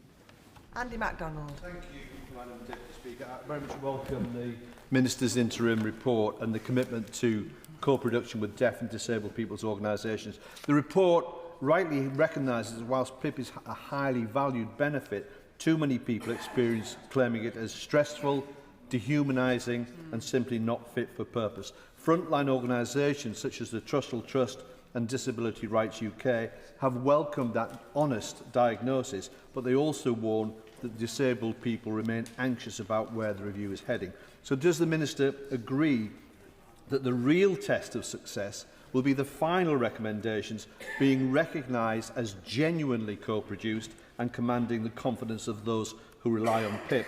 And can he assure the House, he's mentioned that a good system will bring about savings, but can he assure the House that this will be driven by improving support and not by achieving savings? Well, I'm grateful to my honourable friend, and I'm grateful to organisations like those he's mentioned, Trussell and Disability Rights UK, for their support for the interim report. I can assure him that the final report will be very properly co-produced. It will be led by the steering group that I've referred to. There's going to be a lot of engagement after the summer around our initial thinking on conclusions, which we'll be drawing up over the summer. So I think I can give him the assurance that he seeks, that people will be able to be very confident about the conclusions that we eventually reach. Iqbal Mohammed. Thank you, Madam Deputy Speaker, and may I apologise for earlier crossing the path of Madam Speaker and my right honourable friend behind me. I would like to thank the Minister for Social Security for his statement, for the interim update, which, as he said, is a rare thing as part of a process, and for his approach to dealing with this complex subject with kindness, compassion, and treating disabled people with dignity. And they really, really appreciate that. Nearly 300 of my constituents contacted me about the proposed changes to disability support during this consultation period. They consistently describe a system that is too often unfair, distressing, and mistrustful of disabled people. So can the Minister explain how today's proposals will restore confidence among claimants that PIP exists to support disabled people rather than to challenge their entitlement at every turn, and those who need it will receive it? Well, I'm grateful to him for his support for this review. And he's referred to 300 of his constituents. As I mentioned, our call for evidence received 38,000 responses, which I was very pleased about. And we're doing further work, for example, at the moment with workshops in a box being carried out around the country to make sure we hear from people as well who may not be up for or willing to submit a formal reply to a call for evidence. But the objective that he's set out is absolutely right. I don't think it is necessary for the application process for this benefit to have these hostile and adversarial characteristics that the current one does, and we're determined to put it right. John MacDonald. Can I express my regret at the stigmatising language that we've even heard today, this division between disabled people and taxpayers, as though disabled people don't pay taxes. But also this division between those in work and those claiming PIP, when we all know PIP is used to get people into work and support overall. The group that seems to be targeted now for, I think, invidious smearing is young people and the mental health issues they're facing. So could I urge my honourable friend to publish as soon as he possibly can some of the detailed analysis of that particular issue so that we have a greater understanding and maybe we can avoid the stigmatisation of these young people.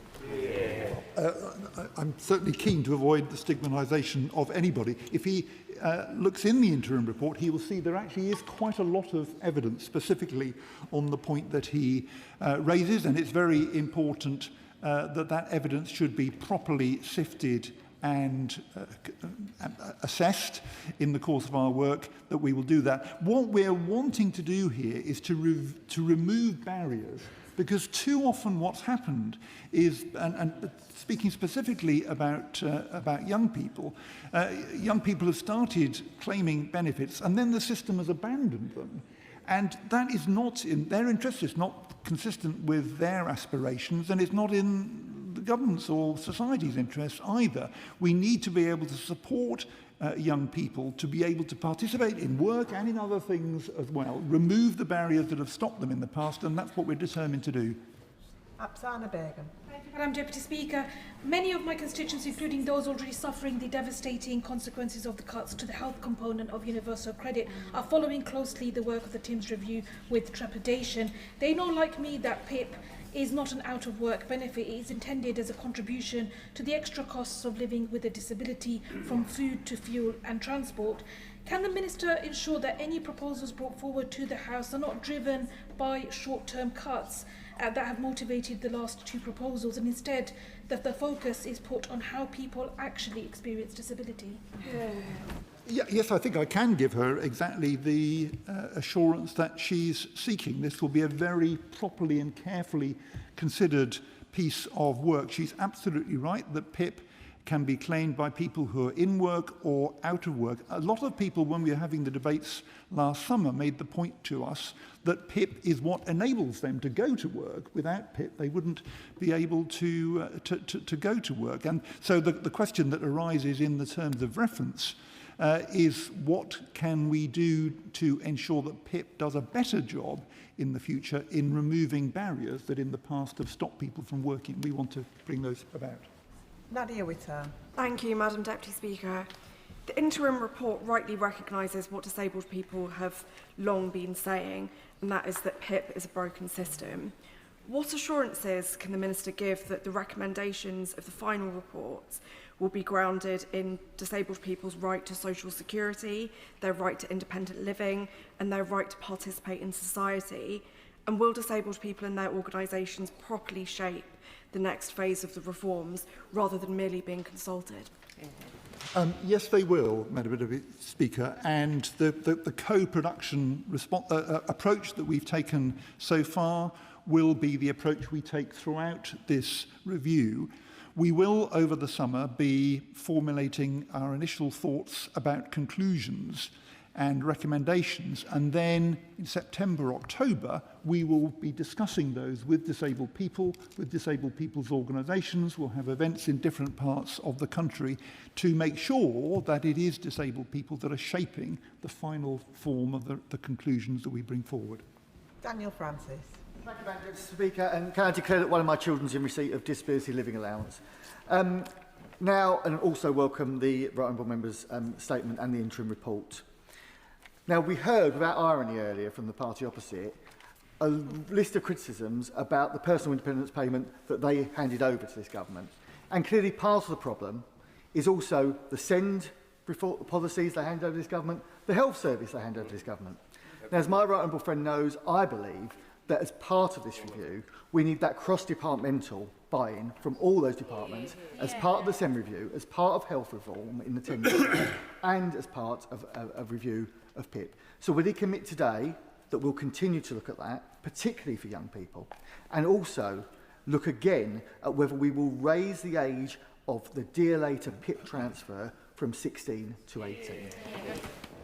Well, on that final point, as he knows, that proposal was consulted on in the Green Paper last year, and we're looking at that. I think he makes a very good point, and I can assure him that we're going to be working across government on exactly the concerns that he raises.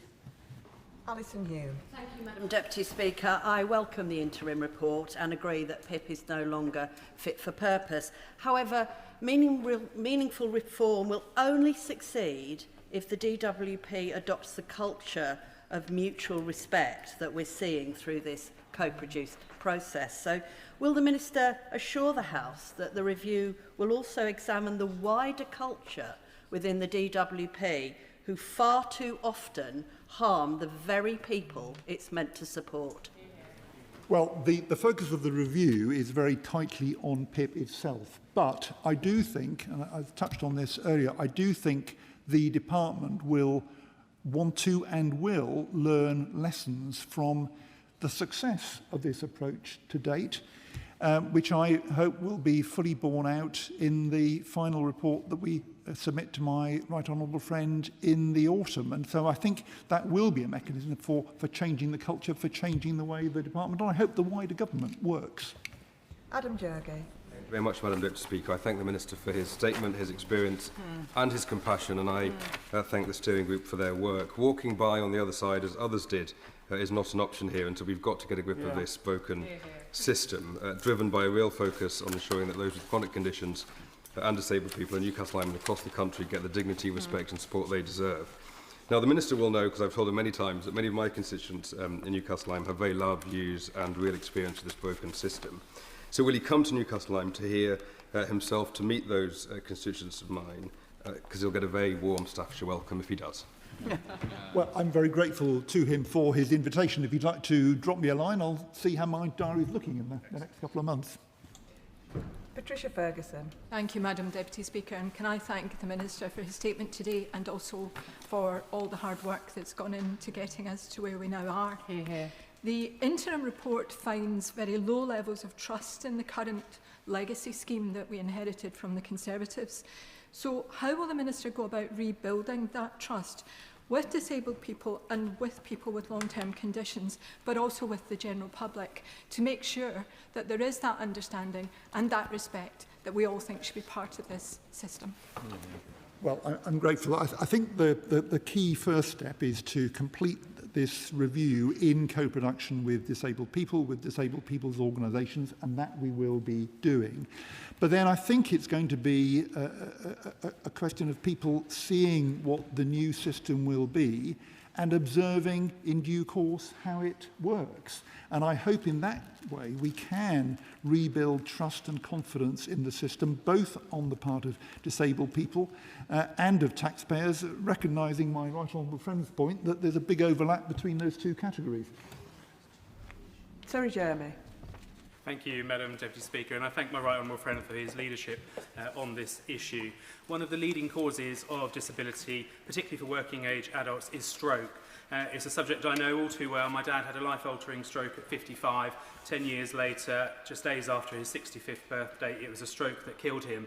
And during those 10 years, PIP was an absolute lifeline for him. We learned very quickly as a family the importance of rehabilitation, which is why I was so concerned recently when I met with the Stroke Association, who said that 7% of stroke survivors are receiving the rehabilitation recommended by the National Institute for Health and Social Care, just 7%. So does my right honourable friend agree that investment in rehabilitation will not only improve people's mobility, their independence, but also reduce their reliance on PIP? Well, I do agree with my honourable friend that rehabilitation is very important, and I think perhaps the point that he's raised with me, I should refer to the Secretary of State for Health and Social Care, who I know will be very interested in it as well. But he's absolutely right that when the Health Service is doing the job that we all want it to do, then I think there will be a lower need to call on PIP. Because those needs will be dealt with by the Health Service. But I'll certainly pass on the important point that he's raised. The final question on this statement, Sam Rushworth. Thank you, Madam Speaker. I also declare an interest as a father of a child in receipt of DLA. Not fit for purpose, degrading, dehumanising, stressful. The findings of this report reflect what I hear from constituents in Bishop Auckland. But as he moves to the next phase, in co-production, will he look at moving to a more personalised and individualised approach? Because a lot of these findings are to do with the application process and the sort of arbitrary gatekeeping around entitlement to money, where what many people are asking for is support to live independently and with having dignified and productive lives. Well, my honourable friend raises an important and interesting point. And yes, I hope we will be able to come up with a proposal which will entail greater personalisation. For example, at the moment, the number of different rates of benefit paid out is not very many. It's quite a kind of lumpy system. And I think there is a question about whether something more personalised could do a better job. I think it's on to an important point. And that concludes the statement. And before we move on to the next statement, I'll just give a few moments for the front benches to swap over.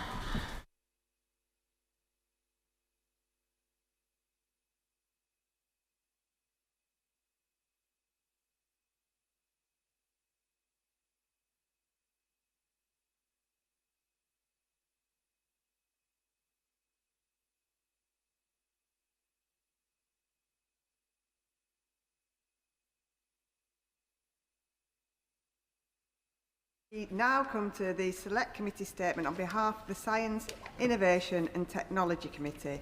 Dame Chionwara will speak for up to 10 minutes, during which no interventions may be taken. At the conclusion of her statement, I will call members to ask questions on the subject of the statement. These should be brief questions, not full speeches. Can I emphasise that questions should be directed to the Select Committee Chair and not the relevant Government Minister? Front benchers may take part in the questioning. I call Dame Chionwara. Thank you so much, Madam Deputy Speaker. And I'm grateful to the Backbench Business Committee for allocating time for this statement of the Science, Innovation and Technology Select Committee on our report, Science, Diplomacy, Sovereignty, Strategy and the Global Race. And I'm pleased to see members of the committee in the chamber. I want to put on record my thanks to the committee clerks and specialists who have supported this inquiry, as well as the many witnesses who gave evidence. Now, I may have mentioned before that I am proud to be a chartered engineer with over 20 years' experience in industry and 16 years as an engineer in the House. But as my friends, family and perhaps too many of my colleagues can tell you, I am not a diplomat.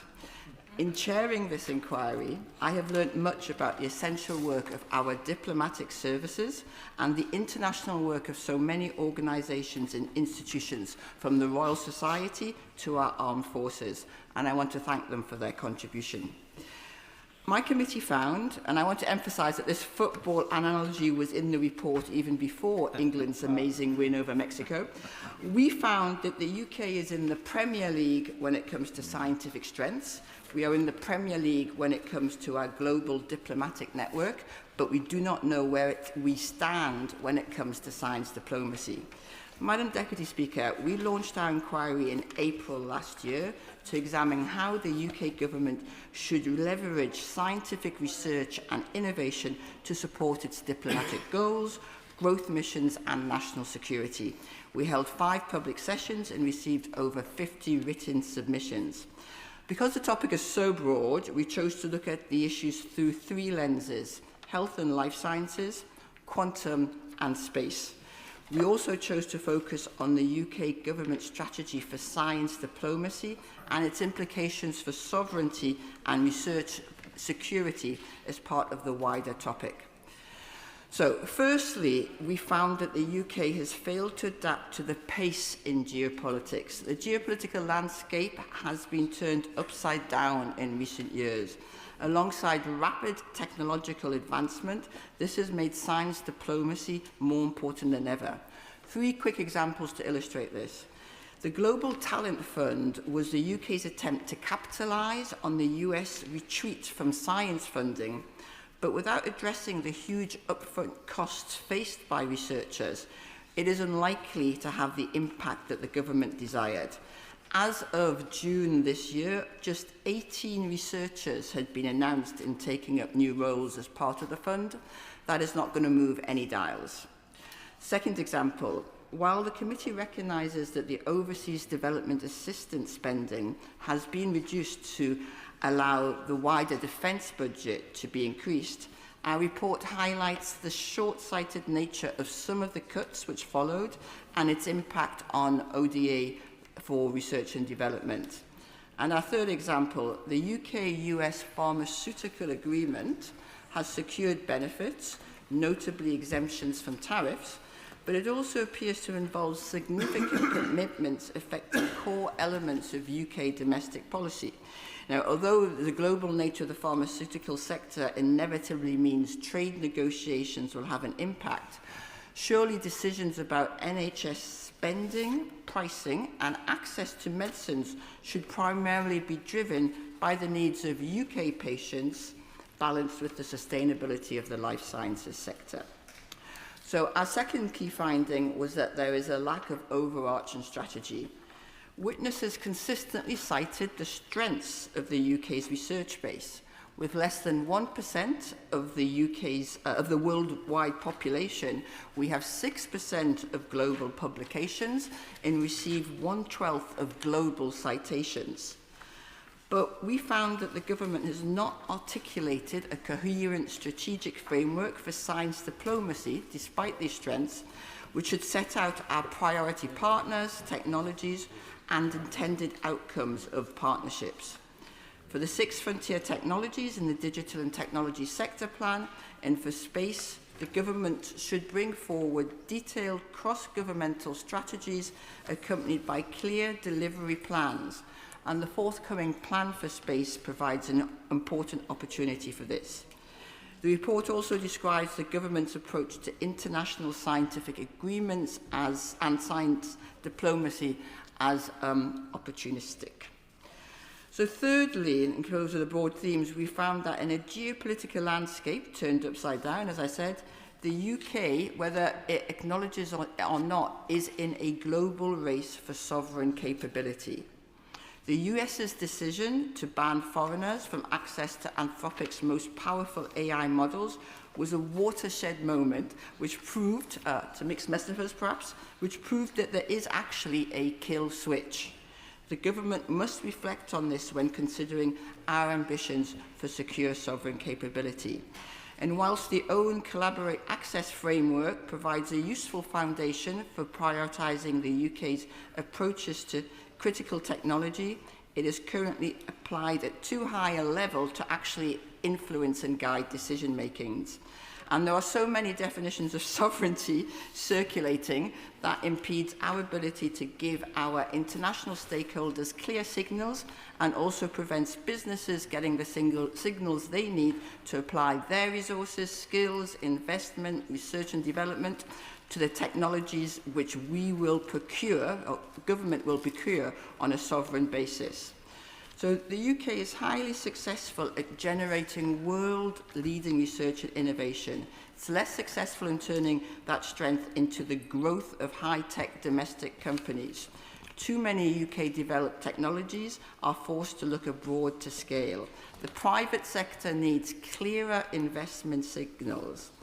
Now, yesterday at the Science, Innovation and Technology Select Committee's evidence session, the Secretary of State emphasised frontier models, computer chips and compute as parts of the AI tech stack she would like to have sovereign capability in. We need more clarity like that. So, to finish, our 3 areas of recommendations. On global policy, 4 areas. Global policy, our report calls on the government to strengthen the UK's international science and technology position through a clearer strategy, greater investment and improved resilience.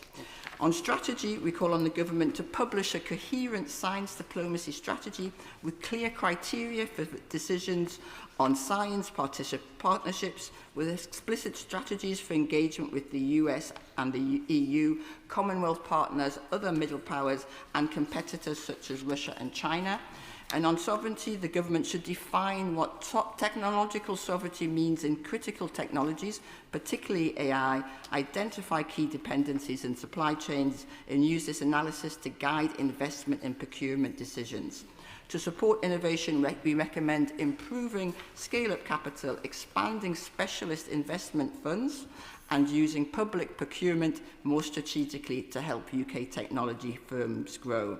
And finally, on research security, and with the recent biobank leak in mind, our report calls for stronger research security guidance, improved information sharing between government and institutions such as universities, and a cross-government plan to develop a sustainable domestic skills pipeline in critical scientific and technological fields.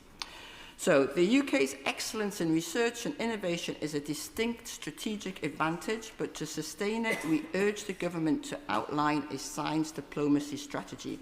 Through this strategy, we can ensure that science diplomacy remains a driver of progress as well as a pillar of soft power. Thank you. Dr. Ben Spencer. Thank you, Madam Deputy Speaker. And can I start by thanking the Chair of the Science, Innovation and Technology Select Committee and the entire Select Committee for the publication of a very interesting and timely report. Business, academia, the whole tech sector needs clarity in some ways more than anything. Does she share my concerns? I think it's particularly stated quite well in the report that the government has repeatedly outlined that building sovereign capability is a critical priority for the UK, but has not been clear on exactly what this means or how it might be measured. There's lots of different definitions of sovereignty which are being bandied around, and they mean lots of different things in different contexts. Would you agree with me that we need some clarity on when we speak and use the word sovereignty, what exactly it means in this sector?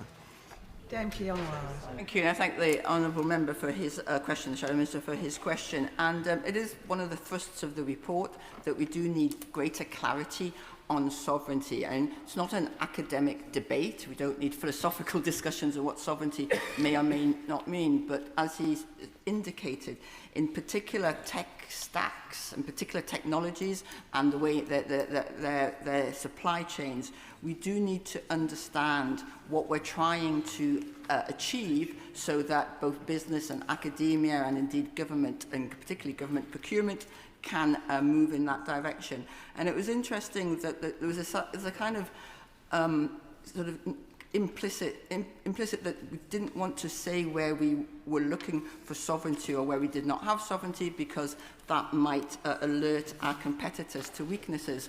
And I think that China and Russia probably know our weaknesses quite well, but it is our tech startups, it is our great businesses and scale-ups that need to better understand our intended strengths so they can support them.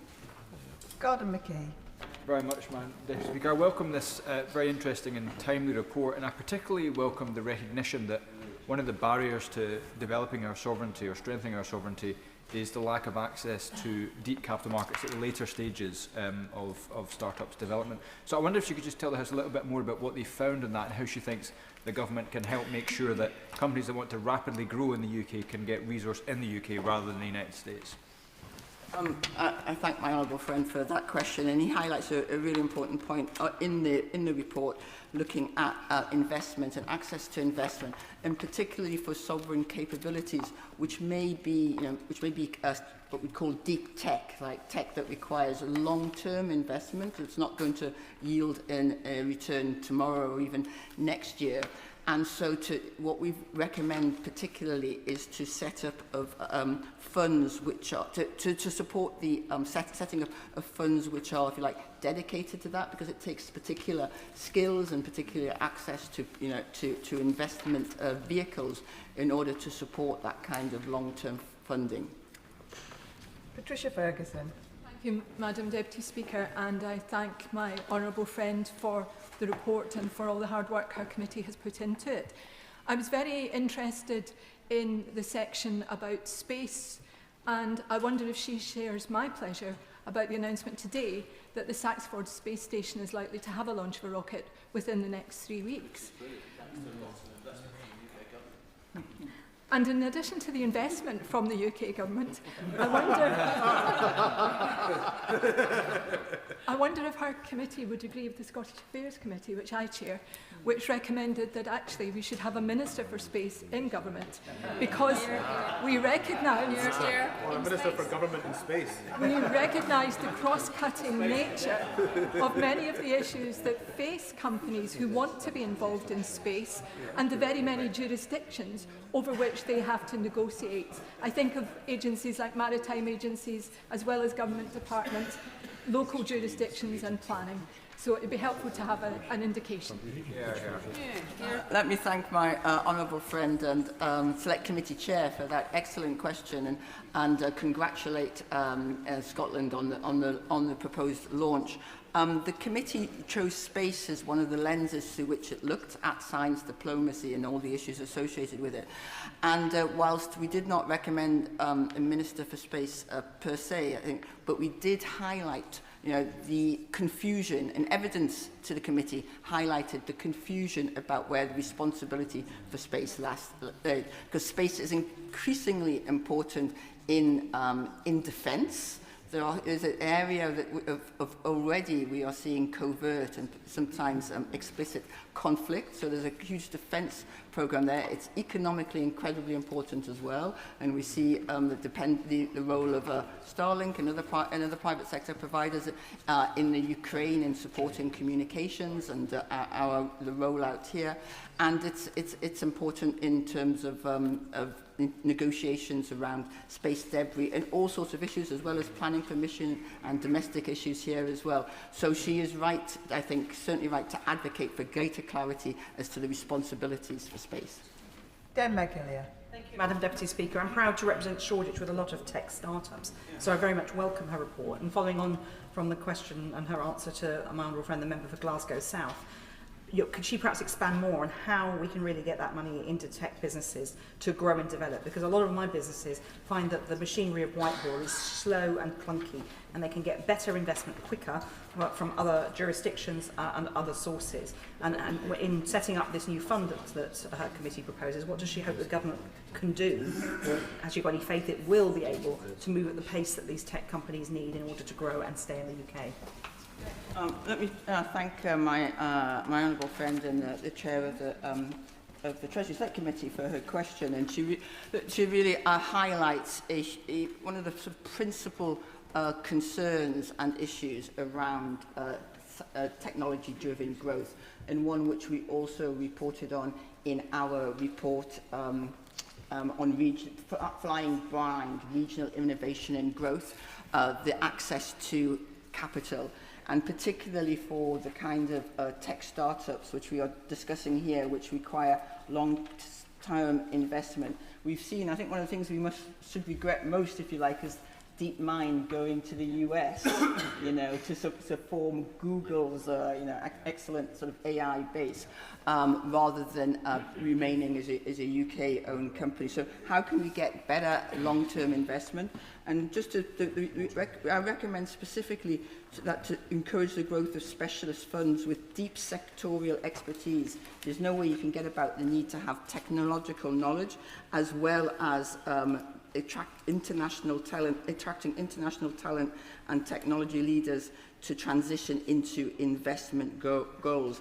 And also that the government should use its procurement of UK startups and scale-ups, because nothing is so valuable to a company as an actual contract signed with government, who generally is known to pay on time. And the final question on this statement, Alan Gemmell. Madam Deputy Speaker, very happy to join this hat-trick of Scottish colleagues, and can I thank my honourable friend for this excellent report. I agree about the need to focus on science diplomacy. It's an opportunity for the UK, and that we should be much more ambitious with what we do.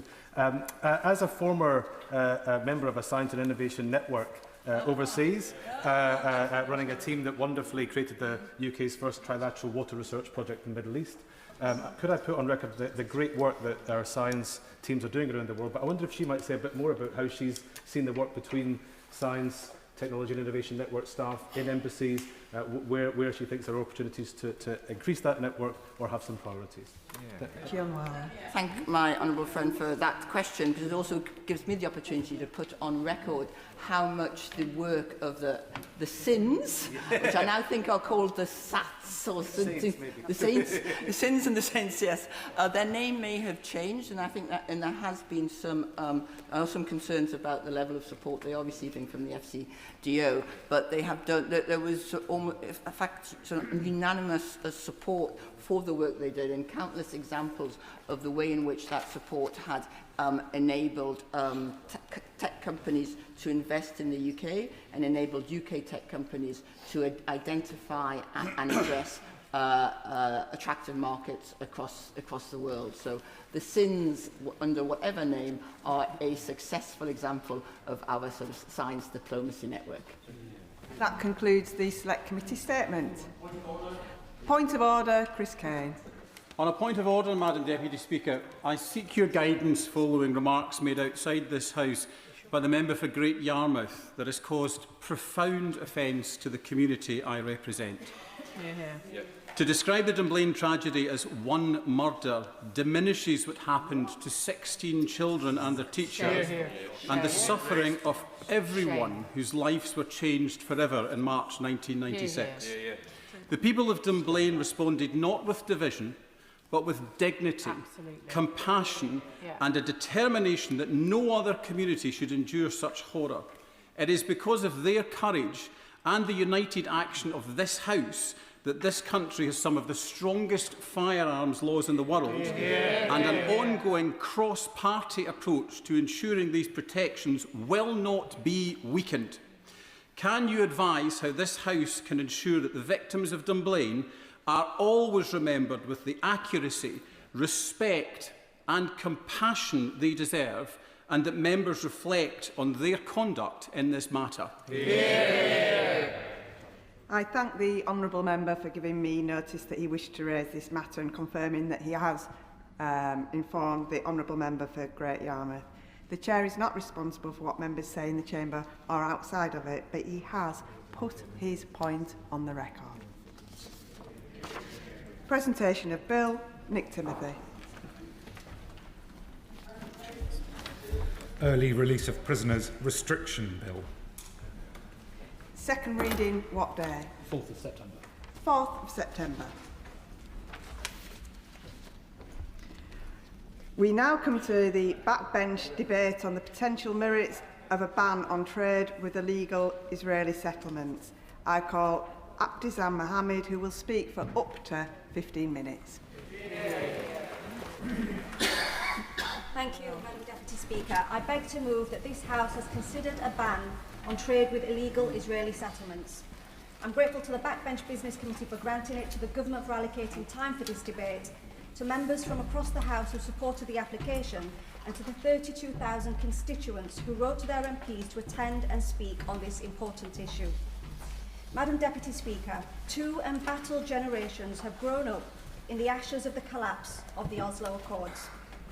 What little hope was cultivated then, the promise of 2 states, of dignity and democratic rights for all, has been replaced with abject misery. And this is how injustice survives, not through one dramatic moment, but through gradual acceptance, through the lowering of expectations, through the repetition of the same statements while the reality on the ground continues to change. For years, successive British governments have said that Israeli settlements in the occupied Palestinian territories are illegal under international law, that settlements undermine peace, that they threaten the viability of a 2-state solution, and yet the settlements continue to expand. So I want to pose a simple question to the government today, a question that sits at the heart of this debate. If settlements are illegal, why have we not made an outright ban on trade? What exactly is it that we are waiting for? Why do we continue to maintain a status quo which has rewarded Israeli expansionism whilst punishing Palestinian aspiration? A status quo that has expected Palestinians to quietly accept that their humanity, that their rights, that their self-determination must always play second fiddle. Madam Deputy, my honourable friend give way. I will give way. Thank you, Madam Deputy Speaker. I'm really grateful to my honourable friend for giving way and making such a powerful speech. He always holds a moral compass up to us all in this place. Does she agree with me that those that deny young children as young as the age of 4 access to medical treatment, and while waiting for medical treatment to get to the point of near fatal dehydration, those that deny cancer patients in their thousands access to medical care in these settlements are and should be defined as terrorists? And if they should be defined as terrorists, these settlers, is it not incumbent upon us and this government to strain every diplomatic sinew, but also every technological sinew, to make sure that not one single pound of our money is spent enabling this behaviour? I agree with my honourable friend with his intervention, and he makes a powerful point. Some time ago, Madam Deputy Speaker, the Palestinian ambassador, Dr. Hossam Zumlot, reminded parliamentarians that Gaza, East Jerusalem and the West Bank are not separate issues. They are all part of the same national story. They may be separated, occupied and besieged, but they are all connected by the same struggle for freedom. Together, they are the beating heart of one state of Palestine, a state that the UK, our government, quite rightly has taken the historic step to recognise. And yet, whilst we may have recognised Palestine in its entirety, we have failed in any follow-up action to make that recognition a meaningful reality. The expansion of illegal Israeli settlements in the West Bank has seen almost 500,000 acres of Palestinian land appropriated since 1967. In the last year alone, over 120 checkpoints and obstacles have been installed to control Palestinian movement. More recently, the E1 settlement plan, which was approved by the Israeli government, now includes just short of 3,500 housing units. It includes the construction of a new neighbourhood, a new employment and commercial zone, and a new bypass road that is just for Palestinians only. I will. She's making a really powerful point. She's pointed out that governments on both sides for decades have recognised these settlements as illegal. And now things are worse than ever. We have recognised, which is a good thing. But the expansion plan, the further occupation being promised, surely it's inconsistent if we're not having a complete ban on illegal settlement goods. If not when? If not now, when? My honourable friend makes an excellent point. The new bypass road for Palestinians only will reroute Palestinians and seal the E1 corridor off permanently. This is a statewide strategy, using every civilian and military means to appropriate land, to isolate Palestinians and to make a Palestinian state impossible to realise. I will give way. I think she's making an incredibly powerful speech. As somebody who first voted in this place to recognise Palestine in 2014, it is absolutely imperative that we are able to realise a two-state solution if we are ever to see peace and prosperity for either Israel or Palestine. Does she agree with me that the very conduct she's talking about puts that two-state dream at risk, and that is why it must stop? I agree with my honourable friend, and this is essential why we're having this debate today and why there must be a ban on trade. I am going to limit interventions now because I do have to make progress. The annexation, Madam Deputy Speaker, has accelerated so fast that today there are 750,000 settlers believed to be living on occupied Palestinian land. Their presence each year robs the Palestinian economy, largely agricultural, of over £38 billion. Water in the West Bank is extracted to disproportionately sustain Israeli settlers. 70% of grazing land in the occupied territories is systematically denied to Palestinians. Olive orchards are regularly set fire to. Toxic waste is dumped on their crops to destroy their economic future. I could go on.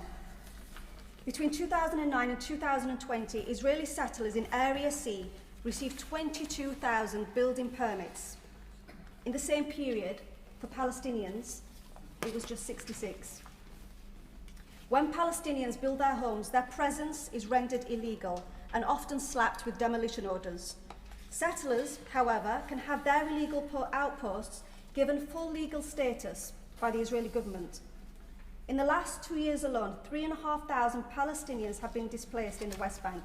That's over 80 communities. This is an Israeli government-backed policy reaching far and wide across the West Bank.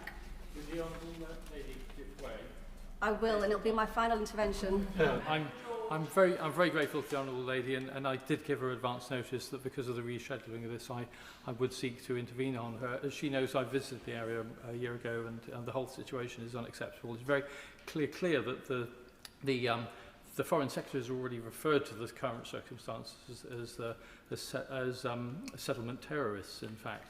And I just wonder, in terms of taking action on this, it's not just having cast iron sanctions on trade, but financial services and visas, including visas of British citizens who serve in the IDF. He makes an excellent point, and I think the first step initially should be that we must seek to stem trade that comes from the settlements, and I think the other points are valid points as well, which must be explored. Madam Deputy Speaker, imagine two children born today in the same land. One is born in an Israeli settlement, the other in a Palestinian community, perhaps in one of the 58 refugee camps scattered across the region nearby. They may be separated by only a few miles, but they will grow up under entirely different systems. One will enjoy unrestricted freedom of movement, infrastructure investment, dependable access to healthcare, free-flowing water, the right to be educated, legal protections and state support. The other may face military restrictions, checkpoints, demolitions, land seizures and profound uncertainty about their future. They will both have the same dreams, the same hopes, the same potential. Yet one will grow up benefiting from a system of privilege, while the other experiences the consequences of occupation. These two children will be governed by two different sets of laws, one civilian and one military. And I'm sure you will all be able to guess which child is which. These waves of injustice will keep flowing over families, over communities, over generations. How can it possibly be that two children in the West Bank have such different experiences, and for there to still be any denial that this is apartheid? Across Europe, action is starting to take shape. Ireland has moved forward towards a ban on settlement goods. Spain has already implemented a ban. The Belgian Council of Ministers is expected to agree the detail of a ban tomorrow and for it to be in place by the end of this year. Belgium has also asked the European Commission to bring proposals to the Foreign Ministers meeting on the 13th of July. The Netherlands has begun moving beyond a policy of simple discouragement and has tabled a legal instrument to ban settlement trade. These countries have looked at the same legal questions, the same settlement expansions. They have the same international obligations as we do, but they have concluded that words alone are not enough. The UK remains hesitant, and that should concern us all because our government does have the tools to act. The issue is not capability, it is political will. Hear, hear. Some will argue that it is too complex to enforce a ban and that our system of not allowing tariff preferences for settlement goods works perfectly well. It doesn't work, and it puts us on a collision course with our international legal obligations.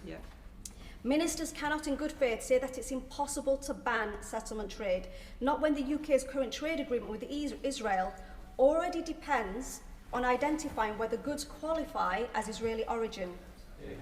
Complexity is also not an excuse to hide from our international obligations. In fact, the complexity is why a ban is needed. Settlement goods are routinely mislabelled, mixed into supply chains, and rerouted to obscure their origin. According to a major global eco study, 17% of goods that are either sold, supplied, or advertised in the UK are actually from illegal settlements.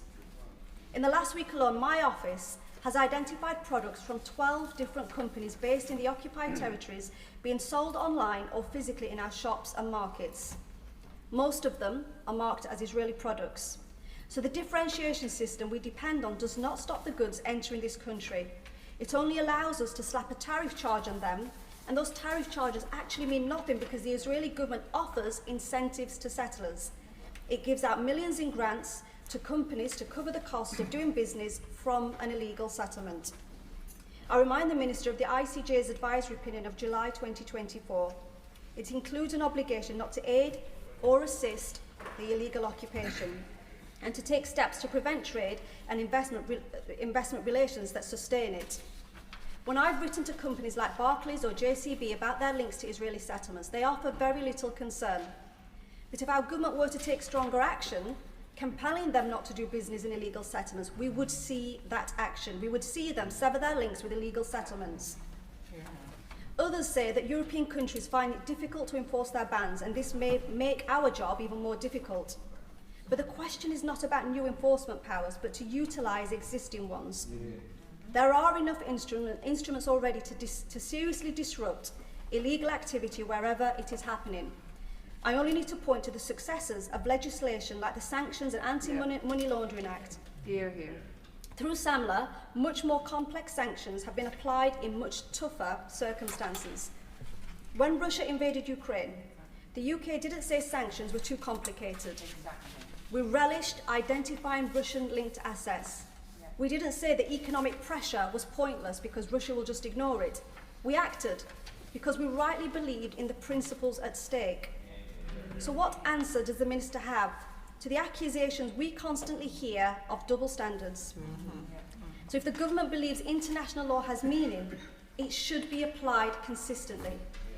In years to come, will we have the words to explain that we saw the warning signs, that we recognised the damage being done, and still we chose to hesitate? Could we really look back and say that we did enough? Madam Deputy Speaker, there are only so many times that members can hear the same holding responses repeated at the dispatch box by ministers. The government says it supports international law, that settlements are illegal, that it supports a viable Palestinian state. So what does it mean if we can identify the problem and yet we refuse to take the necessary steps? We refuse to move beyond discouragement, to move beyond expressions of concern. The time to legislate for a ban on trade with illegal settlements was decades ago. And now it may be too late to do anything. So we must demonstrate that Britain's commitment to international law is measured not only by what we say, but actually by what we do. Because if settlements are illegal, then, Madam Deputy Speaker, Britain should not be trading with them. The question is, as on the order paper. Sir Edward Lee. I congratulate the Honourable Lady for the tone and the way in which she moved her speech, and I agree with her motion. I could give a speech on dry, legalistic grounds, which in themselves are completely obvious of why we should have a trade ban with illegal settlements, because of the Geneva Convention, of the fact that these settlements rely on international trade. The case is absolutely overwhelming. But I want to be more emotional. I'm a Conservative MP. I'm not the sort of person who goes on marches or chants from the Palestinian to the sea. I'm also realistic. I'm realistic about the fact that Israel is surrounded by enemies. I am profoundly philo-Semitic, profoundly immersed in Jewish culture, reading the Old Testament every day and that sort of thing. I've been to the music festival site. I've wept at the appalling pogrom against our Jewish brothers. So I am emotional, and I am entirely in favour of the right of Jewish people to defend themselves. But this is so different. I've been to the West Bank. I've seen what is going on there. This is profoundly wrong. People who have merely tilled their land for 2,000 years are being bullied, forced out. Even when we went there, we were confronted with armed settlers. This is outrageous, and the whole House should cry out against it with one voice, and the government should take action. And this is why this motion is so important. And I'm appealing to my Jewish friends. So many good, honest, reasonable people who detest what is going on at the moment, who are entirely in tune with Jewish culture. But unfortunately, the Netanyahu government is bound by right-wing extremists, people who care nothing about human rights, who have this sort of weird and ridiculous notion that perhaps because 2,000 years ago this land was held by Jewish people, perhaps, we're not even certain of that, that they have a right to go in and force out people, destroy their lives. So I want to appeal to moderate Jewish people. This must stop. And just imagine, dear colleagues, if we had a government, and the Israeli government could stop it tomorrow, couldn't they? And if the whole world acted with one voice, I think we could put sufficient pressure on it to act. But just imagine if it stopped tomorrow. I leave you with this thought. If there were no more illegal settlements, if no existing settlements were expanded, if the Palestinian people were allowed to live in peace and freedom like everybody else, would not the skies lift? Would not Israeli people feel that they could live in peace? We cannot have endless war. Empires come to an end. They cannot just destroy the Palestinian people in the misguided notion that that will give them security. It will give them no security. There will be endless war endless hatred. Let us just say in this House that we believe profoundly in the unity of the human spirit. There should be no Muslim, no Jew, no Christian. We are one people, and we demand that the Palestinian people, like all other peoples on earth, have a right to their own nation. And the Father of the House has got the timing bang on without me having to put a limit on him, but I am now going to put a 5-minute time limit on Harpreet Apple. Thank you, Madam Deputy Speaker, and can I thank my honourable friend, the member for Sheffield Central, for her powerful speech. And it's an absolute honour to follow the Father of the House. In the West Bank, settlement expansion continues in violation of UN Security Council Resolution 2334. This includes the E1 project that aims to cut the West Bank in half and separate East Jerusalem. Last month, Israel approved 2,000 settlement housing units across the West Bank, bringing the total approved this year to over 6,000. These settlements continue to destroy historic Palestinian communities, any chance of long-term peace and a two-state solution. They are also accompanied by staggering levels of violence and coordinated attacks on civilians and religious sites, facilitated by a culture of impunity. According to the UN, there has been an average of 6 attacks every day against Palestinians in the West Bank since the start of 2026. And a recent report from the UN Secretary-General also highlighted a steep rise in attacks by settlers on Palestinian children, reportedly often supported by Israeli security forces.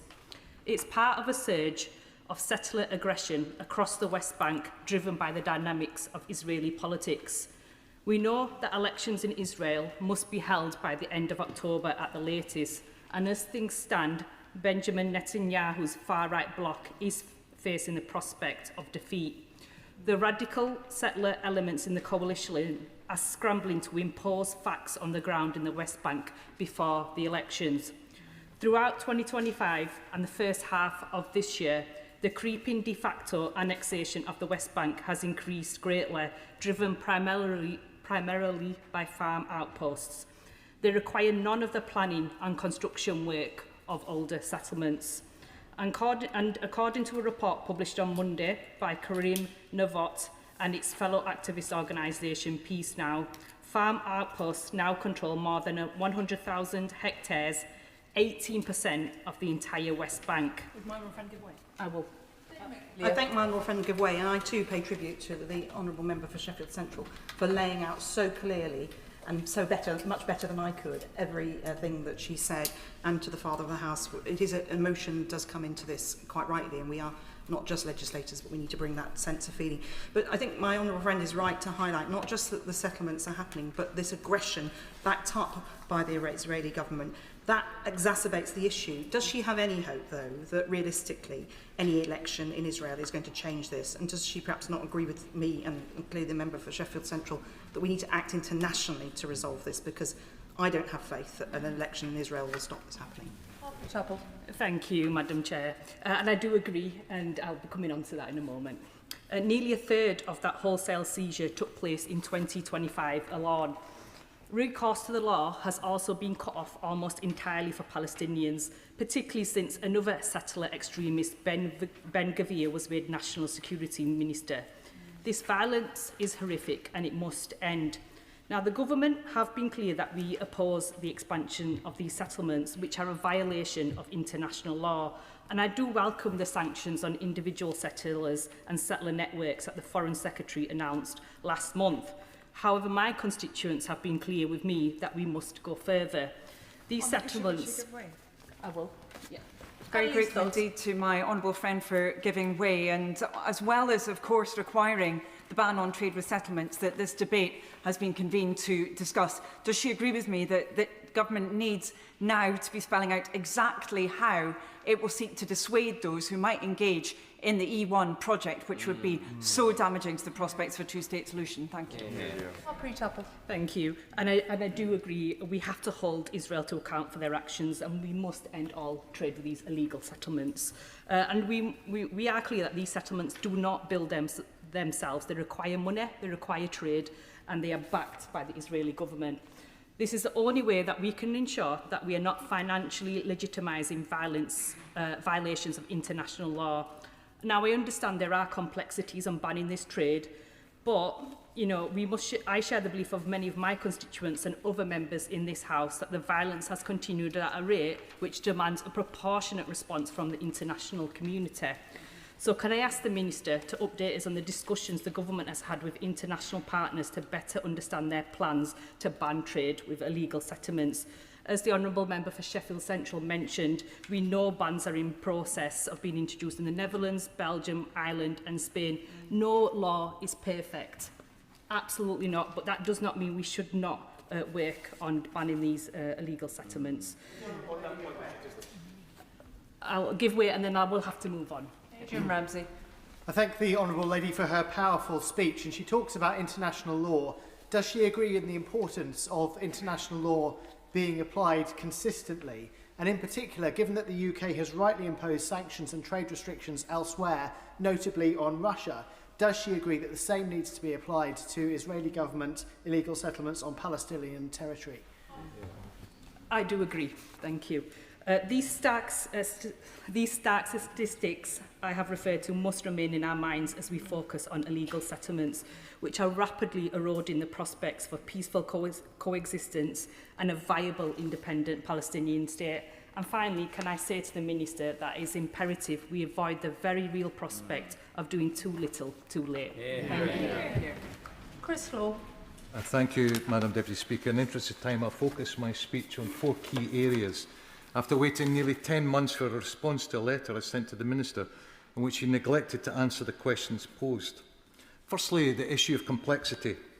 The argument from the Government is that it's just too complex to differentiate between goods produced in Greenland, Israel, legitimate Palestinian goods, and those from illegal settlements. However, the Minister is acutely aware that UK free trade agreement with Israel already requires settlement goods and goods from Greenland, Israel to be differentiated. And at the same time, the UK's trade agreement with the Palestinian Authority means that the Palestinian goods have completely different import codes. So the UK should already be distinguishing between goods.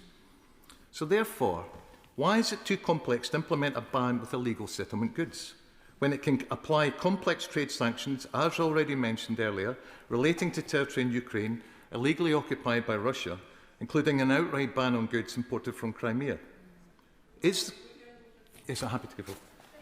I thank the honourable gentleman for giving way and for the points he is making, because I too have engaged in written parliamentary questions and oral questions in order to try to understand why it is so difficult apparently to distinguish between goods from the illegal settlements which the Minister for the Middle East has said quite clearly should not be traded with, and goods from Israel proper. Does he agree with me that as long as that differentiation is not made effectively, there is no incentive on Israel to actually differentiate its goods and to stop hiding its settlement goods behind goods from Israel proper? Chris Law. Thank you very much. And I agree completely with my colleague across the other benches on a point. And I think the point could be the other way around. If Israel cannot differentiate, or it's hiding goods in amongst other goods, why don't we just ban all of them until they prove otherwise? That would be a way to deal with it. So, yes, happy to. Thank the honourable member for giving way, and assure the Father of the House that the passion he feels finds a strong echo in my part of the world, where the cultural memory of being driven off your land is still very strong. And the Father of the House said he would avoid dry legalistic points. But I agree with my honourable friend across the chamber that that is what the UK government is doing, dry legalistic points.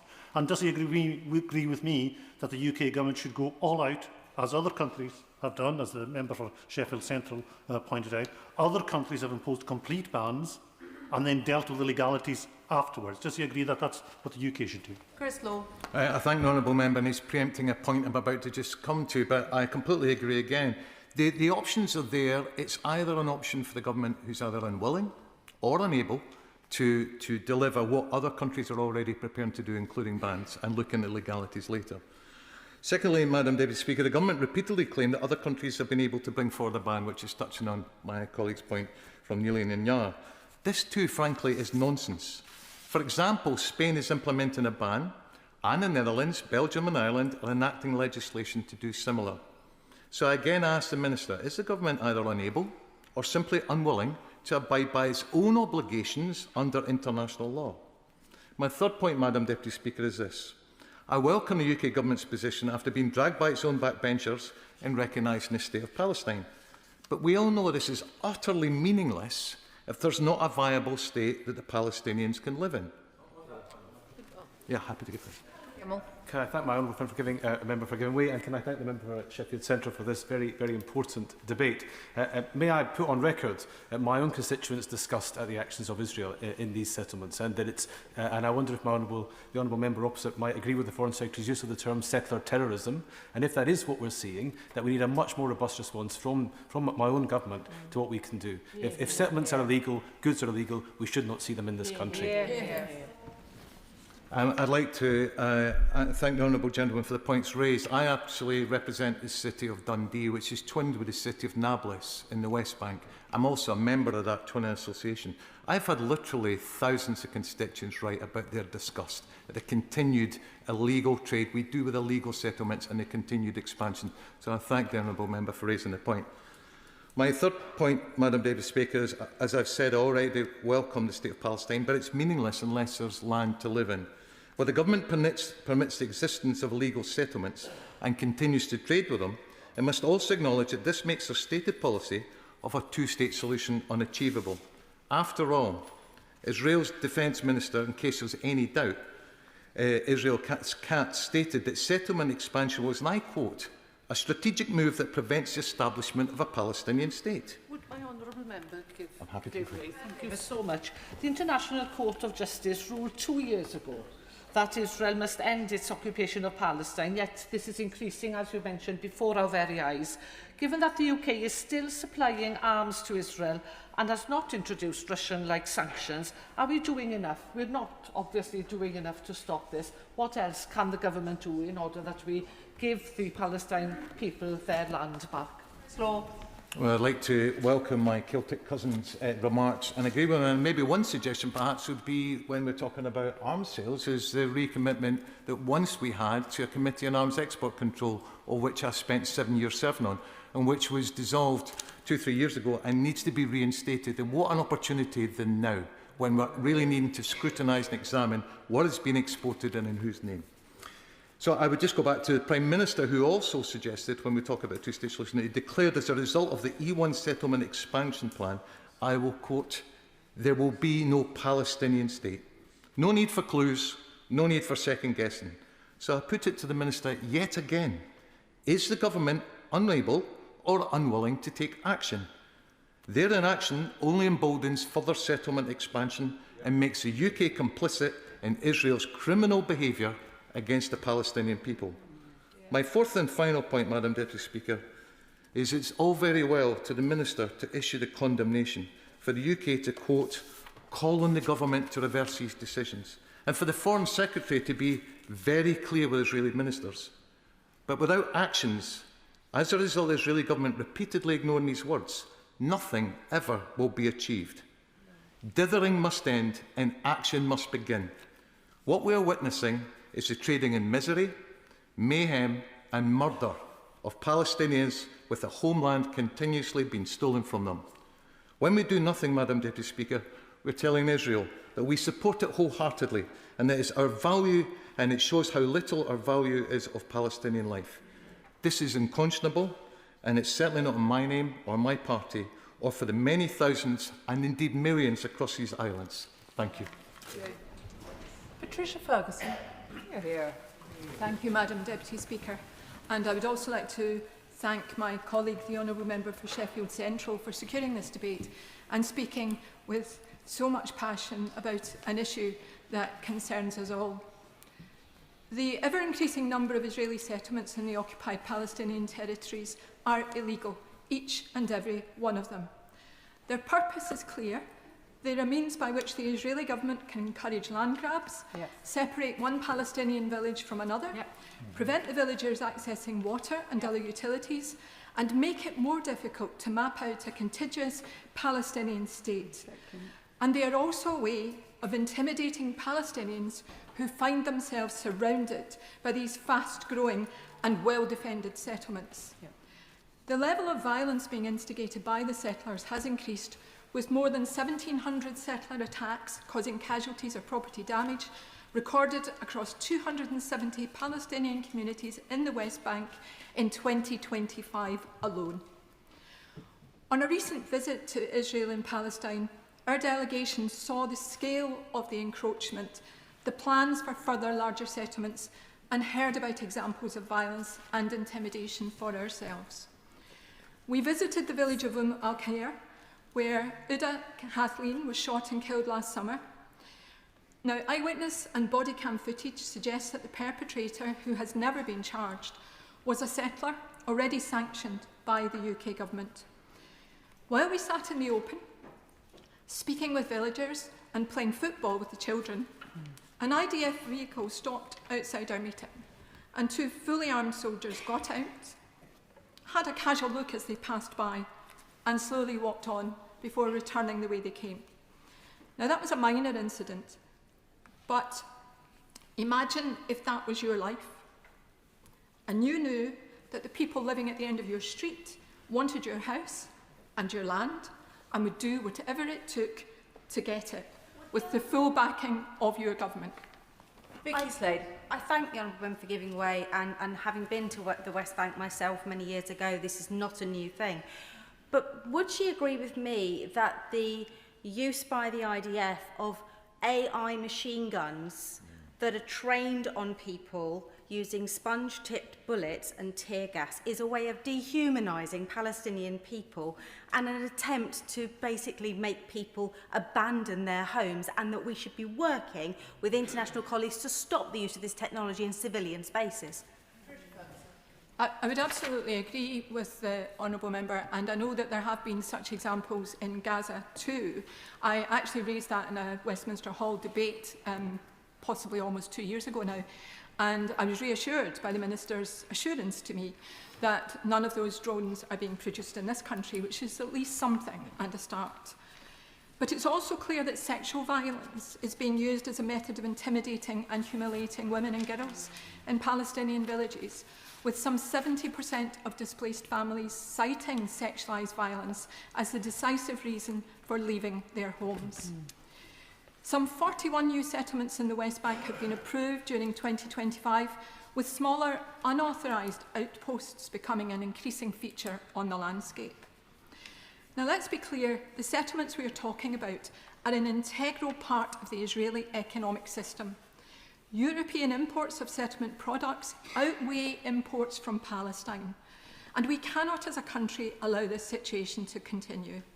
We are out of step, as we've heard. Thank you. I thank my honourable friend for giving way. She's setting out very clearly the illegality of the settlements on the West Bank, and the Geneva Convention is very clear on this point. Therefore, the reports that properties are now being advertised for sale on the West Bank is absolutely despicable. Does she share my outrage that the ASA has been silent on this point until now? Patricia Ferguson. Yeah, I absolutely share that outrage, and I actually will mention it a little later in my contribution. But we cannot allow, as a country, this situation to continue. We are out of step with so many of our European partners. We've declared Palestine statehood, and that's great, but we owe it to the people of that state to ensure in whatever ways we can that the state can function as a state. And increasingly we are seeing the economy of these settlements moving out from agriculture and into tourism, real estate, financial services, construction, transport, digital platforms and logistics. So any action we do take must be applicable across the entire range of goods and services, and must cover any goods and services that facilitate, support or benefit economically these illegal settlements. A ban that simply covered agricultural products, for example, would just encourage the movement of activity into these other areas. We know that existing restrictions on trade have been neutralised in effect. The Israeli government operates a reimbursement scheme in respect of EU customs duties, and settlement goods are often being routed through Israel for repacking.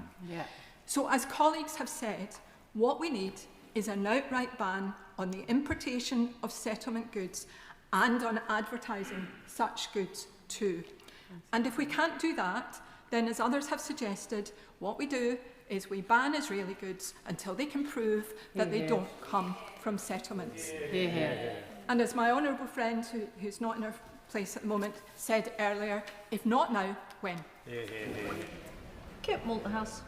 Madam Deputy Speaker, a pleasure to follow the Honourable Lady, and always a pleasure to hear the gentle Yorkshire accent of the Honourable Lady for Sheffield Central raised in fierce defence of peace, justice and international law. Because, colleagues, make no mistake, while this country does need to rebuild its physical defences, in the end our defence lies in international law and the set of rules that we created after the Second World War to decide how countries should peaceably settle their disputes. And at the heart of the problem of international law at the moment sits the plight of the Palestinians. And if they sit at the heart of the problem, so do we. And this debate is so important today because it's not just about the Palestinians, it's also about we British and the world we live in and the way we want the world to operate when it is in dispute.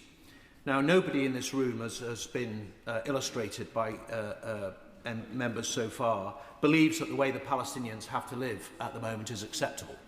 Nobody who's stood in the middle of Hebron and seen Palestinians living in cages or has watched them being dragged from their homes, their olive trees uprooted, run over with cars, detained without charge. Nobody who's seen the guns, the checkpoints, the walls, the signs saying where you can and can't go, or seen these enormous so-called settlements makes them seem somehow quaint, little house on the prairie, but they are fortresses forcibly invading and stealing other people's land. And more recently, nobody who's watched the psychopathic settlers, if that's what they are, more like terrorists, roaming across the West Bank, terrorising innocent Palestinian families on a daily basis and setting ablaze entire villages, can think that this is acceptable. And yet still, as a country, we sell them bulldozers, we buy their goods, we sell them financial services, we, by whatever means, financially help to support and sustain this appalling situation, hiding as we do behind the fig leaf of complexity. And therein lies a mystery that I have to confess to you, over the last couple of years I've still yet to understand. A third of the Labour Party has now put its name to a letter calling for a ban on trade with the settlements, and yet still the government does not move. Other countries across the world are instituting or have instituted bans. The complexity argument falls away, as the Honourable Lady said, when you look at Crimea. It's not too complex for Spain or for Ireland or for other countries. Presumably, it wasn't too complicated for the civil servant who drafted the trade ban for Crimea, or indeed for any of the other trade bans that we've used with effect over the years. Now, we've insisted, for other reasons to do with trade, and the Trade Minister will know this, we've insisted on the labelling of goods for reasons of trade. We've warned gently businesses off them even. The last statement, stentorian words about take care in trading, there may be legal risk. We've done everything, or the government's done everything, except the obvious, which is just to ban them. And the question I'm left asking is why? Why the reluctance? Why the hesitation? Nobody's buying the complexity argument. We don't buy it in any other circumstance of trade. If we want to ban modern slavery or goods that are produced by forced labour, we put the obligation on the businesses that are importing to prove that they have not acquired the goods that way, by all means. Thank the honourable member for his speech. And maybe I could answer his question. Perhaps it's because of a nostalgia for an Israel that no longer exists, an Israel that made the desert bloom, and yet we now have a state of Israel which routinely breaks human rights, busts human law, and basically, in effect, creates a situation where it is now before the ICJ accused of genocide. This isn't a state that anyone on this side of the House, let alone in this place, should have any sympathy for, because it undermines our ability to be able to hold up international law. And actually, when we think about it, the state that now exists is one, ultimately, that everyone in this House should be able to condemn wholeheartedly. Kit Malthouse. Well, strangely enough, I agree with the honourable gentleman. Probably the first time in our political careers that we have agreed. And he puts his finger on the point I'm trying to make, that this dispute involves our own security as well.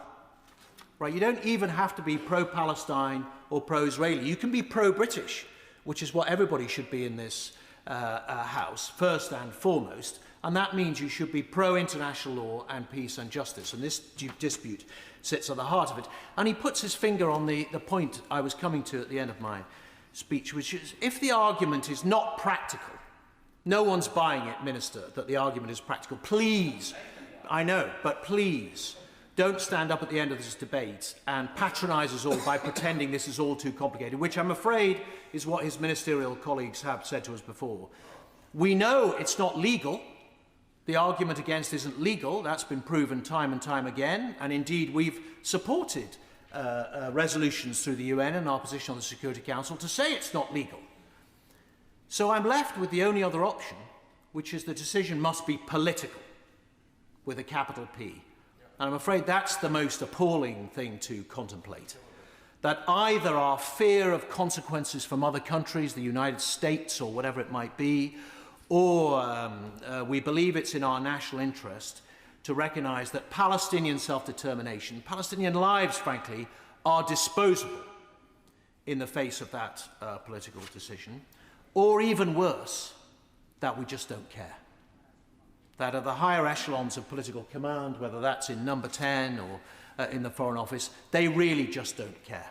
If we squint a bit, we do some statements from the front bench, we do a couple of sanctions here and there, in the end, the caravan will move on and nobody will care.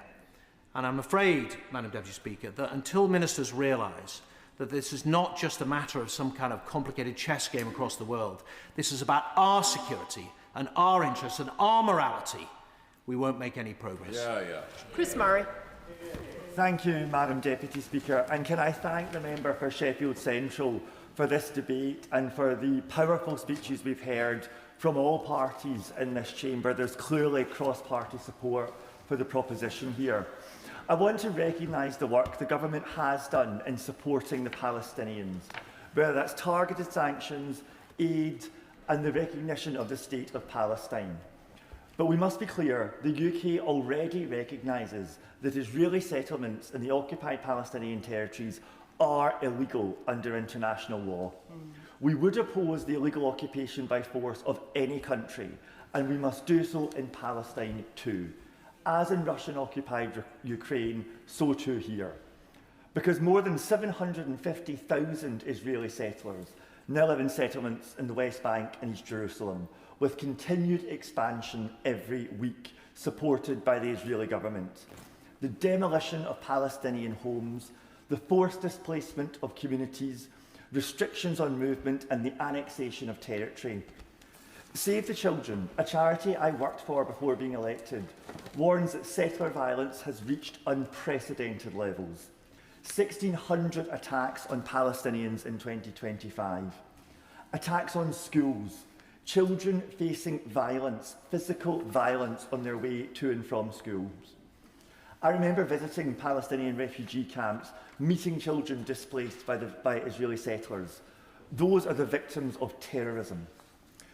So the government's recent sanctions against a limited number of settlers are a welcome step. They are insufficient given the scale of expansion we are currently seeing. Because be in no doubt, the objective in establishing these illegal settlements is to render an independent Palestinian state unviable. The method is terrorism, expropriation, violence and intimidation. And the outcome will be that a two-state solution that this House has long called for will be impossible. Let me make two final points. Trade is important. Bans should not be undertaken lightly or as a gesture. We all recognise the value of deep and complex trade relationships with other countries. for our own economy and prosperity, and for our societies engaging and understanding with each other. But trade relies on rules. It relies on rules that are respected and that our system is rules-based. Our constituents are consumers, and in a free market, they rely on the government to ensure that trade rules are observed and that their purchases are not profiting terrorism and instability. Yes, I'll agree. I wonder whether the honourable member has seen the news today that the EU is now considering a trade ban, and if it's good enough for the individual countries and now it's good enough for the EU, it should definitely be good enough for the UK. I wonder if he has a comment on that. I thank the Honourable Lady for that intervention. I completely agree. It is not just in the UK that people are recognising that Israel is crossing multiple lines. It is across the world. And so we must act, as others have said, other countries like Ireland and Spain are taking this decision. We must too. This is the time to do so. I just finally want to make one final point, which is it would be impossible for me to overstate the importance of this issue to my constituents in Edinburgh East and Musselburgh. In my 2 years as an MP, I have never been asked to speak in a debate on as many times by constituents as I have today. I make the speech in their name. The time is long overdue for a ban on trade with illegal Israeli settlements. The UK must comprehensively ban all trade in goods and services with the occupied territory. Dr. Ellie Chance. Thank you very much, Madam Deputy Speaker, and I warmly thank my honourable friend for Sheffield Central for securing this very much needed debate. And it is very much needed because despite the fact that we have discussed the need for a ban on settlement trade on numerous occasions in this chamber, despite the fact that colleagues from across the House have repeatedly called on the government to ban settlement trade, for the past 2 years, we have heard nothing from this government except excuses on this matter. And this is simply unacceptable because we are complicit in this country. Failing to ban settlement trade means that money from Britain is actively supporting the perpetuation of the illegal occupation of Palestinian lands. And this is a matter where the clock is ticking. We debated just last week the E1 settlement expansion. This expansion will put to death any prospect of a two-state solution, any prospect of a lasting peace in Israel and Palestine if it is not stopped. And so the government has an obligation to do everything within their power to pressure the Israeli government to stop the illegal expansion of illegal settlements, the violence that goes along with it. There's a moral obligation. There's an international legal obligation too. 2 years ago, the ICJ issued an opinion stating this very clearly. But one of the excuses we repeatedly hear from the government is that this is only advisory. But we have UN resolutions, we have UN commissions of inquiry who state this is a very clear legal obligation on the UK government to do everything possible to not provide material support to illegal occupation. That is a clear international legal obligation, as well as a moral obligation. And yet we hear two excuses repeated by this government. One, that we can't do this alone. We have to work in concert. We heard that yet again last week from the Foreign Office Minister. We heard it a year ago, in June last year, when I raised this precise issue with the Foreign Office Minister in a debate I led on tackling Israeli genocide in Gaza. And at that point, he said, and I quote, "At the moment, no European power bans settlement trade in the way she describes. It is something that we talk to our partners and allies about.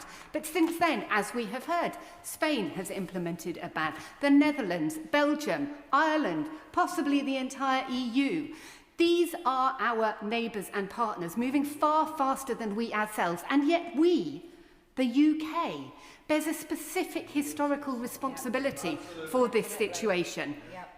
How is it that our government is abdicating this responsibility and enabling the perpetuation of a situation that will actively counteract the thing they themselves did last year, i.e. declare their recognition of the state of Palestine?" So that is one excuse from the government, that we need to work together, and yet others are way ahead of us. Is it not time for the UK at least to catch up if we cannot bring ourselves to show leadership on this? The other excuse we hear is that it is too difficult. But of course, as colleagues across the chamber have already pointed out, it wasn't too difficult when it came to Russia. It wasn't too difficult when it came to Crimea. We have the legislation in place, SAMLA provisions. We could put this in place now. So I will happily give way. I thank her for giving way. She's doing an excellent job expressing the moral outrage felt by constituents from Herefordshire to Sunderland to Sheffield that I think we all share.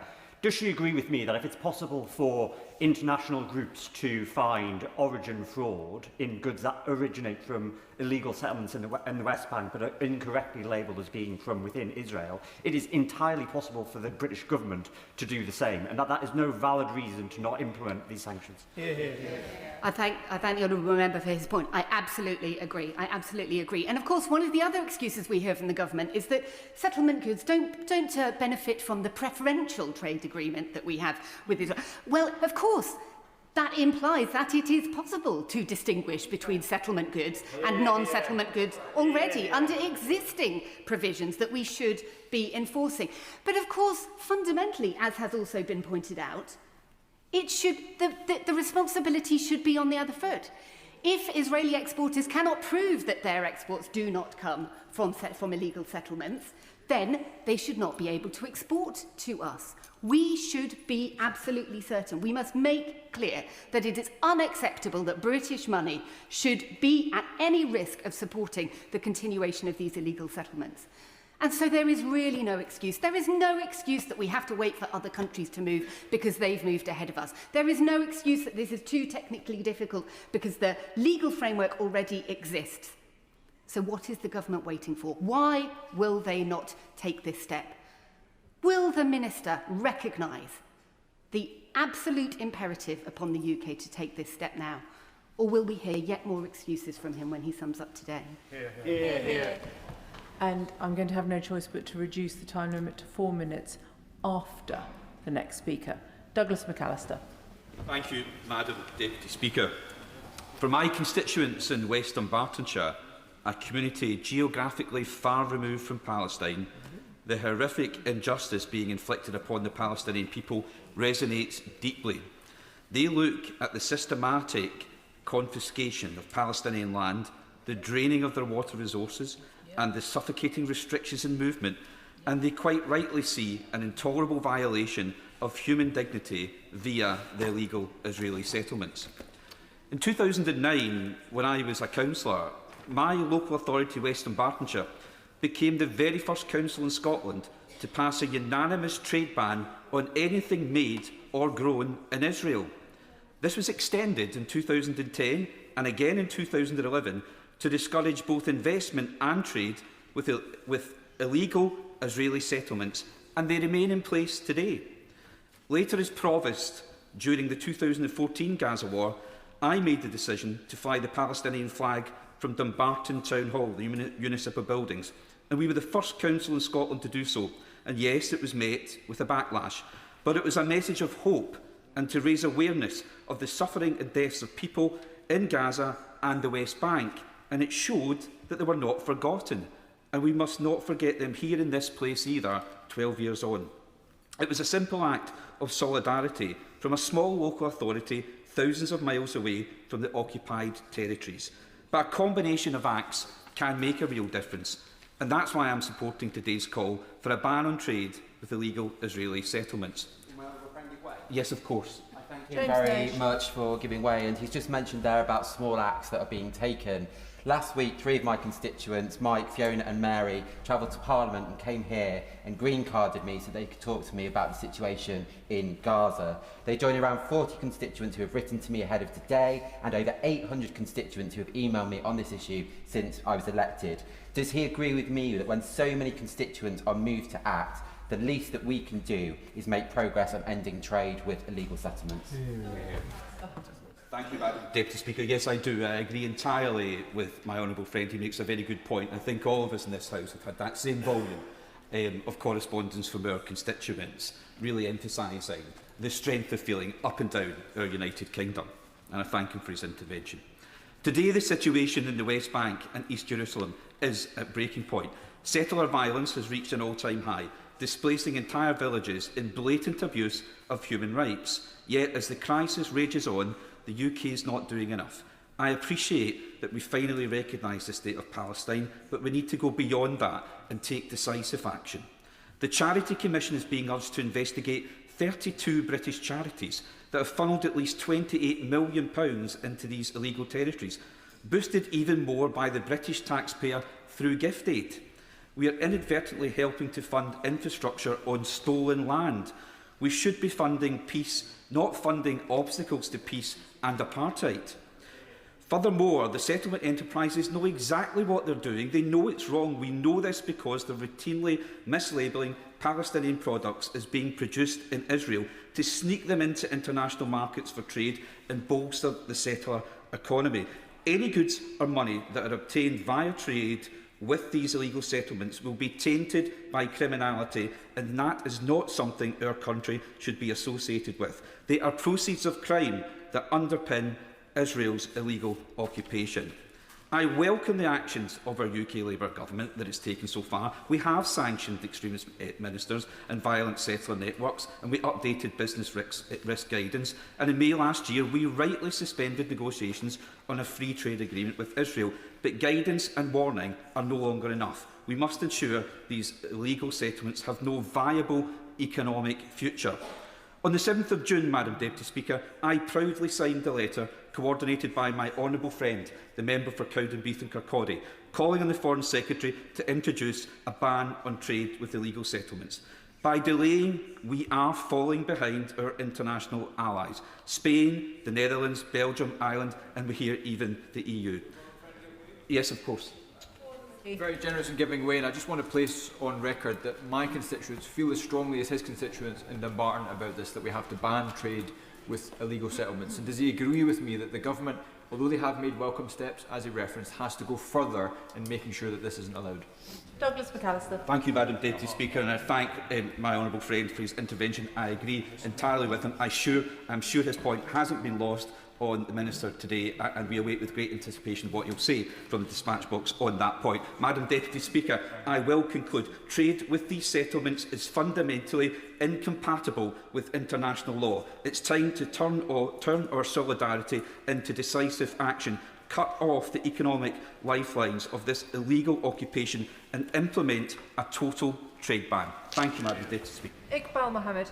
Thank you, Madam Deputy Speaker. I would also like to thank my Yorkshire colleague, honourable friend, the member for Sheffield Central, for securing this debate and for introducing it with the passion and power which he did. Every single pound that goes from Britain to Israel, in one way or another, is helping Israel perpetuate its illegal occupation, apartheid system against the Palestinian people. Just this week, Haaretz reported that Israeli nationalist crime in the West Bank is up by 560% since 2019, according to official police data. And we know that the vast majority of the crimes by these terrorist settlers goes unreported and unpunished. So 500+% officially just shows that there'll be thousands of percent that have gone unreported. These settlements are illegal colonies. For years, ministers have stood at the dispatch box and rightly described these quote-unquote settlements as illegal under international law. This government has done so more times than I can count, yet condemnation rings hollow. If settlements are illegal, why are we still treating their products as legitimate? Every shipment from a settlement carries a human cost in the displacement, the deprivation of income, and the death that it constitutes. It is the economic bedrock of a system of apartheid. Up to 110,000 Palestinian families rely on the olive harvest as their source of income. For generations, olive trees have sustained communities economically and culturally. But over the many decades, and just over the last year, last year's harvest. Settler violence has reached unprecedented levels, all against the backdrop of a genocide in Gaza. Madam Deputy Speaker, a Palestinian farmer named Jamal Daragmeh was beaten alongside his sons as Israeli settlers tried to harvest olives from their land, from the land their family had cultivated for generations. That is how settlements expand. Families are terrorized, livelihoods are destroyed, and communities are driven from their land, creating the single greatest obstacle to Palestinian economic development and self-determination. These injustices are accelerating before our eyes. As we've heard, since the genocide in Gaza began, settlement expansion has surged, with 165 new settlement outposts established. This is an average of 47 every year, up from just over 5 between 1996 and 2022. The consequences are also measured in the lives taken. According to B'Tselem, Israeli forces or civilians have killed 4,000 Palestinians since 2000. In the past year and a half, 70 Palestinian children have been murdered in the West Bank at an average of almost one every week. And just last week, Smotrich celebrated what he called the revolution in settlement expansion. This is a sanctioned minister publicly boasting about accelerating annexation while settlements continue to grow unabated. Shows this government's approach is having zero meaningful impact. So history will not remember how many times this government has condemned illegal settlements. It will remember that Britain chose to keep trading with them anyway. Condemnation without consequence is nothing less than complicity. I will give way. Would my honourable friend agree that any debate on Palestine is incomplete if it fails to confront the elephant in the room, the allegation of genocide? So I wonder whether my friend can help. I suspect he will not be able to.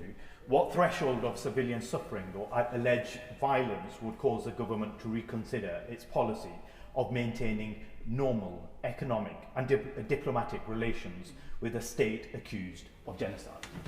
I thank my honourable friend for his intervention, and as a barrister and a lawyer, he and many across this House who are not in that profession know that it is incumbent on us, it's an obligation on the UK government to take any and all practical steps to prevent and to stop a genocide happening anywhere on any people, and that includes the Palestinians. So, Madam Deputy Speaker, to conclude, history will not remember how many times this government has condemned illegal settlements. It will remember that Britain, for decades, has chosen to keep trading with Israel anyway and the settlements anyway. Condemnation without consequence is nothing less than complicity. Israeli settlers, aided and abetted by the IDF and Israeli government, have taken away the rights of the Palestinians to live. Instead of sanctioning all of these settlers, successive British governments have actively facilitated and allowed goods and services from these settlements to be sold in the UK. Why do the British government despise Palestinian life so much? Jeff Smith. Thank you, Madam Deputy Speaker. It's not often I agree with both the member for Dewsbury and Brackley and the Father of the House.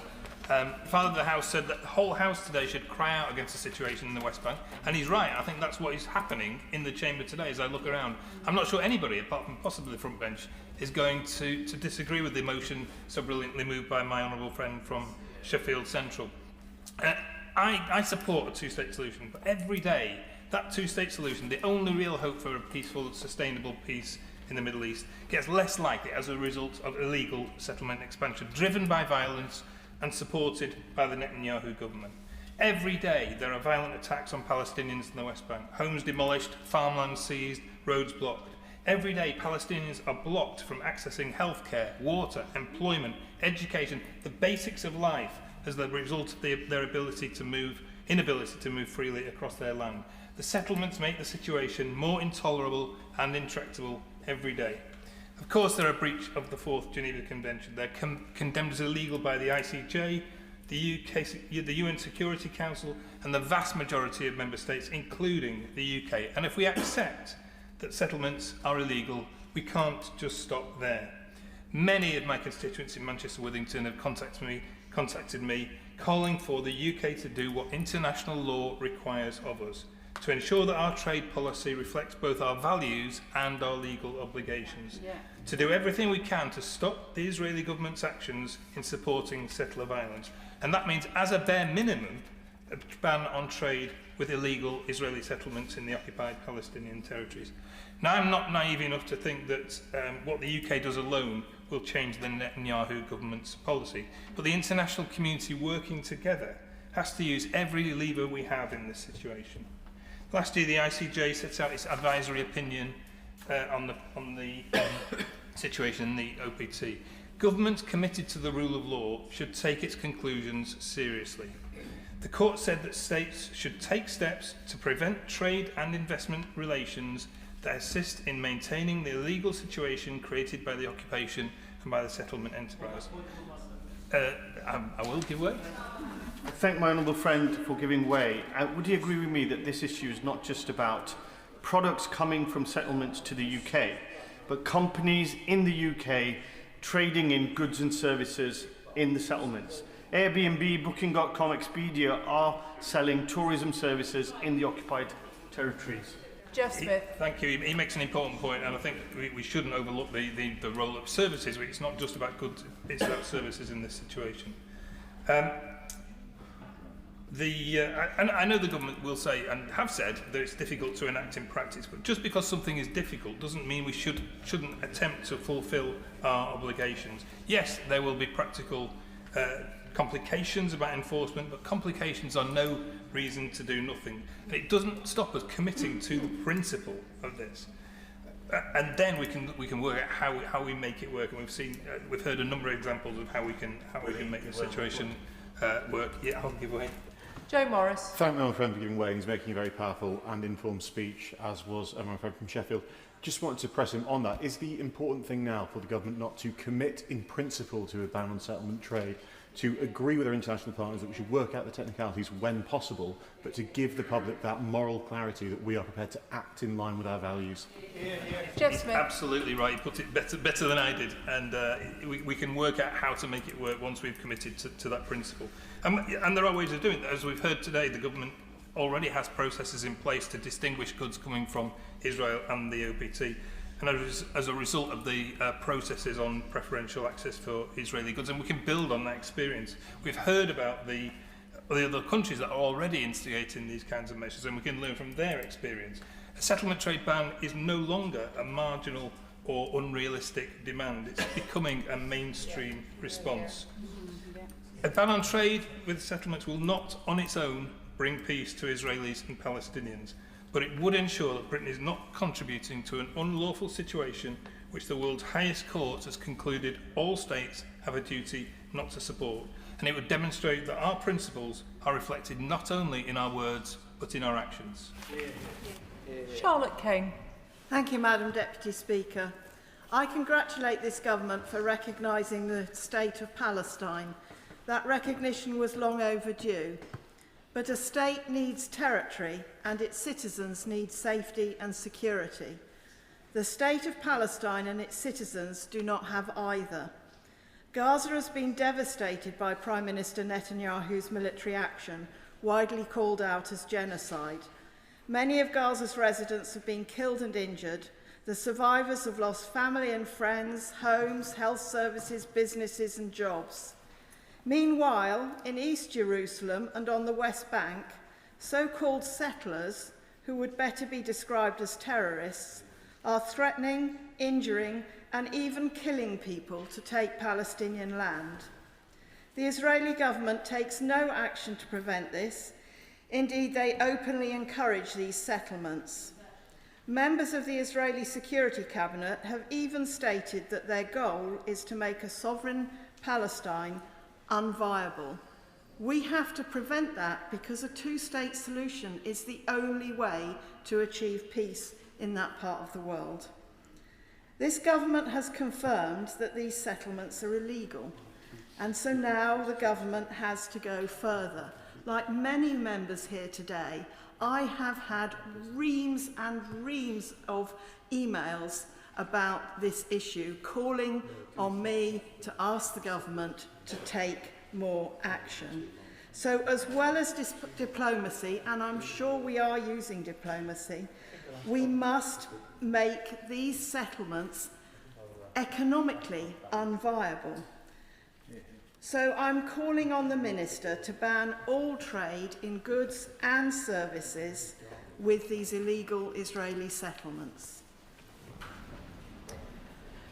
Yasmin Qureshi.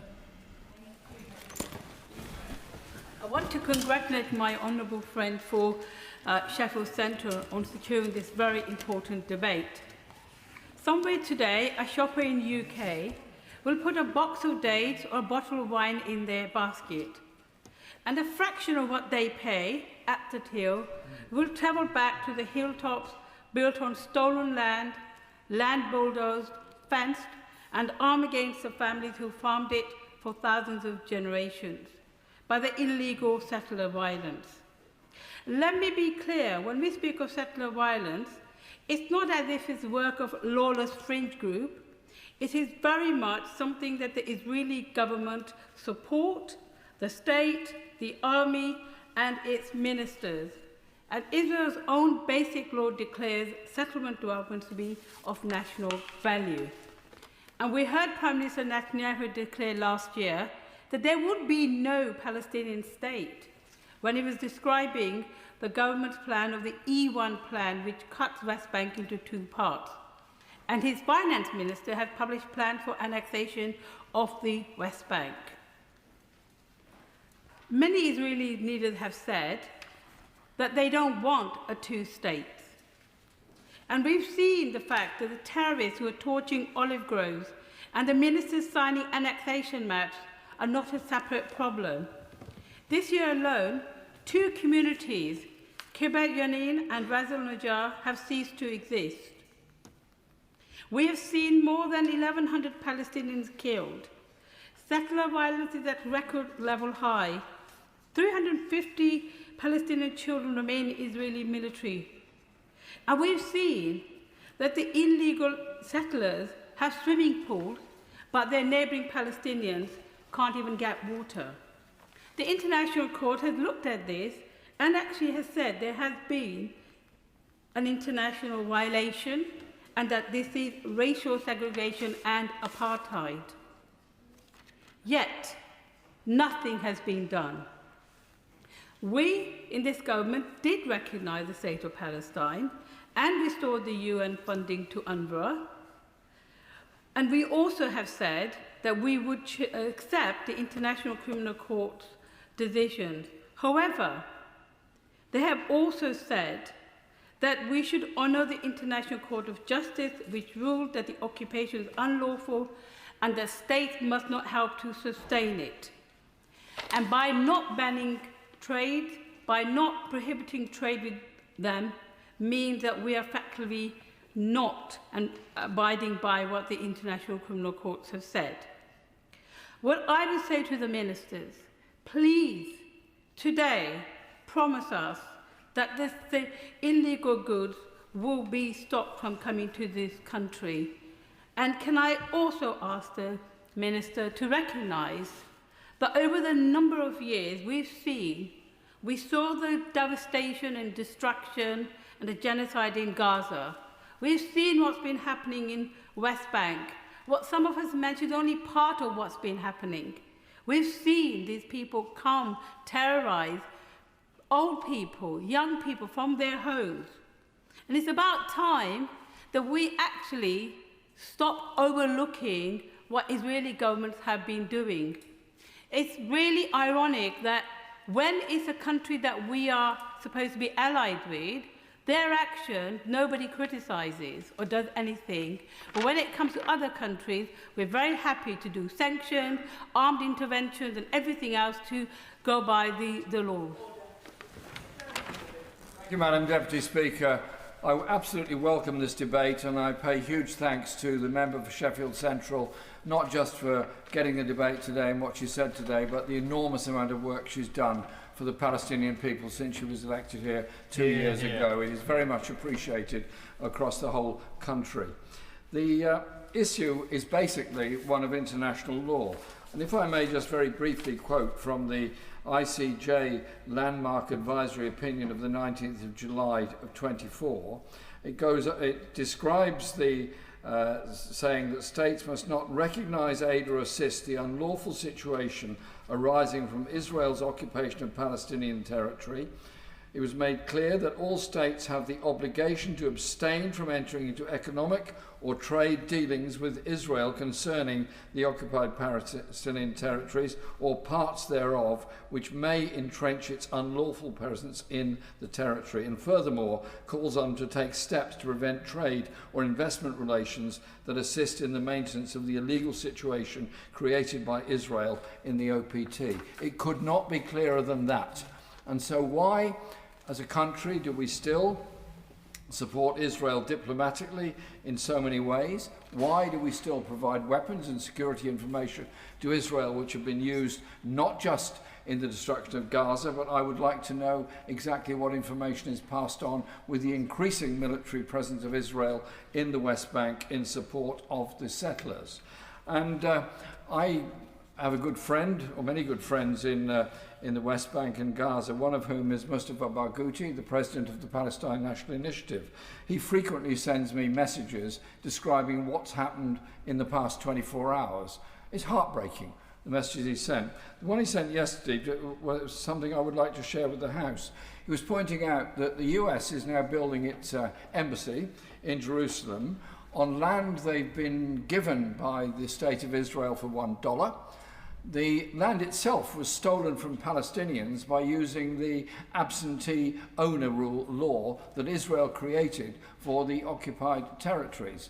So it is not Israel's land to give to the United States for $1. It is actually Palestinian land that should be remaining as land belonging to the Palestinian people. And to give you an example give the House an example of the horror story day to day of the behaviour of the settlers, strongly supported by the State of Israel, strongly supported by the IDF and the Israeli police.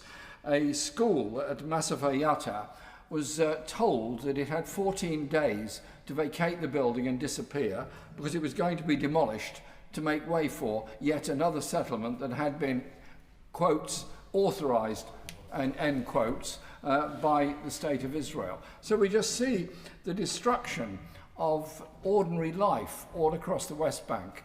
And I've visited many times in Gaza, West Bank and Israel, seen the horror story of what the occupation does, and see the theft of land, the destruction of water, and the inability of anyone to get around in a normal way.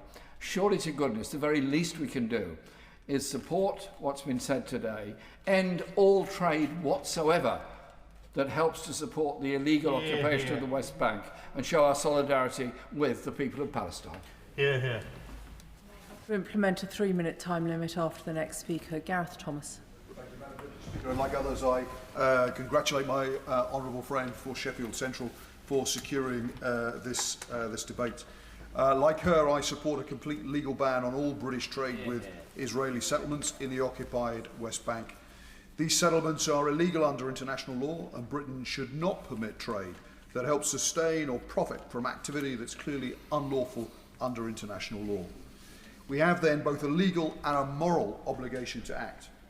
The settlements form part of a broader pattern of land confiscation, home demolitions, movement restrictions, settler violence, and the denial of basic human rights. These policies are being actively encouraged by the Netanyahu government and are intended, at least in part, to extinguish any realistic prospect of a future Palestinian state. If we genuinely support a two-state solution, want to respect our obligations under international law, and recognise our common humanity, then Britain must act. Palestinian children in the West Bank are among those suffering most from the escalating levels of settler violence. According to UNICEF, 70 Palestinian children were killed in the West Bank between January last year and May this year, equivalent to roughly one child every week.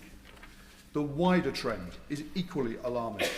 According to the UN Office for the Coordination of Humanitarian Affairs, OCHA, March this year saw the highest number of Palestinians injured in settler attacks for 2 decades. Illegal settlements now physically occupy nearly 10% of the West Bank, while settlement regional councils exercise control over approximately 40% of the territory. This has dramatically reduced the land available for Palestinian housing, infrastructure and economic development. The World Bank has repeatedly highlighted how restrictions on Palestinian access to land undermine economic growth and development. Without meaningful action to curb settlement expansion, poverty will deepen on the West Bank and the prospects for peace will recede further still. Large areas of Palestinian agricultural land have been confiscated for the direct benefit of settlers. What is clear is that this is not accidental or incidental. It is a deliberate policy that enjoys the active support of the current Israeli government. In September last year, Prime Minister Netanyahu stated that there will be no Palestinian state, while advancing the E1 settlement expansion plan, which would effectively split the West Bank in 2. In its 2024 advisory opinion, the International Court of Justice concluded that Israel's policies and practices in the occupied Palestinian territories are contrary to international law, and stated that other countries, clearly including us, have obligations not to support or assist the maintenance of the unlawful situation created by the settlements. So a comprehensive ban on settlement trade would therefore be a practical and necessary step towards meeting those obligations and challenging continued settlement expansion. As others have said, I won't, if you'll forgive me just because of time, Britain would not be acting alone. Spain has already introduced a ban, while Ireland, Belgium and the Netherlands have either committed to or are advancing similar measures. If they're willing to act, why aren't we? Others have already identified the fact that there is a comparable restriction on goods originating from illegally occupied Crimea and other Russian-occupied territories in Ukraine. So the principle of a ban is neither novel nor unprecedented, and with the appropriate care and consultation could take place here in the UK. We have the means to act, we have the responsibility to do so. A ban on trade with illegal settlements is both justified and now overdue. Thank you, Madam Deputy Speaker. And can I first start by putting my thanks on record to the member for Sheffield Central for bringing this very much important debate, and indeed congratulating on her tremendous, very passionate speech. I'm grateful to all the members who have already outlined the legal positions. I'm just going to concentrate on, we know that Ireland has passed an act, Belgium, Spain has banned products from illegal settlements. So I'm just going to bring it right back home to a very, very common sense argument. The case put forward by the Irish Parliament was clear this week when it said that they should not enter freely into commercial markets, as doing so would allow illegal goods and services to be transformed into legal entities in Ireland. And that's the crux of it for me. It is this premise which expert legal opinions by Richard Fisher-Casey and Rebecca Bain of Doughty Street Chambers have highlighted, that trade from Israeli illegal settlements into the UK has a legal basis to be prosecuted under domestic UK law and indeed amount to production under Part 7 of the Proceeds of Crime Act 2002. The position not to ban seems driven less by genuine legal application than by how such a position might be politically received by Israel. Fundamentally, the question is not about trade with Israel, but trade with illegal settlements in illegal occupied territories and a matter of international law. Currently, the UK government... Does the member agree that the ICJ advisory opinion does not leave the decision to be a political one, but a legal decision? And in respect of domestic law, what we know is the government accepts the illegal settlements, and therefore, under the Proceeds of Crime Act, if the government does not make a firm decision, it risks putting our financial institutions under risk. Honourable member for his comment, and yes, I'm coming to, well, I've missed lots out simply because of limits on time. Currently in the UK, the government strongly advises against conducting any economic financial activities in illegal Israeli settlements, including financial transactions, investments, procurement and other economic activities, which the government confirms has legal and economic risks according to international law. So here's the thing. So long as consumers are aware of the origins of goods which are from Israel's illegal occupation of Palestinian land, illegal settlements, according to international law, amount to war crimes, and illegal produce, they can choose whether they want to buy it or not. So let me spell this out. It means that something grown or stolen on stolen land recognised as illegal by our government, recognised to pose legal risk as proceeds from stolen land, so long as the goods are clearly labelled as stolen goods, they can legally be sold in Asda, in Morrison's, in Tesco's, or even Marks and Spencer's, just so long as it's correctly labelled as stolen. Imagine if we were to apply this same principle in the UK for ordinary citizens. It would suggest that so long as a product or good is labelled, even if it is a produce linked to criminal property, so long as it is labelled, it is fine. In fact, we could go even further, and one could argue this way, the principle being applied, if Asda, Morrison, Tesco's or even any others were to sell, for example, stolen TVs, so long as they are labelled, possibly stolen, and businesses are aware and warned of a legal and economic risk, it's fine to just buy one from your local supermarket. That's the bottom line. The consumer has the knowledge, and the authorities are happy to turn a blind eye. We cannot continue to turn a blind eye. The annexation, the terrorism that they faced for the Palestinians by terrorist settlers who absolutely terrorise and make no mistake, this is an absolute state-sanctioned occupation and annexation and increasing of Palestinian territory, taking over that Palestinian territory. We cannot and must not stand by, because history will not be kind to us. Thank you. Andy MacDonald. Thank you, Madam Deputy Speaker. I want to congratulate my honourable friend from Sheffield Central for leading us on this today. The government rightly says that Israel's settlements in the OPT are illegal under international law. If that's the government's position, and I welcome that recognition, then there's an obvious question. Why does Britain still permit trade and financial activity that helps sustain those illegal settlements? In a matter of days, it will be 2 years since the ICJ advisory opinion, and people have commented upon that. But 2 years on, the government is yet to explain how it intends to give effect to those obligations in UK law and policy. And in a statement of the 9th of June, the Foreign Secretary said, "I have strengthened our business risk guidance to make it clear and unambiguous." Yet I've had a look at that this morning.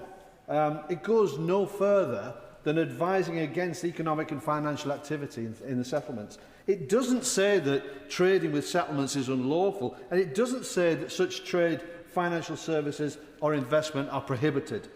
That contradiction was exposed during the Great Israeli Real Estate event in London, where property in illegal settlements was marketed to British buyers. The government referred the organisers to the Advertising Standards Agency. With respect, this is not principally an advertising issue. It's a question of whether commercial activity linked to illegal settlements should be taking place at all. And if commercial activity connected to illegal settlements is taking place through Britain's financial system, Britain's regulators should be asking whether it's facilitating activity connected to settlements which this government accepts as lawful. And that's why the member for Oldham East and Saddleworth, as co-chairs of the Palestine PG, and I have written to Britain's anti-money laundering supervisory bodies, but they bounce it straight back to the government. And the minister points to travel bans, sanctions on 2 ministers, updated guidance. Those are all welcome, but they don't answer the wider question of whether Britain is using every available tool to uphold international law. The government says it lacks the powers. We've heard today they don't. But they can't occupy 2 positions at once. They cannot say settlements are illegal while allowing British commerce to help sustain them. They can't condemn them in speeches and maintain those positions. So today's motion can't change the law, but it can tell the government that Parliament expects the law to reflect its own state position. This country has a history of having betrayed the Palestinian people since 1915 with the betrayal of the Sharif of Mecca, the 1917, the 1936 put-down of the uprising and the creation of the Nakba, the facilitation of that. It's about time we discharge our legal and moral responsibilities to the Palestinian people. Nadia Whittam. Thank you, Madam Deputy Speaker. The continued expansion of illegal Israeli settlements in the occupied West Bank and East Jerusalem is having a profound impact on Palestinian communities, where military violence and attacks by extremist ideologues are spiralling. Poverty is pervasive and economic development almost non-existent, thanks to Israel's systemic abuse and seizure of Palestinian land and resources. Palestinians are being forced out of their homes, while road closures and checkpoints prevent them from accessing the services they require. Israel has committed ethnic cleansing and war crimes, as well as genocide in Gaza. Children have been targeted, maimed and killed. It's right that the government has recognised the state of Palestine, that it's introduced sanctions on certain individuals and groups, and that it suspended some arms licences. But, Madam Deputy Speaker, this is nowhere near enough. The time for expressing concerns and taking limited action was over decades ago. But to continue with this strategy now, when Israel has committed and continues to commit genocide, it beggars belief. We must stop looking the other way. We must not allow financial support towards Israel's crimes. There have long been calls to ban trade with illegal Israeli settlements, and the government must heed those calls now. Spain has already implemented a package of import restrictions on Israeli settlement goods, and earlier this week the Irish Parliament approved legislation banning imports from settlements. The proposed law states that it's designed to abide by Ireland's international legal obligation as identified by the International Court of Justice in its advisory opinion, and this specifically includes taking steps to prevent trade relations that assist in the maintenance of the illegal situation created by Israel in the OPT. The government agrees that Israel's control of the West Bank, East Jerusalem and Gaza amounts to occupation under international law. So why are we refusing to comply with international law by failing to ban trade with illegal settlements? This is the bare minimum. And I'd argue that we should also be implementing much broader economic sanctions against Israel, but this would at least be a start. By failing to do so, history will remember the way that the international community stood for humanity. I'm afraid to say the government is on the wrong of her on this issue. Which was co-signed by over 100 inches is clear, as indeed it is across the expansion and the existing. Some Israeli government ministers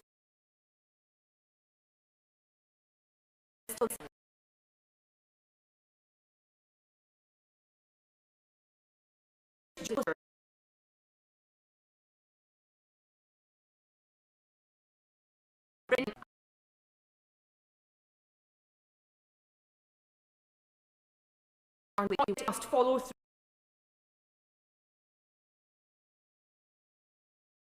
an IC advisory in the state of Israel.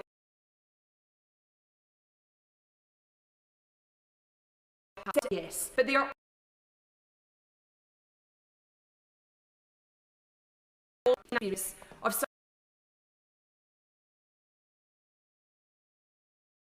of after day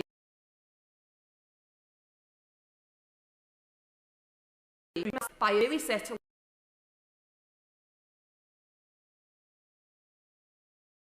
some of the events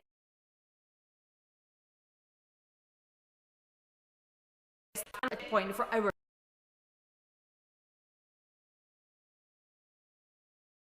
and disabled on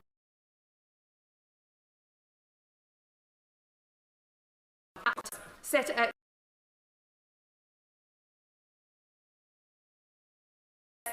is settlers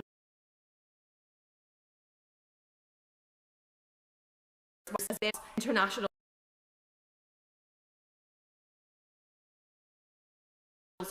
as they took him away on Palestinian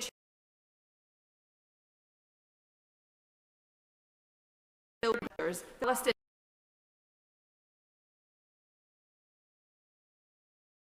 we expect to put up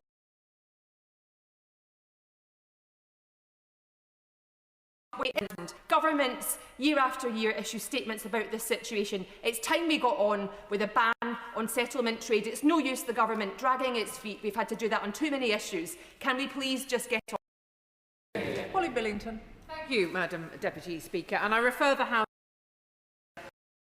I'm particularly honoured to follow my honourable friend, the member for Cowdenbeath, and congratulate my friend, the member for Sheffield Central, for securing this debate. Earlier Israel and the occupied West Bank as part of a cross-party delegation organised by YACAD, survivors of the October 7th attack and Palestinian families driven from their homes, daily intimidation from settlers. Let us be clear, illegal settlement is an obstacle to peace, but a deliberate strategy to make a viable Palestine impossible.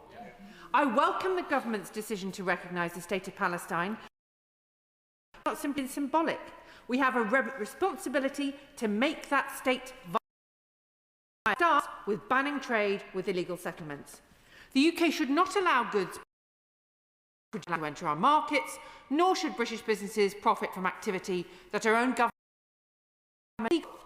We should also suspend trade concessions and sanction any company bidding for design, finance or construct illegal settlements such as E1. There needs to be greater scrutiny of British money flowing into settlements.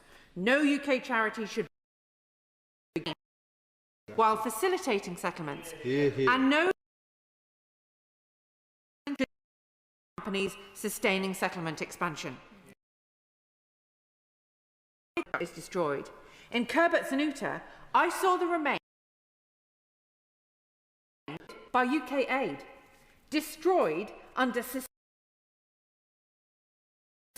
the community to flee. The British government should see the destruction of infrastructure funded by UK taxpayers. The institutions of the Palestinian state itself represents a financial crisis caused by Israelis'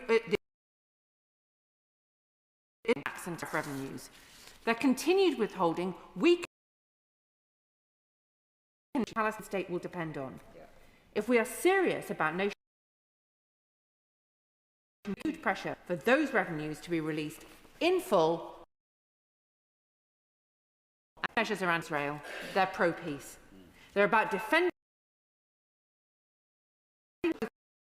existence and preserving our friend is a man of principle.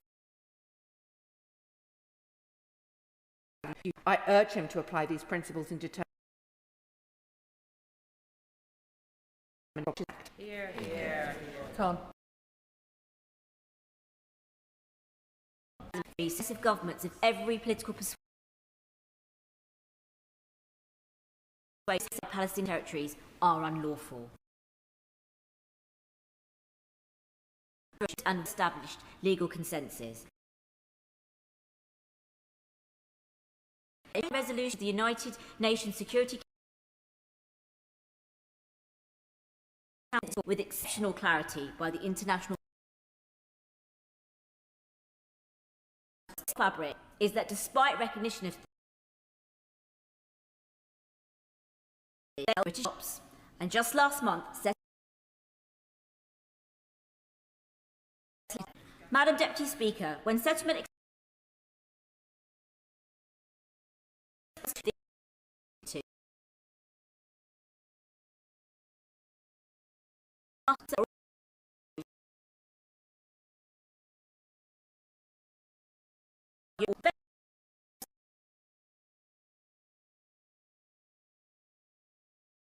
consensus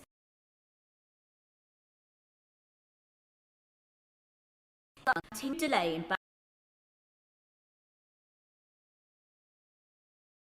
on Israel's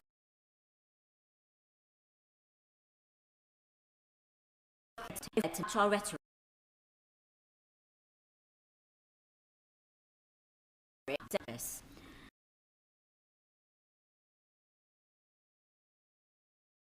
its importance.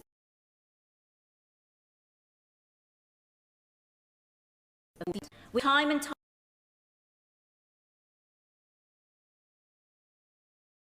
Ukraine.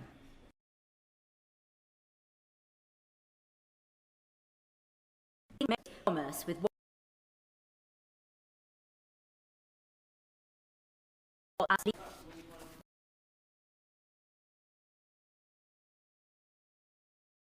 sovereignty over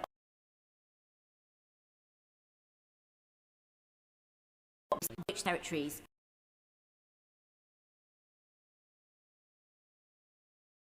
Attacks.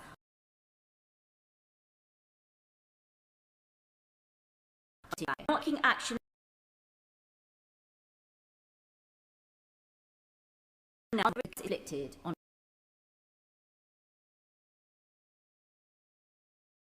the force that stands behind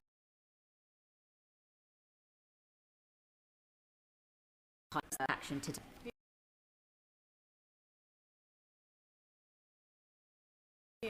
My own friend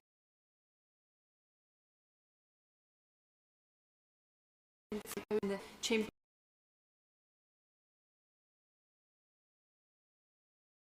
out in this.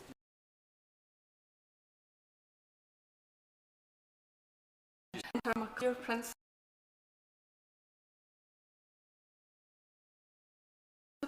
Activities make it less achievable with every passing day. This is about life in the West Bank and whether we're prepared to acknowledge realities that impede the everyday life of Palestinians. Prosperity and dignity depend on very ordinary things, the things for granted, getting to work on time, children being able to see water, services and opportunities, but these simply are not of Palestinian communities. Now, I am fortunate to know the humanitarian group in the Falkirk area, which advocates for the human rights of Palestinians in the West Bank, creating friendships and solidarity across borders. And these long-standing connections